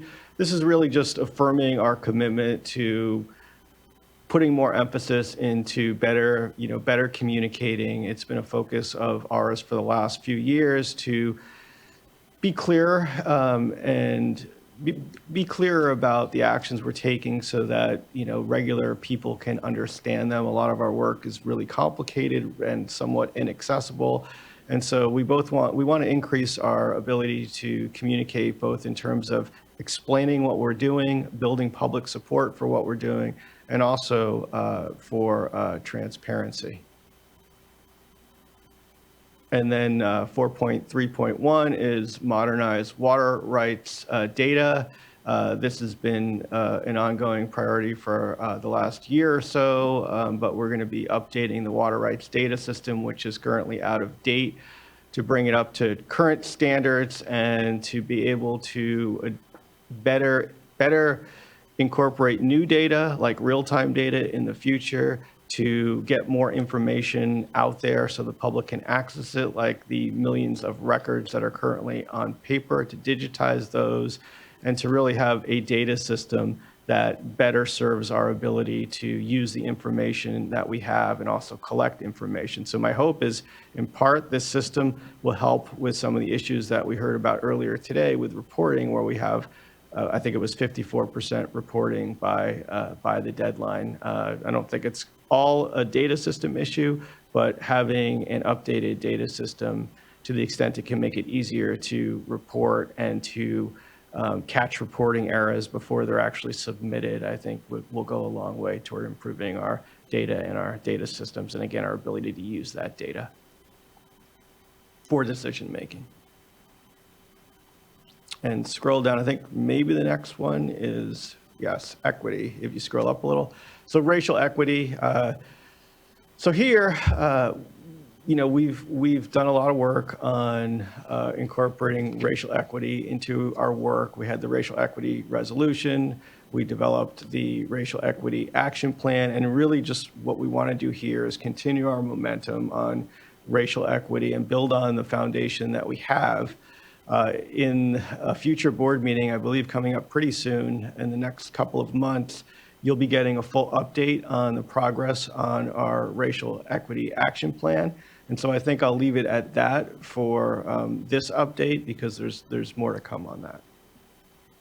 And that might be the last new or starred priority. It is, and just, I don't know if Jonathan, if you have anything else that you want to add. I wanted to just thank James Knockbauer and the Office of Research Planning and Performance.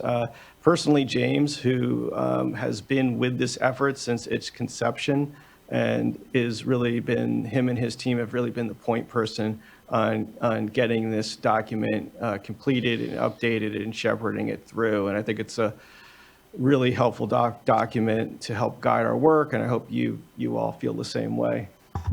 I would just echo something that Chair Esquivel said at the very beginning. This is not everything that we do, and the STARS items are just a little bit of the priorities that we do, that we went through.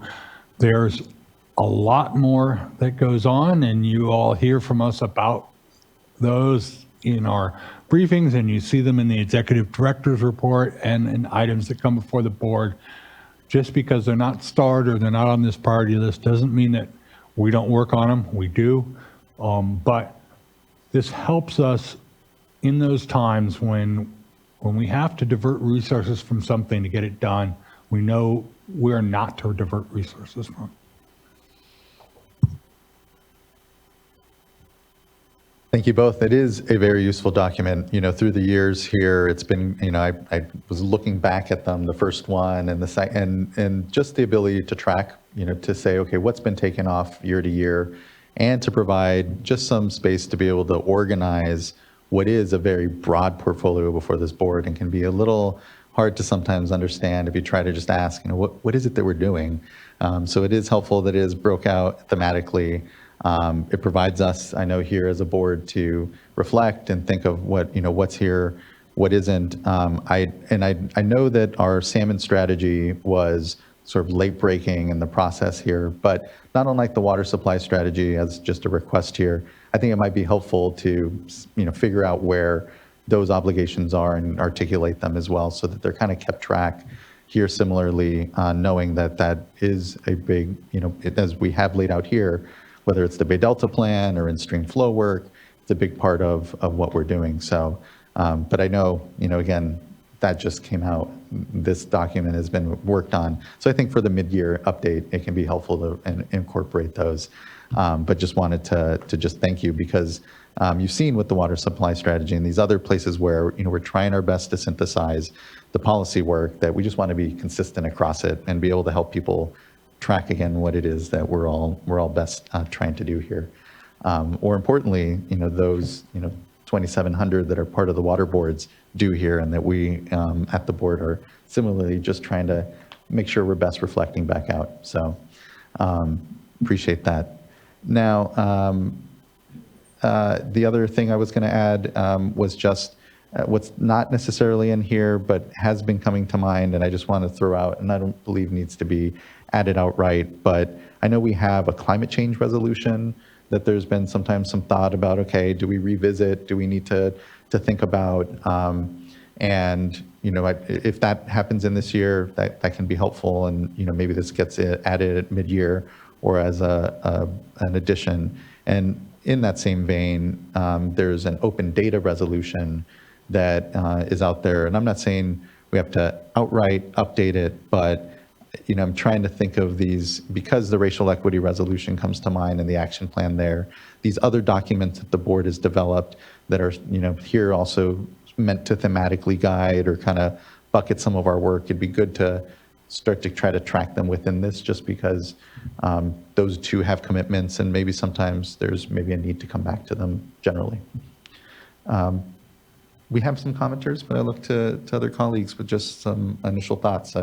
Again, incredibly appreciate this exercise, and especially appreciate, I know, our head of Division of Water Rights, Division of Financial Assistance, Division of Drinking Water, Enforcement, Water Quality folks are all here in the audience as well, and just want to reflect the leadership there too, that this is a synthesis of. Really appreciate your contributions and your teams in all of this. Board Member Firestone. Yeah, and I think we can talk more after public comment, but just before public commenters start, I just noticed that SAFER doesn't have a star, and I think it is a top priority, so it probably was just a oversight. But I know that given that this is it is one of the top priorities, certainly of this board, I think that was just an oversight, but just thought I'd flag that. And then I think, there was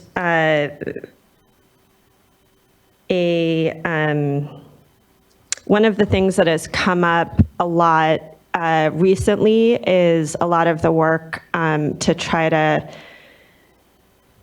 understand and respond and process to some of the dry rivers that happened a couple of years ago with Merced and maybe some others as well in the Bay Delta watershed. And so I know that's not called out specifically because we're in the process of figuring out how to understand that and what to do. But I think I just note that it seems to me that it potentially fits in or fits into 2.1.1 just because there has been calls from the federal fishery agencies on that. And, again, I don't think we need to call it out here, but I just,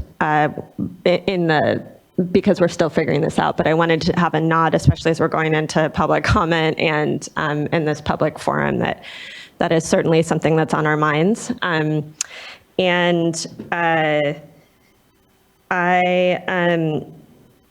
I think my other comments can wait till after public comment. I guess the only other maybe tweak I have or just comment I have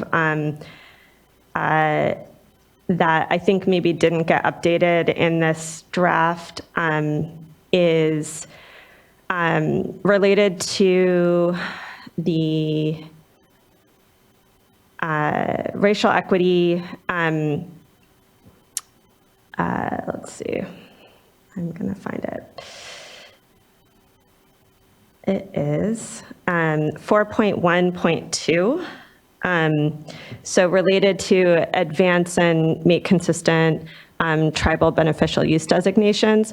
I think there's been a lot of work engaging with tribes and regional boards on just how we might, I think, do what the heading says to advance and make consistent and, continue to improve and accelerate tribal beneficial use designations. I don't know that the text, the next sentence sort of captures the work exactly but I think it's fine for now. I just am using this time to say I think we're still kind of exploring with tribes and regional boards OCC and water quality, Department of Water Quality and Water Rights, like what that means. And there's, I think appropriately is called out here as an area of work that's ongoing. And I appreciate all the work going into that. And our nod to that was to put DWQ in the lead on this because of their interaction with the regional boards, but haven't yet really figured out what that means. Great. So yeah, and then I look forward to, commenting more after the public comments, but those are things I wanted to mention before we go into them to just inform, folks as they make their comments. Your right to make further comment is reserved, board member. Thank you. Board member McGuire. Yes, thank you. And thank you for all the good work and updating this and keeping it updated and refreshed. And the mid-year check-ins are all, for me, really helpful to keep me grounded in terms of priorities. And I completely recognize there's a lot more that happens at both the state and regional board levels. And it's really remarkable. And on that note, and because we have a new executive director, I just thought I'd take the opportunity briefly to just say, sometimes it's worth taking a step back and looking bigger picture. This document's really helpful, and we go through the process of updating it every year and taking some things off and putting some things on. But one thing we notice is that some of the items have been on there for several years. They're really longer term items. Bay Delta, for example, I don't think would ever completely come off that list. There's always going to be activities associated with that issue. Some items are clearly 1 year, 1 year we're going to be able to get it done this year or most likely. And so it kind of come off the list. And it's kind of a mix of those different efforts. And then to your point, Chair Escobar, about the climate change resolution, I actually had that written down as well for a potential discussion. But when you look at that, it has its own list of many items in it, kind of embedded that set board priority and staff priorities. If you look at the ocean plan triennial review, it has a list of projects and priorities. If you look at the storms initiative, it has a list. The racial equity action plan has a list of projects. That's all. Drinking water, it was the other one. Drinking water, we go annually through a process of prioritizing what drinking water is doing. So I just bring this up not to say we need to compile all of those things and all those priorities necessarily into this document, but occasionally it does make sense, I think, to take a look strategically at what are we doing, both in the shorter term for priorities, but also thinking longer term about all these different initiatives, all these different ideas that are happening, and are we kind of on track with that longer term view? And I know in the past, it was probably 15 years ago, I wasn't on the board or at the board then. There was a strategic planning process, and I'm not even saying that that's the right step, but since we do have a new executive director, this is kind of an opportunity to take a clean look, a fresh look at all different things we have going on and all the different priorities. And so I just wanted to highlight that as in this moment here with the board members here, to just say I think there's a lot, and it can at times be overwhelming thinking about all these different initiatives, but all these different programs funnel up ultimately and help inform what becomes the strategic work plan. So the more we can sync up and sort of align these different efforts, I think the better.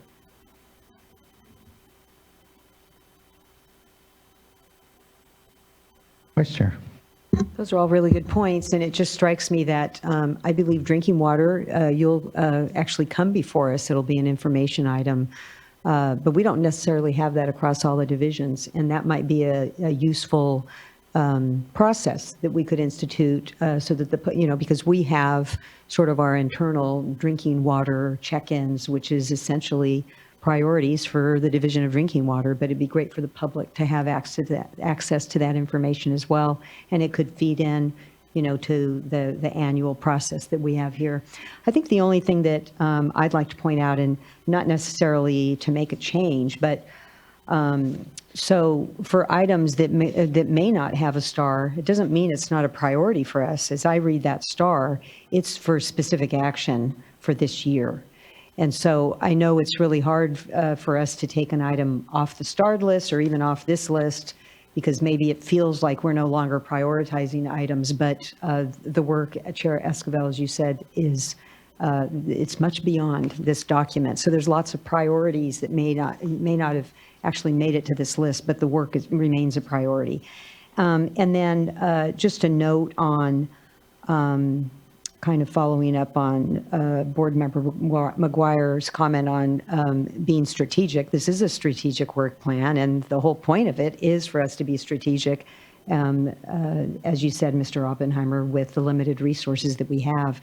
And just looking at 2.1.1 on the fishery protective permanent minimum in-stream flows, with the salmon strategy that's come out and, maybe the addition of some additional streams or actions that may be recommended, as Board Member Firestone, you alluded to, I guess I would just say there's nothing in here that gives me discomfort, but I want to make sure that, because there's a document or a letter or an action from another agency that it may be a priority for us, but we may have a different approach. For example, we've got to get the Bay Delta Plan across the finish line. And there's some really important protections within the Bay Delta Plan that can provide protections for some of these creeks, rivers, Merced. We adopted a Bay Delta Plan.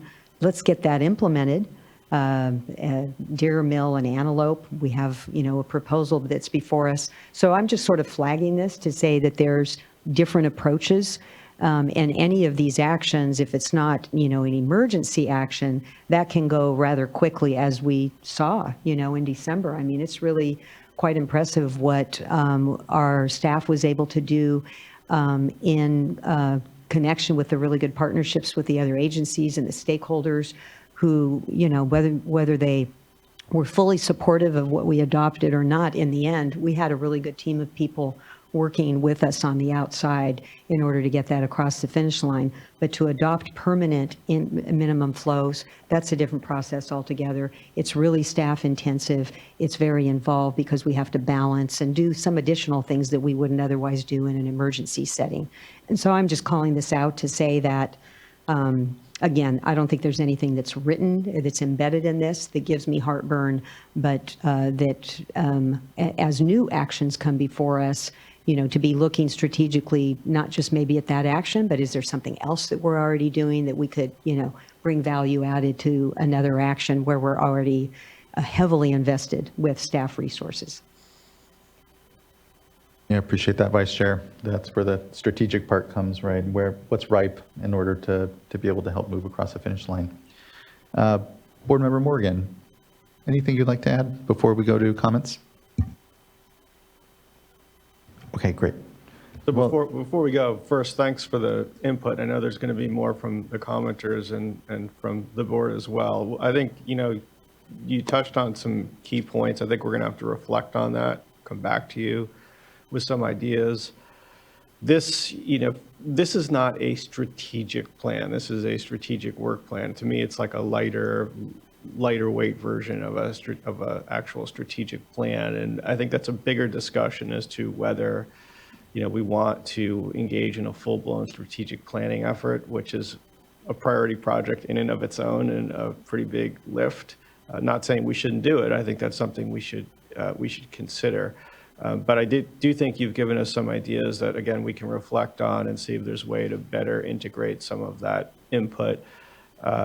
Board Member McGuire, you make a good point about all of the sort of subsidiary documents or priority setting activities that are out there. And ideally, this document, from my perspective, should incorporate those, but at a higher level. It can't get into the detail of all of the individual priority settings that are going on. The idea, I think, from Vice Chair Diadamo about bringing in the divisions and the offices as appropriate to provide sort of a mini version of this, but reflecting their individual divisions and their priorities is something we should discuss, and you know, a good concept. And so, good input, appreciate it. We'll have to sort of digest it and think about how to best be responsive to it.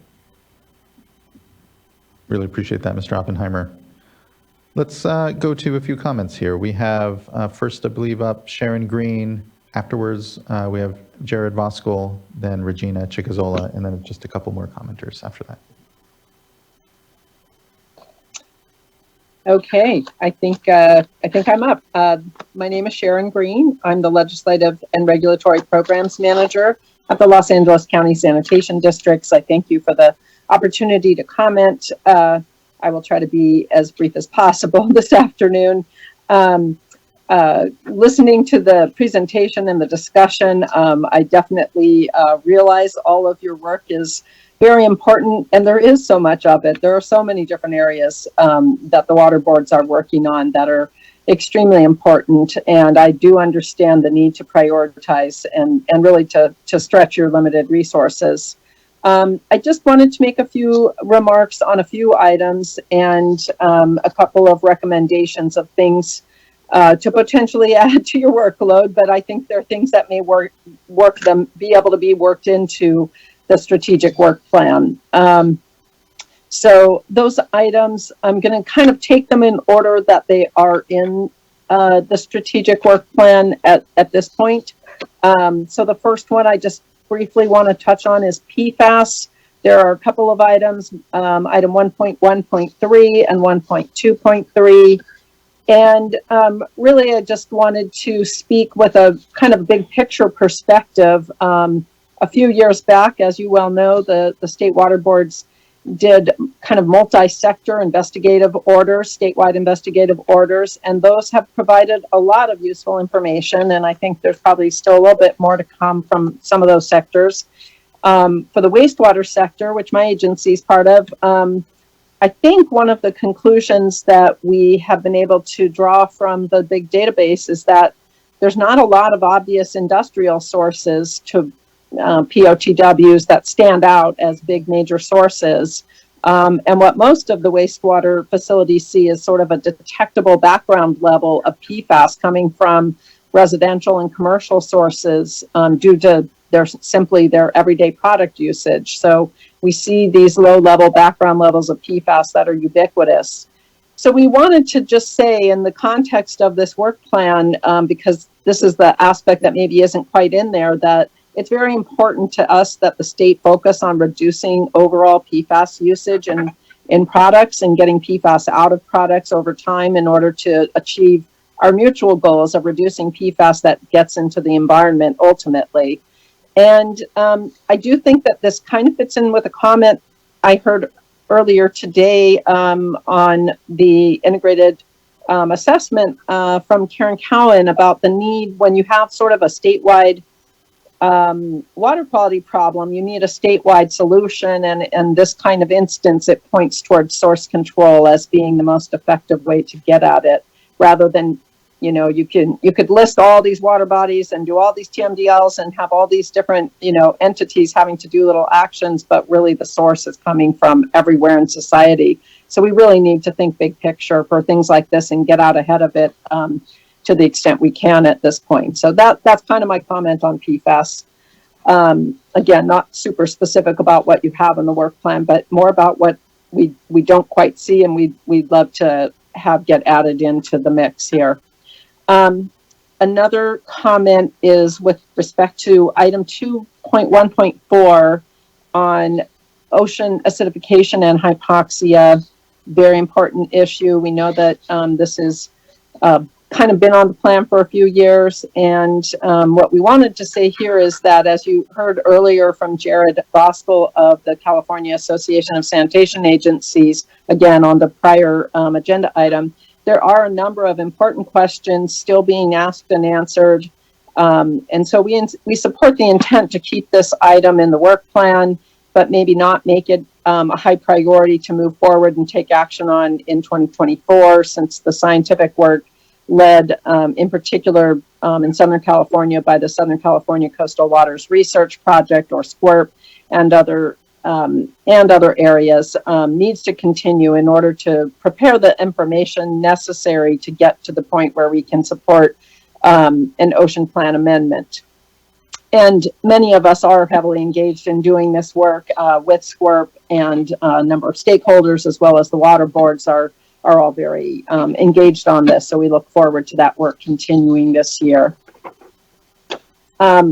The next item I wanted to mention is relates to water recycling. And we, of course, know that the State Water Board and this administration are very supportive of water recycling. And so this kind of relates to the thematic priority number 3 and several of the actions within that priority area on water resilience. And so, you know, we believe that items 3.2.1, 3.2.4, and 3.2.6 are all very important projects that will help a lot of entities working hard to increase water recycling in California move their specific projects forward. One thing that I would like to kind of ask the Water Board to consider adding to this work under the work plan in this thematic area is a consideration of modifying the funding criteria for large-scale water recycling projects, such as the one my agency is involved with called the Pure Water Southern California Project, and there are a number of other significant large-scale water recycling projects that are getting underway, and some further along than others. We understand that right now the funding is really not sufficient during the current budget climate to make the scale of investments that we would all like to see. But we do recommend working on this kind of the policy and funding criteria level to prepare for what we hope will be additional funding in the future. At least we hope so. As one example, I believe under current funding approaches, a single grant awarded by the Water Board must lead to the delivery of recycled water to end users. And it doesn't really make sense when you're talking about projects that may take 10 years and cost billions of dollars. And you might get one grant for, you know, some much smaller amount of money. And we need to maybe modify our guidelines and approach so that we can have multiple phases of funding to go with these large projects. And so again, with the eye towards things aren't going to happen quickly and may take a couple of years. And in the meantime, we will also be working to get more funding. We wanted to bring that onto your radar. And then one last thing, I wanted to urge the Water Board to consider adding a new item or perhaps fitting it into an existing item, such as, I think it's 4.2.2. This has to do with an update to the Supplemental Environmental Projects Policy, or the SEP policy, which kind of fits in with the Water Quality Enforcement Policy, which, as you know, was updated and recently adopted in December. The SEP policy, I think, came up during that hearing as something that some stakeholders would like to see updated, and we would like to echo that. The last time it was updated was in 2017. There's been a lot of experience with implementation since that time.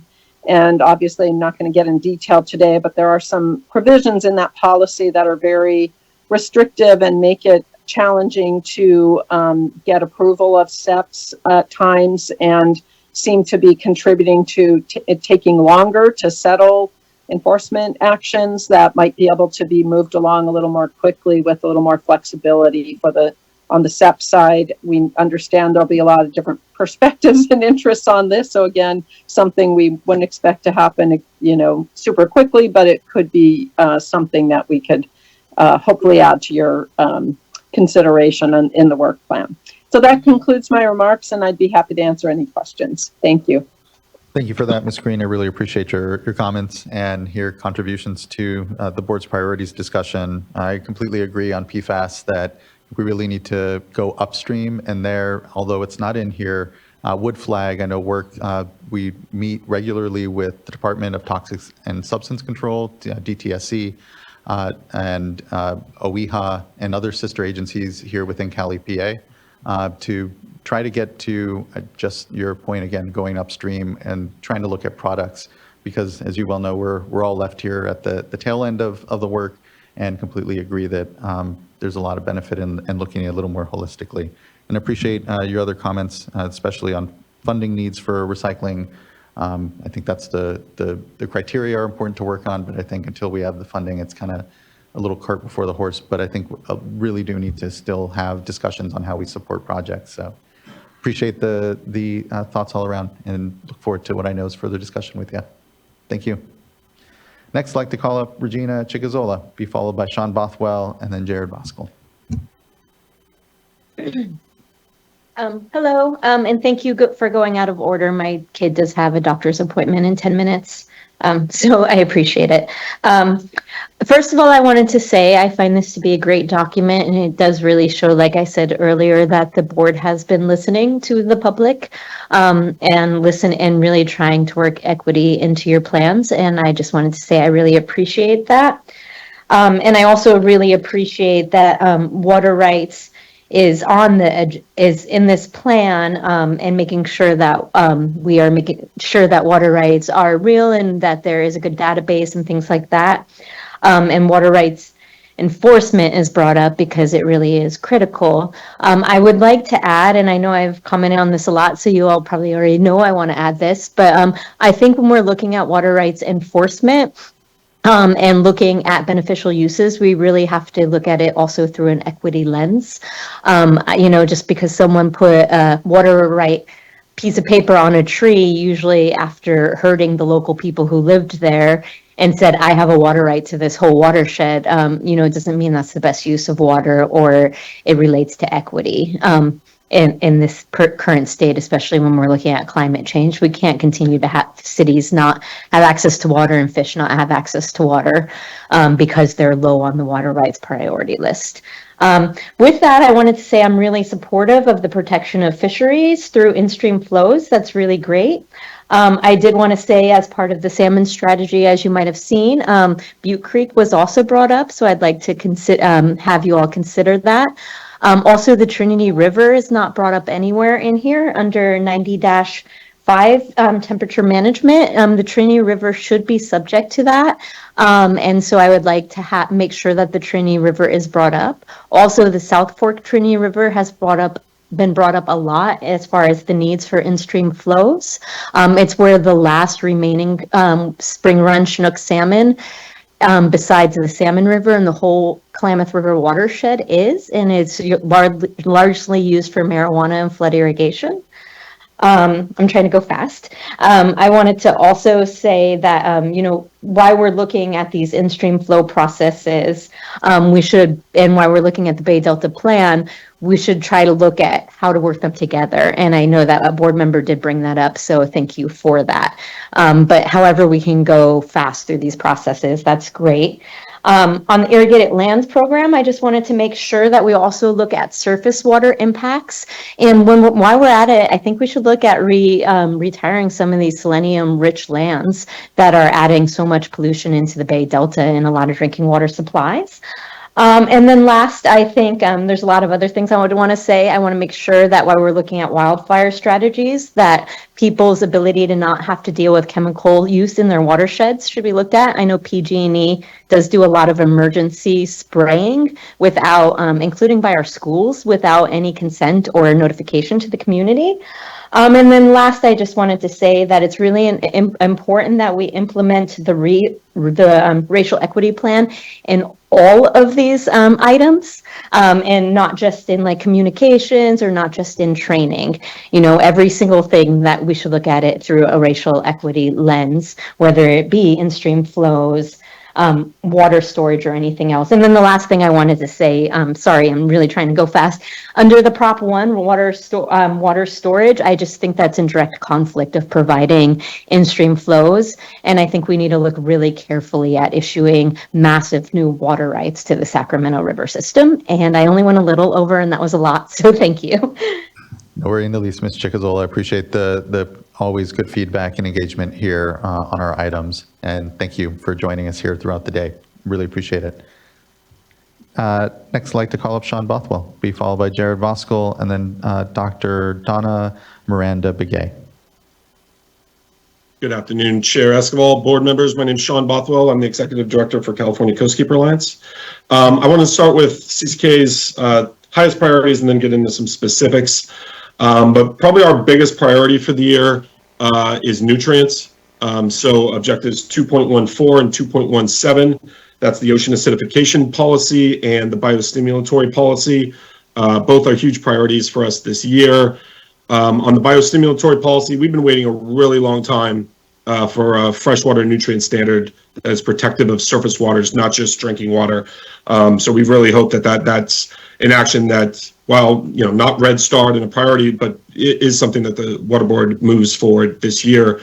Same with the ocean acidification dead zone issue and the policy that needs to be moved forward. I just want to push back on some of the previous comments I heard that the science isn't done and we shouldn't move forward with that.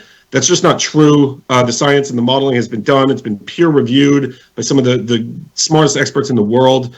Just because the wastewater community wants to put money into sowing doubt into whether the science is there or not doesn't mean the State Water Board should delay. The science that's being paid for by the wastewater industry, again, isn't to say the expert panel that's looking at that isn't looking to see if the science is right or it's wrong. They're looking at how to tweak the model so that wastewater facilities can better manage their systems to achieve whatever standard the State Water Board sets. So delaying the ocean acidification policy for any reason really doesn't make any sense. The science is there. It's alarming. And at the very least, we should be moving forward with a technology-based standard so we can address ocean acidification dead zones off our coast. Another big priority for us, 2.18, the irrigated lands expert panel. Really appreciate your staff's urgency and engagement with stakeholders and community groups so far. One thing just to note, and I appreciate that we don't know what the expert panel is going to say, so we can't necessarily say we're definitely going to reopen the permits, but just putting some acknowledgement there that the State Water Board will reconsider what the expert panel said and reopen the permits would be helpful to the communities that we help represent, because the ag orders right now do not have reopeners in there. So without the State Water Board taking action, we are stuck with what's in there regardless of what this expert panel says. And then last, for top priorities, 2.116, the Sackett decision and WOTUS. Really appreciate that the State Water Board isn't just focused on 404 fill issues, but rather looking at all water quality protection gaps. The water keepers are doing the same, and we would love to be supportive and helpful however we can to help the state fill those gaps. On stormwater, just want to say I'm really appreciative of the industrial stormwater permit being in the plan, reevaluating storm priorities, and also enforcement against non-filers and environmental justice communities. I'll flag the phase 2 stormwater permit. Happy that it's in there. I want to really flag that it's really important to us that schools start to be regulated in that permit. But more importantly, we really want to see that permit incentivizing school greening, us removing the asphalt from schools so that kids have more green space to play, also provide educational experience for students. And similar to the Los Angeles CII commercial permit, possibly create partnerships between other permittees to help fund these type of projects on schools. And then on stormwater, last thing I want to flag there, the Caltrans stormwater permit was adopted in June 2022. And at that time, I brought up the issue of the emerging contaminant of 6-PPD, which is the lethal chemical in tires that's killing salmon. At that hearing, there was a commitment that staff would come back with an informational item on potential solutions for controlling 6-PPD, the current science, possible monitoring. I don't think that rises to the level that needs to be added to this plan, but I do want to flag that as a commitment that was made in the past, that we would love to see that hearing this year.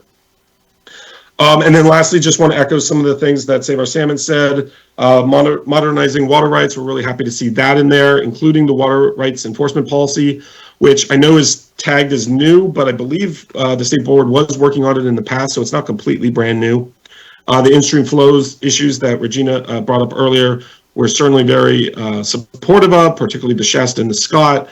But just want to flag the idea of implementation. These are long-term regs, and so it's not just doing the regulations and walking away, but really looking at the implementation of them.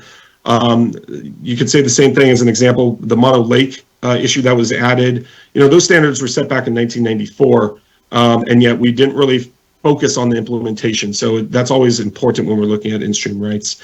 And then lastly, we're happy to see the work on Sigma, particularly on the interconnected surface waters. That's something we're going to be working on and focusing on more. And we're happy that the board didn't overlook the importance of those.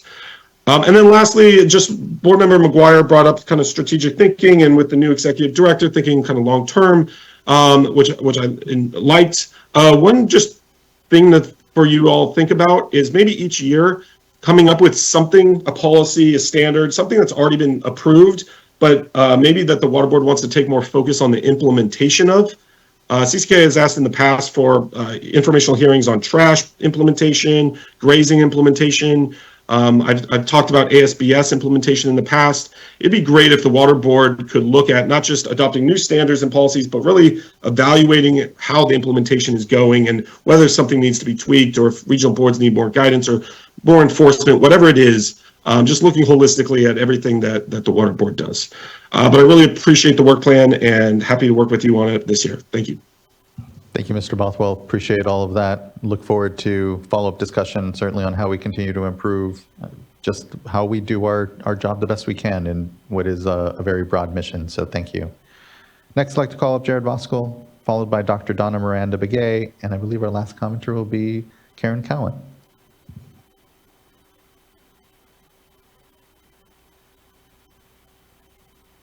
Hi, good board members. Good afternoon. Jared Voskuil on behalf of CASA, the California Association of Sanitation Agencies.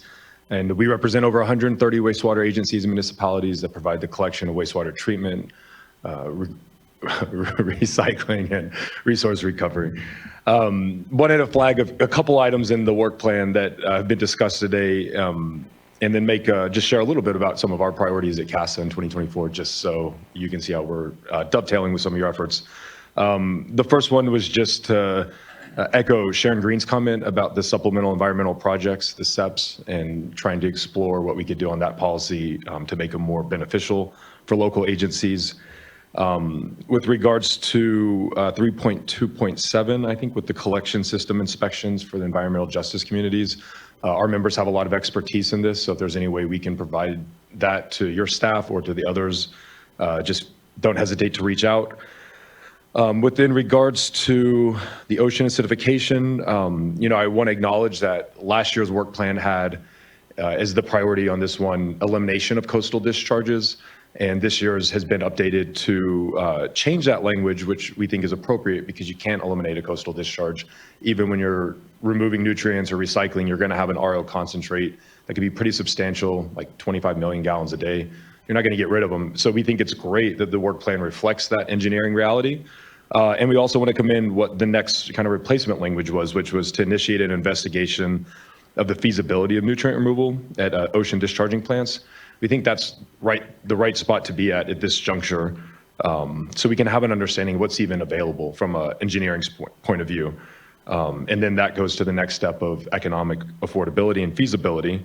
But I have to pause and just remark, hearing the phrase dead zone in like the second or third hearing is not yet, that's conclusory.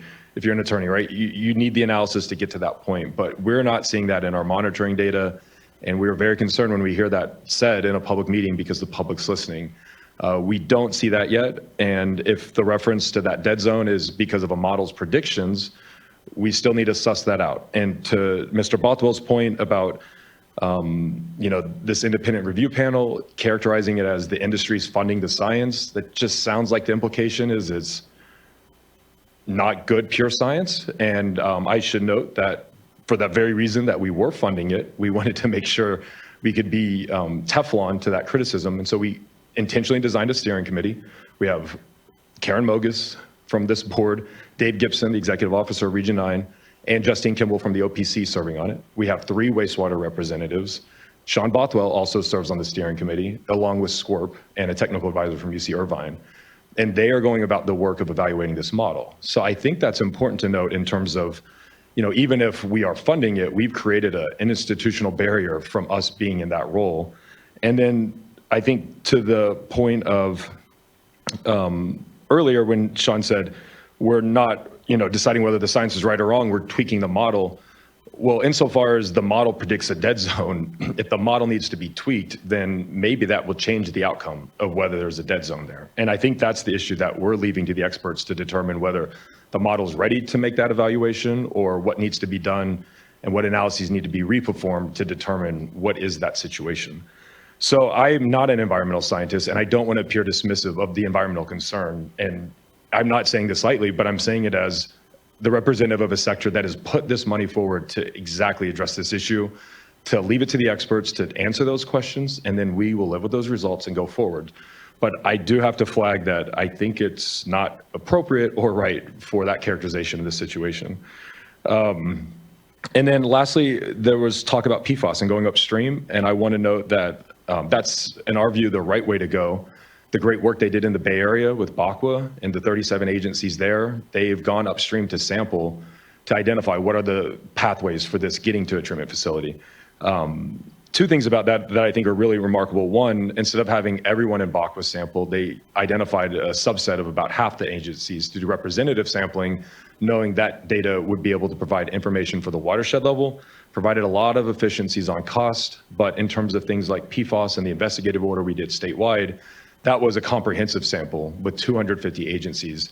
And has been a thought for many years within our sector, we could create a smaller group of representative agencies, 35 or 40, that maybe they could do the sampling, but provide that state that state perspective with that data.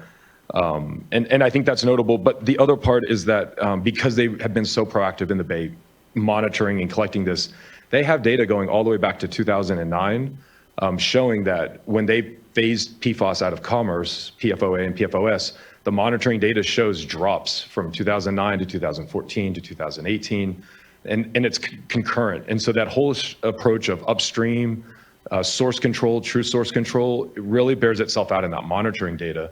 And we think that's advantageous as we're contemplating a variety of CECs. So with that, I'll note in terms of some of our priorities, we're looking at increasing infrastructure financing access for our member agencies, working with Division of Financial Assistance on that, seeing what types of planning we can do to provide more assurance and predictability to agencies, but also enable these really major infrastructure projects that are going to help the board realize its objectives as well as the needs of the local communities. And we are also, working on that, but also working on just broader monitoring. And within the context of the last agenda item with the 303D list, data that's assessed, we are very interested in, some type of statewide consortium that could also provide that perspective. And I know we have the Delta RMP, we have the Bay RMP, we have the BITE monitoring, but there's some watersheds that don't have, they have different levels of monitoring. And so we're thinking as a community, can we create a group that would lend in that tie-in with providing that data, generating that data, then utilizing it appropriately, but for issues that are emerging, perhaps like microplastics in a few years, like we did for PFAS.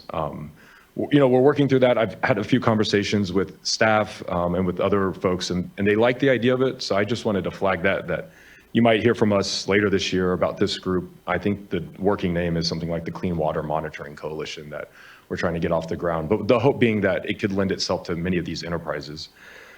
So with that, I'll conclude, and thank you for the time and look forward to the year ahead. Thank you. Appreciate those comments, Mr. Voskuhl, and always the engagement. Next, I'd like to call up Dr. Donna Miranda Begay. Good afternoon. Good to see you. Right. Tubaduck, good morning, or good afternoon, actually. Let's see. What do I have? It's good to see everybody. I don't know if you're familiar with me, but I used to work for the Water Board. Good to see you again, Donna. Yeah. All right. Yeah. Good afternoon, honored board members and executives. I'm going to read off my comments here so I stay on track and hopefully on time. My name is Donna Miranda Begay. I'm Tabatalabo Tribal Cultural Practitioner and Researcher. I'm also CEO for California Tribal GIS, working with California Native American tribes with improved GIS mapping and drone knowledge build to help with cultural landscape protection and improve natural resource management of tribal lands. I retired from the Water Board in 2022, and for a couple of years while working for the Water Board, I was on the State Water Resource Control Board's racial equity team. I know in the past the racial equity team had a chance to provide input to the Water Board's strategic work plan updates, and I'm very happy to see in the work plan using the term California Native American tribes, which includes both federally and non-federally recognized tribes.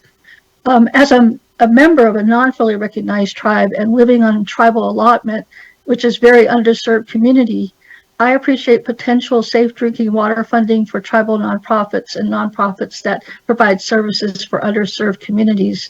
I offer 3 recommendations that relate to this work plan. Recommendation number 1 has to do with section 4.11. And I think that strengthening the ability to engage with the public and the California Native American tribes to improve our decision-making process, very important. I'm not sure if you guys are aware, but I can say that with both the federal and California state pathways 30 by 30 initiatives, which is returning 30% of public conservation lands to tribes, there are many California Native American tribes, both federally and non-federally recognized, that are gaining back traditional lands through conservational partnerships. Future water rights, improved watershed and headwaters management, cultural wildfire burning, coastal area management, and safe drinking water will be needed and or led by California Native American tribes. Our Tabatalavil tribe recently gained back 1,200 acres in Weldon, California. This reclaimed land is part of the headwaters that go into South Fork of Kern River. Water rights may be included in this land exchange. As a result of this, I would recommend that improved resources be provided to the Water Board's tribal affairs for their current and future land exchange focus for the tribes. Recommendation 2, as a former CIO for California Conservation Corps and Jackson Rancheria Miwok Tribe, I would recommend that the Water Board strategic work plan have also a departmental information technology strategic plan that aligns with this work plan. This could be maybe added under section 4, if I may be so bold to offer that. Recommendation number 3, I do appreciate section 4.1.2, which talks about tribal beneficial uses. One of the things from an outside perspective is I don't really know where the Water Board stands when it comes to how many tribes have offered their input to beneficial uses. And so one of the things I would recommend is to host another California Tribal Water Rights and Beneficial Uses workshop. The last workshop was held, I believe, in 2018. Provide California Native American tribes with a listing and our map that displays what tribes have submitted as far as for their beneficial uses, similar to what Region 1 has in their regional plan. I want to thank the State Water Board and executives, Tribal Affairs Office, Tribal Liaison Andriana Rachera, and other staff in their continued support for the inclusion of California Native American tribes in their work, and also for helping out on an annual basis with the California Native American Days, which is held annually on the 4th day of September each year, and supporting the past California Tribal Water Summit events. I'm enjoying my retirement and appreciate the opportunity to work for the Water Board Division of Technology for 9 years, and congratulations, Eric, on your appointment to Executive Director. Thank you. Thank you so much, Donna. It's great to see you. Thanks for your continued contributions to the board here and the work, and appreciate your recommendation on DIT being better incorporated or in there. I think it's something I know I've had conversation with the executive director and other board members around. I think it's very obvious. Our systems and our data, as you well know, are just front of line when it comes to our ability to assess, be better decision makers, and do our work. So thanks for being just a huge advocate and being part of the work here. Thank you, Donna. Thank you, guys. Take care. Thank you.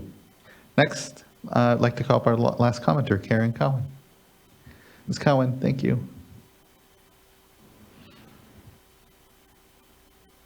Everybody, again, I'm Karen Cowan with CASQA. Was not planning on commenting. Sharon Green invoked my name, so it's Sharon's fault that I came back up. But I was, and Sean McGuire, you said something earlier, thinking higher, right? So this is why I'm here. Literally, I was multitasking, finalizing our strategic plan update while I'm sitting there, so it'll be coming out via email to all of you very, very soon. It's hard. It's really hard to do, but man, is it worthwhile if you implement it and live it. So it took us 2 years to really get our arms around who we are as an organization. And we're not you all, right? You've got a bigger, we're just one piece of even what you do, right? So I know it's a big lift, but it really helps to say, what are we trying to do and how do we achieve it, right? And then thinking through the lens of, we say, this is who we want to be as an organization. What's the time scale we're going to give ourselves, right? Because this is kind of what you're talking about. It's like, what are we going to do this year versus like, where are we going? We have those same discussions for ourselves too, right? Here's our big strategic plan. How many years is it going to take us to do it? I don't have the answer for you yet. But then every year, how do we prioritize what we're going to do in alignment with it? So I think maybe that's my suggestion, is like, if there's a way to just take a step back and say, we are the California State Water Board. What are we trying to accomplish? And then how do we set about doing it? And then you look at your organizational structure and say, are we set up to do this? Do we need to reorganize a bit? I'm saying massive things to a state agency that I know these are hard. They're really hard to do. But having the conversations is worthwhile. So perhaps when we all say true source control is really important, you can go, that's what we're doing as an agency. So there's my food for thought. No, really appreciate that. Certainly since I've become chair, it's the sort of things that definitely are front of mind. And this document was our attempt to try to do just that, right? Take that step back without doing what would, as the executive director said, be a very thorough or resource-intensive activity if we looked at the strategic plan. But I agree, it was last updated in 2012, I believe. We have to think about how best we continue to communicate our work. And I think whether it's the yearly strategic work plan, whether it's the executive director's report, whether importantly, it's the website. Our website is actually our hub where you should be able, to your point, say quickly, where can I go? And so I think we have a number of different projects and places that we are trying to be very mindful of and think of how best we synthesize the work across it, and open to continuing to think how we do it better. So I appreciate that. I have one more thing I meant to say. In alignment with what you're actually doing this year with stormwater capture, we're also releasing this week our socioeconomic value of stormwater report. It's done, and it's great. So you'll get 2 things from me this week. Looking forward to those. Really appreciate it. All right, thank you. Thank you. Thank you. Colleagues, anything further to reflect on, request? What I heard were, some good suggestions here on maybe on the margins. If, what maybe Mr. Knockbauer can do is, to the extent, come back to us. I know what this is still here as a draft. And so I think, to the extent we can reflect some of the comments board members have made and circle back with us, even, outside of this, just to have a touch base and then finalize this document, put it out publicly, I think would be good. But really appreciate everyone's engagement and discussion around this. Anything from colleagues, again, that wasn't captured or want to further reflect after hearing? Oh, yes, Board Member Firestone. Sorry, I'll try and be quick. Of course. First of all, I think this is the first year that I look at this and feel really overwhelmed. And I look at the huge things coming to a head this year, just even in the spring, between these public processes on Bay Delta, whether it's sites and conveyance, Sigma, and conservation. Just those things coming to a head before this board is really real. And that's a small fraction of the workload that we have here. And these are all huge things. So I just want to acknowledge that again. And I do think this is a very helpful process. And I love that I'm not the one trying to push for a strategic plan this time. But I do want to also just, one thing that came up that I just will emphasize is, and because I brought this up when we did the water quality enforcement policy, is that I also am interested in looking at whether it's time to look at tweaking the SEP policy. And I don't know that that's necessary, but I remain concerned given more from the standpoint of, I think, efforts to try to address some of the EJ community and tribal-led SEP projects that regions have been trying to do that haven't really been able to work well under that policy. And if we can't find another pathway for it, then I think it may be time to revisit that policy. So just wanted to emphasize that. And then maybe just because this will go towards board member reports, but I do just want to note, we are coming on halfway point with the SAFER program. I know that remains one of our very top priorities and is a chance for us to reflect on what success looks like and how we're going to get there. And, we have hundreds of communities in the queue already for solutions that are, once again, coming to a head for funding and finally getting safe drinking water. There's a lot of focus on that, and I know that's something I'm spending a lot of my time and focus on, and appreciate the huge work that's there.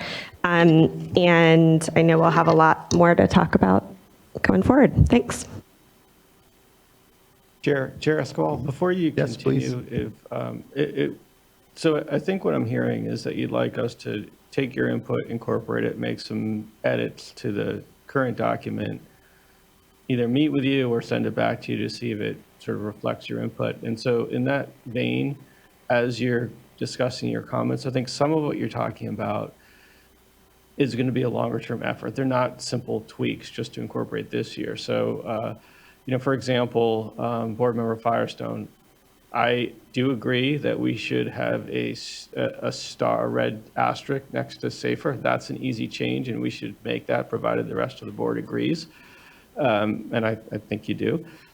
The SEP issue, I'm not sure if that'd be something for this year, but as you go through, it'd just be really helpful to us, the team that's going to be making the changes, if you could sort of delineate which things you're looking at for like immediate changes you'd like to see, and which things are, you'd like to think about for the next version of this. Yeah, and I'll just say, to be really clear, the only thing that I felt like I wanted a star at SAFER, and I think if we could look at the underneath the heading for TBUs, just that sentence about what we're going to do. I don't really care if that gets changed immediately, but if we're going to post something public, I think we could tweak it to be a little bit more accurate than of sort of the work going on. That's a very small tweak, and I think, one we discussed, and that's it. We can take care of that. Yeah, thanks. Yeah, and I support both of those. And on, the sentence tweak, I know, board member, you and I were paired, and this was something that we, very firmly said we wanted something there. I agree it should be a little different still, because we're in a lot of conversation. And I think it's a matter there of not prejudging all what is a lot kind of out there, and just enough so that we can make sure everyone knows it is a huge priority. So really appreciate and support both of those, board members.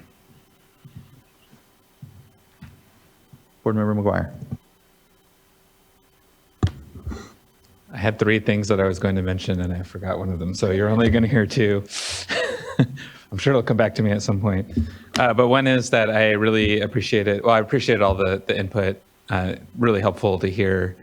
But in particular, Mr. Bothwell's comment about implementation. We have a lot of regulations and policies and permits on the books, and some of them are very good, like the trash amendments. I think that was the example that was brought up. And it's hard to say, we should add implementation as another item on here. But continuously looking at how well are we doing in terms of moving the good policies that we have forward, making sure that we're following up and achieving the goals that have already been set, I think is an important part of what we should be doing. And sometimes it's easy to lose track of that with all these other emerging issues before us and the work looking ahead just seeming overwhelming. We should also take a step back and focus on those other things as well. That's And if I can add, board member, what does come to mind, and I know we've had this conversation at the dais before, and glad to, we'll have further exploration of how we do this because I want to make sure we continue to get it right, is we have our performance report, which there is tracking, yes, sometimes more like how many permits, but could also, especially as I think of like wetlands protection or what's happening, translate that information to the sorts of outcomes that, we can better articulate. That again, I think we tried with the strategic work plan to, what are those themes, and then how does that then break down into the specifics? To do that as like a 100% review, like 360 of everything we do, it's kind of like, what's that right touch? And I think for me, it's what are those existing activities that we have that we can continue to shape and mold toward what we're collectively looking better for. And I think the performance report, just to flag, can maybe help to start to create some of that connected tissue, just because it's such a huge endeavor to begin with. Yeah, I completely agree. I appreciate you brought that up. And I'll just add that when I look at this, I think, well, yes, overwhelming is a good term, but also how do we balance all these resources, right? Where are we making commitments? Is it in a new policy direction, or is it in an existing one? And how to figure out that balancing. And I think that's part of the point of this exercise, which is really useful. So I think it's all of that information feeding into this somehow. And I remember the third thing as you were speaking, so now you get that benefit. So the second item I wanted to mention is I just really appreciate the nod on the constituents of emerging concern, and really starting to think more holistically about kind of the one water world that we're in now that we have direct potable reuse regulations. We're looking at aquatic ecosystems and CECs and how those affect them, but also on the drinking water side as well. PFAS has come up a number of times today, and how that funnels into our thinking in terms of how do we deal with these really nefarious challenges that we have in our environment. So I look forward to making progress on that in the coming year or however long that takes. And then the third item I want to mention is just on water quality petitions. And I appreciate, and I just want to plus up that that's in there and fully support the petition that's mentioned in moving that forward. That's all I had. So I don't mean to just jump in, but I think that it's hardest for me to agree with Sean on something because it would encourage him to keep making comments. But I think it's really is, and that was Sean Bothwell, not Sean McGuire. I really think that's something that we need to go back and take a look at the policies and statewide permits that we've adopted over the last few years and start scheduling an implementation briefing for the board on a regular basis.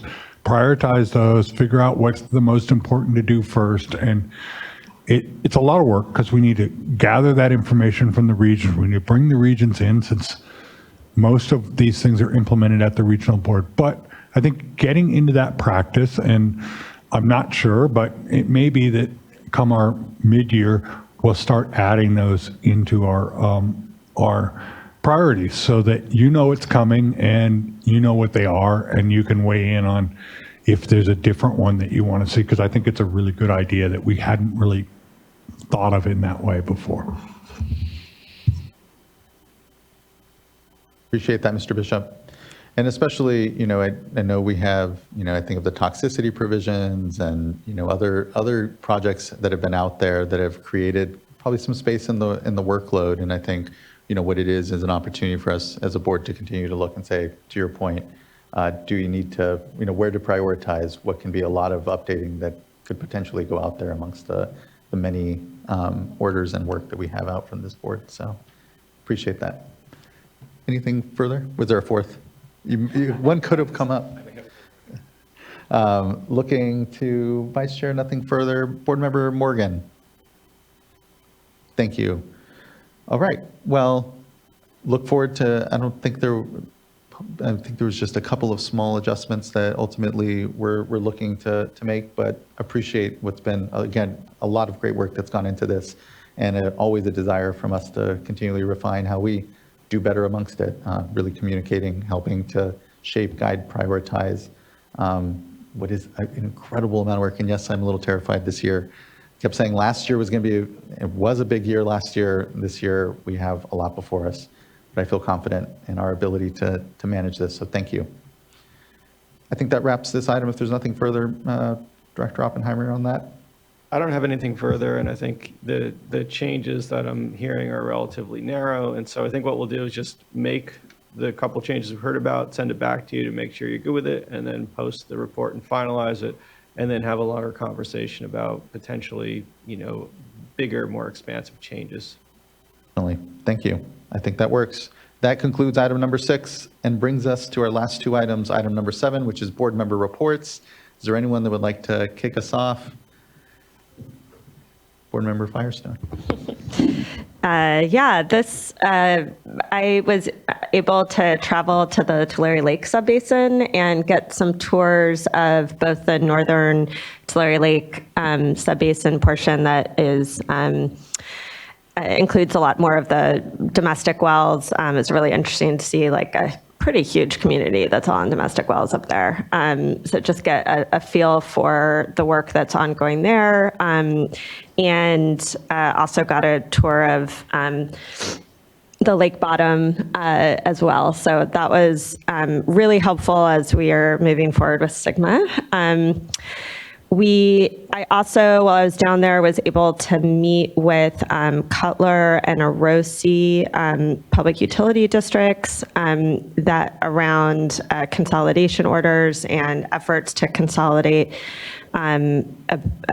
potentially up to 7 communities regionally up in northern Tulare County that have really been at the epicenter of just chronic noncompliance. Many of the people in those communities are ones that were the face of and leaders in even passage of the Human Right to Water Act and have since passed and continue to struggle. And so I think it's a, for me, major focus to figure out how we do right and get, we're doing a huge amount of investment in that area. And I think we want to see it come out where we are really transitioning these communities into a new reality. So there was a lot of progress, a lot of interest in looking at regionalization, looking at if there's a way to tap into make some progress on accessing surface water rather than the increasingly contaminated groundwater and overdrafted groundwater in that area. So it really brought me a lot of optimism, which is great in that area. So that was a big focus for me. I think those are the main things I wanted to touch on. Thanks. Really appreciate that, board member, and I'll actually transition because I have to apologize. I was supposed to tour with you. I wasn't able to because I was called to the governor's salmon strategy release. Looking forward to still yet getting into the basin, have been there before, but in the context of our STGMA discussion and decision here. So just thank you for going down there, and I know we'll connect on what is going to be a lot of work with STGMA this coming, and a lot of intersectional issues, to your point, when it comes to provision of access to drinking water and lowering groundwater, and what regionally, which is really what needs to happen for so many of our communities, gets planned so that folks don't get left behind amongst it. So thanks for being always just a good, incredible presence out there in the community for us and all of this. So thank you. So one, yes, on this past Monday, so the 29th, yes, 29th, I was with the governor up. We were in the Eureka area, rather, on the coast. It is the furthest I had been north on the coast. I'm ashamed to admit the furthest north on the coast I'd been is like Fort Bragg. So it was incredible to go up there to really connect with the community, and importantly, the Yurok tribe, where the leadership was there to really talk about the restoration projects that were going on. It was good to be able to touch on the flow aspects of the board's work amongst all the restoration that is going on. So was glad to be able to make it up there and represent the board's work. And then just the other thing I would flag is prior to that, on the 22nd, I was in Fresno. Congressman Costa brought together Commissioner Tootin from the Bureau of Reclamation, and myself, some other folks from the state agencies, and a lot of the local leadership there, just to talk about the water year, the work that's been going on, went on last year, its continuation of it this year when it comes to groundwater recharge temporary permits. So I was glad to be able to connect there. That's all I have. Board Member McGuire. I have nothing to report this time. Thank you. Same here, nothing to report. Thank you. Looking to Board Member Morgan. I also have nothing to report.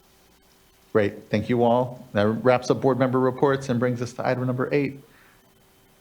I don't have anything to flag, but do want to acknowledge that last meeting, Board Member Firestone asked about including an update on arrearages. It's not in this report, but we haven't forgotten about it. Appreciate that touch back and look forward to some good numbers there, truly. Okay, well, that wraps up our itemed agenda. We will not have closed session today, so that wraps up this board meeting. And just want to thank everyone for their participation, the great discussion we had today.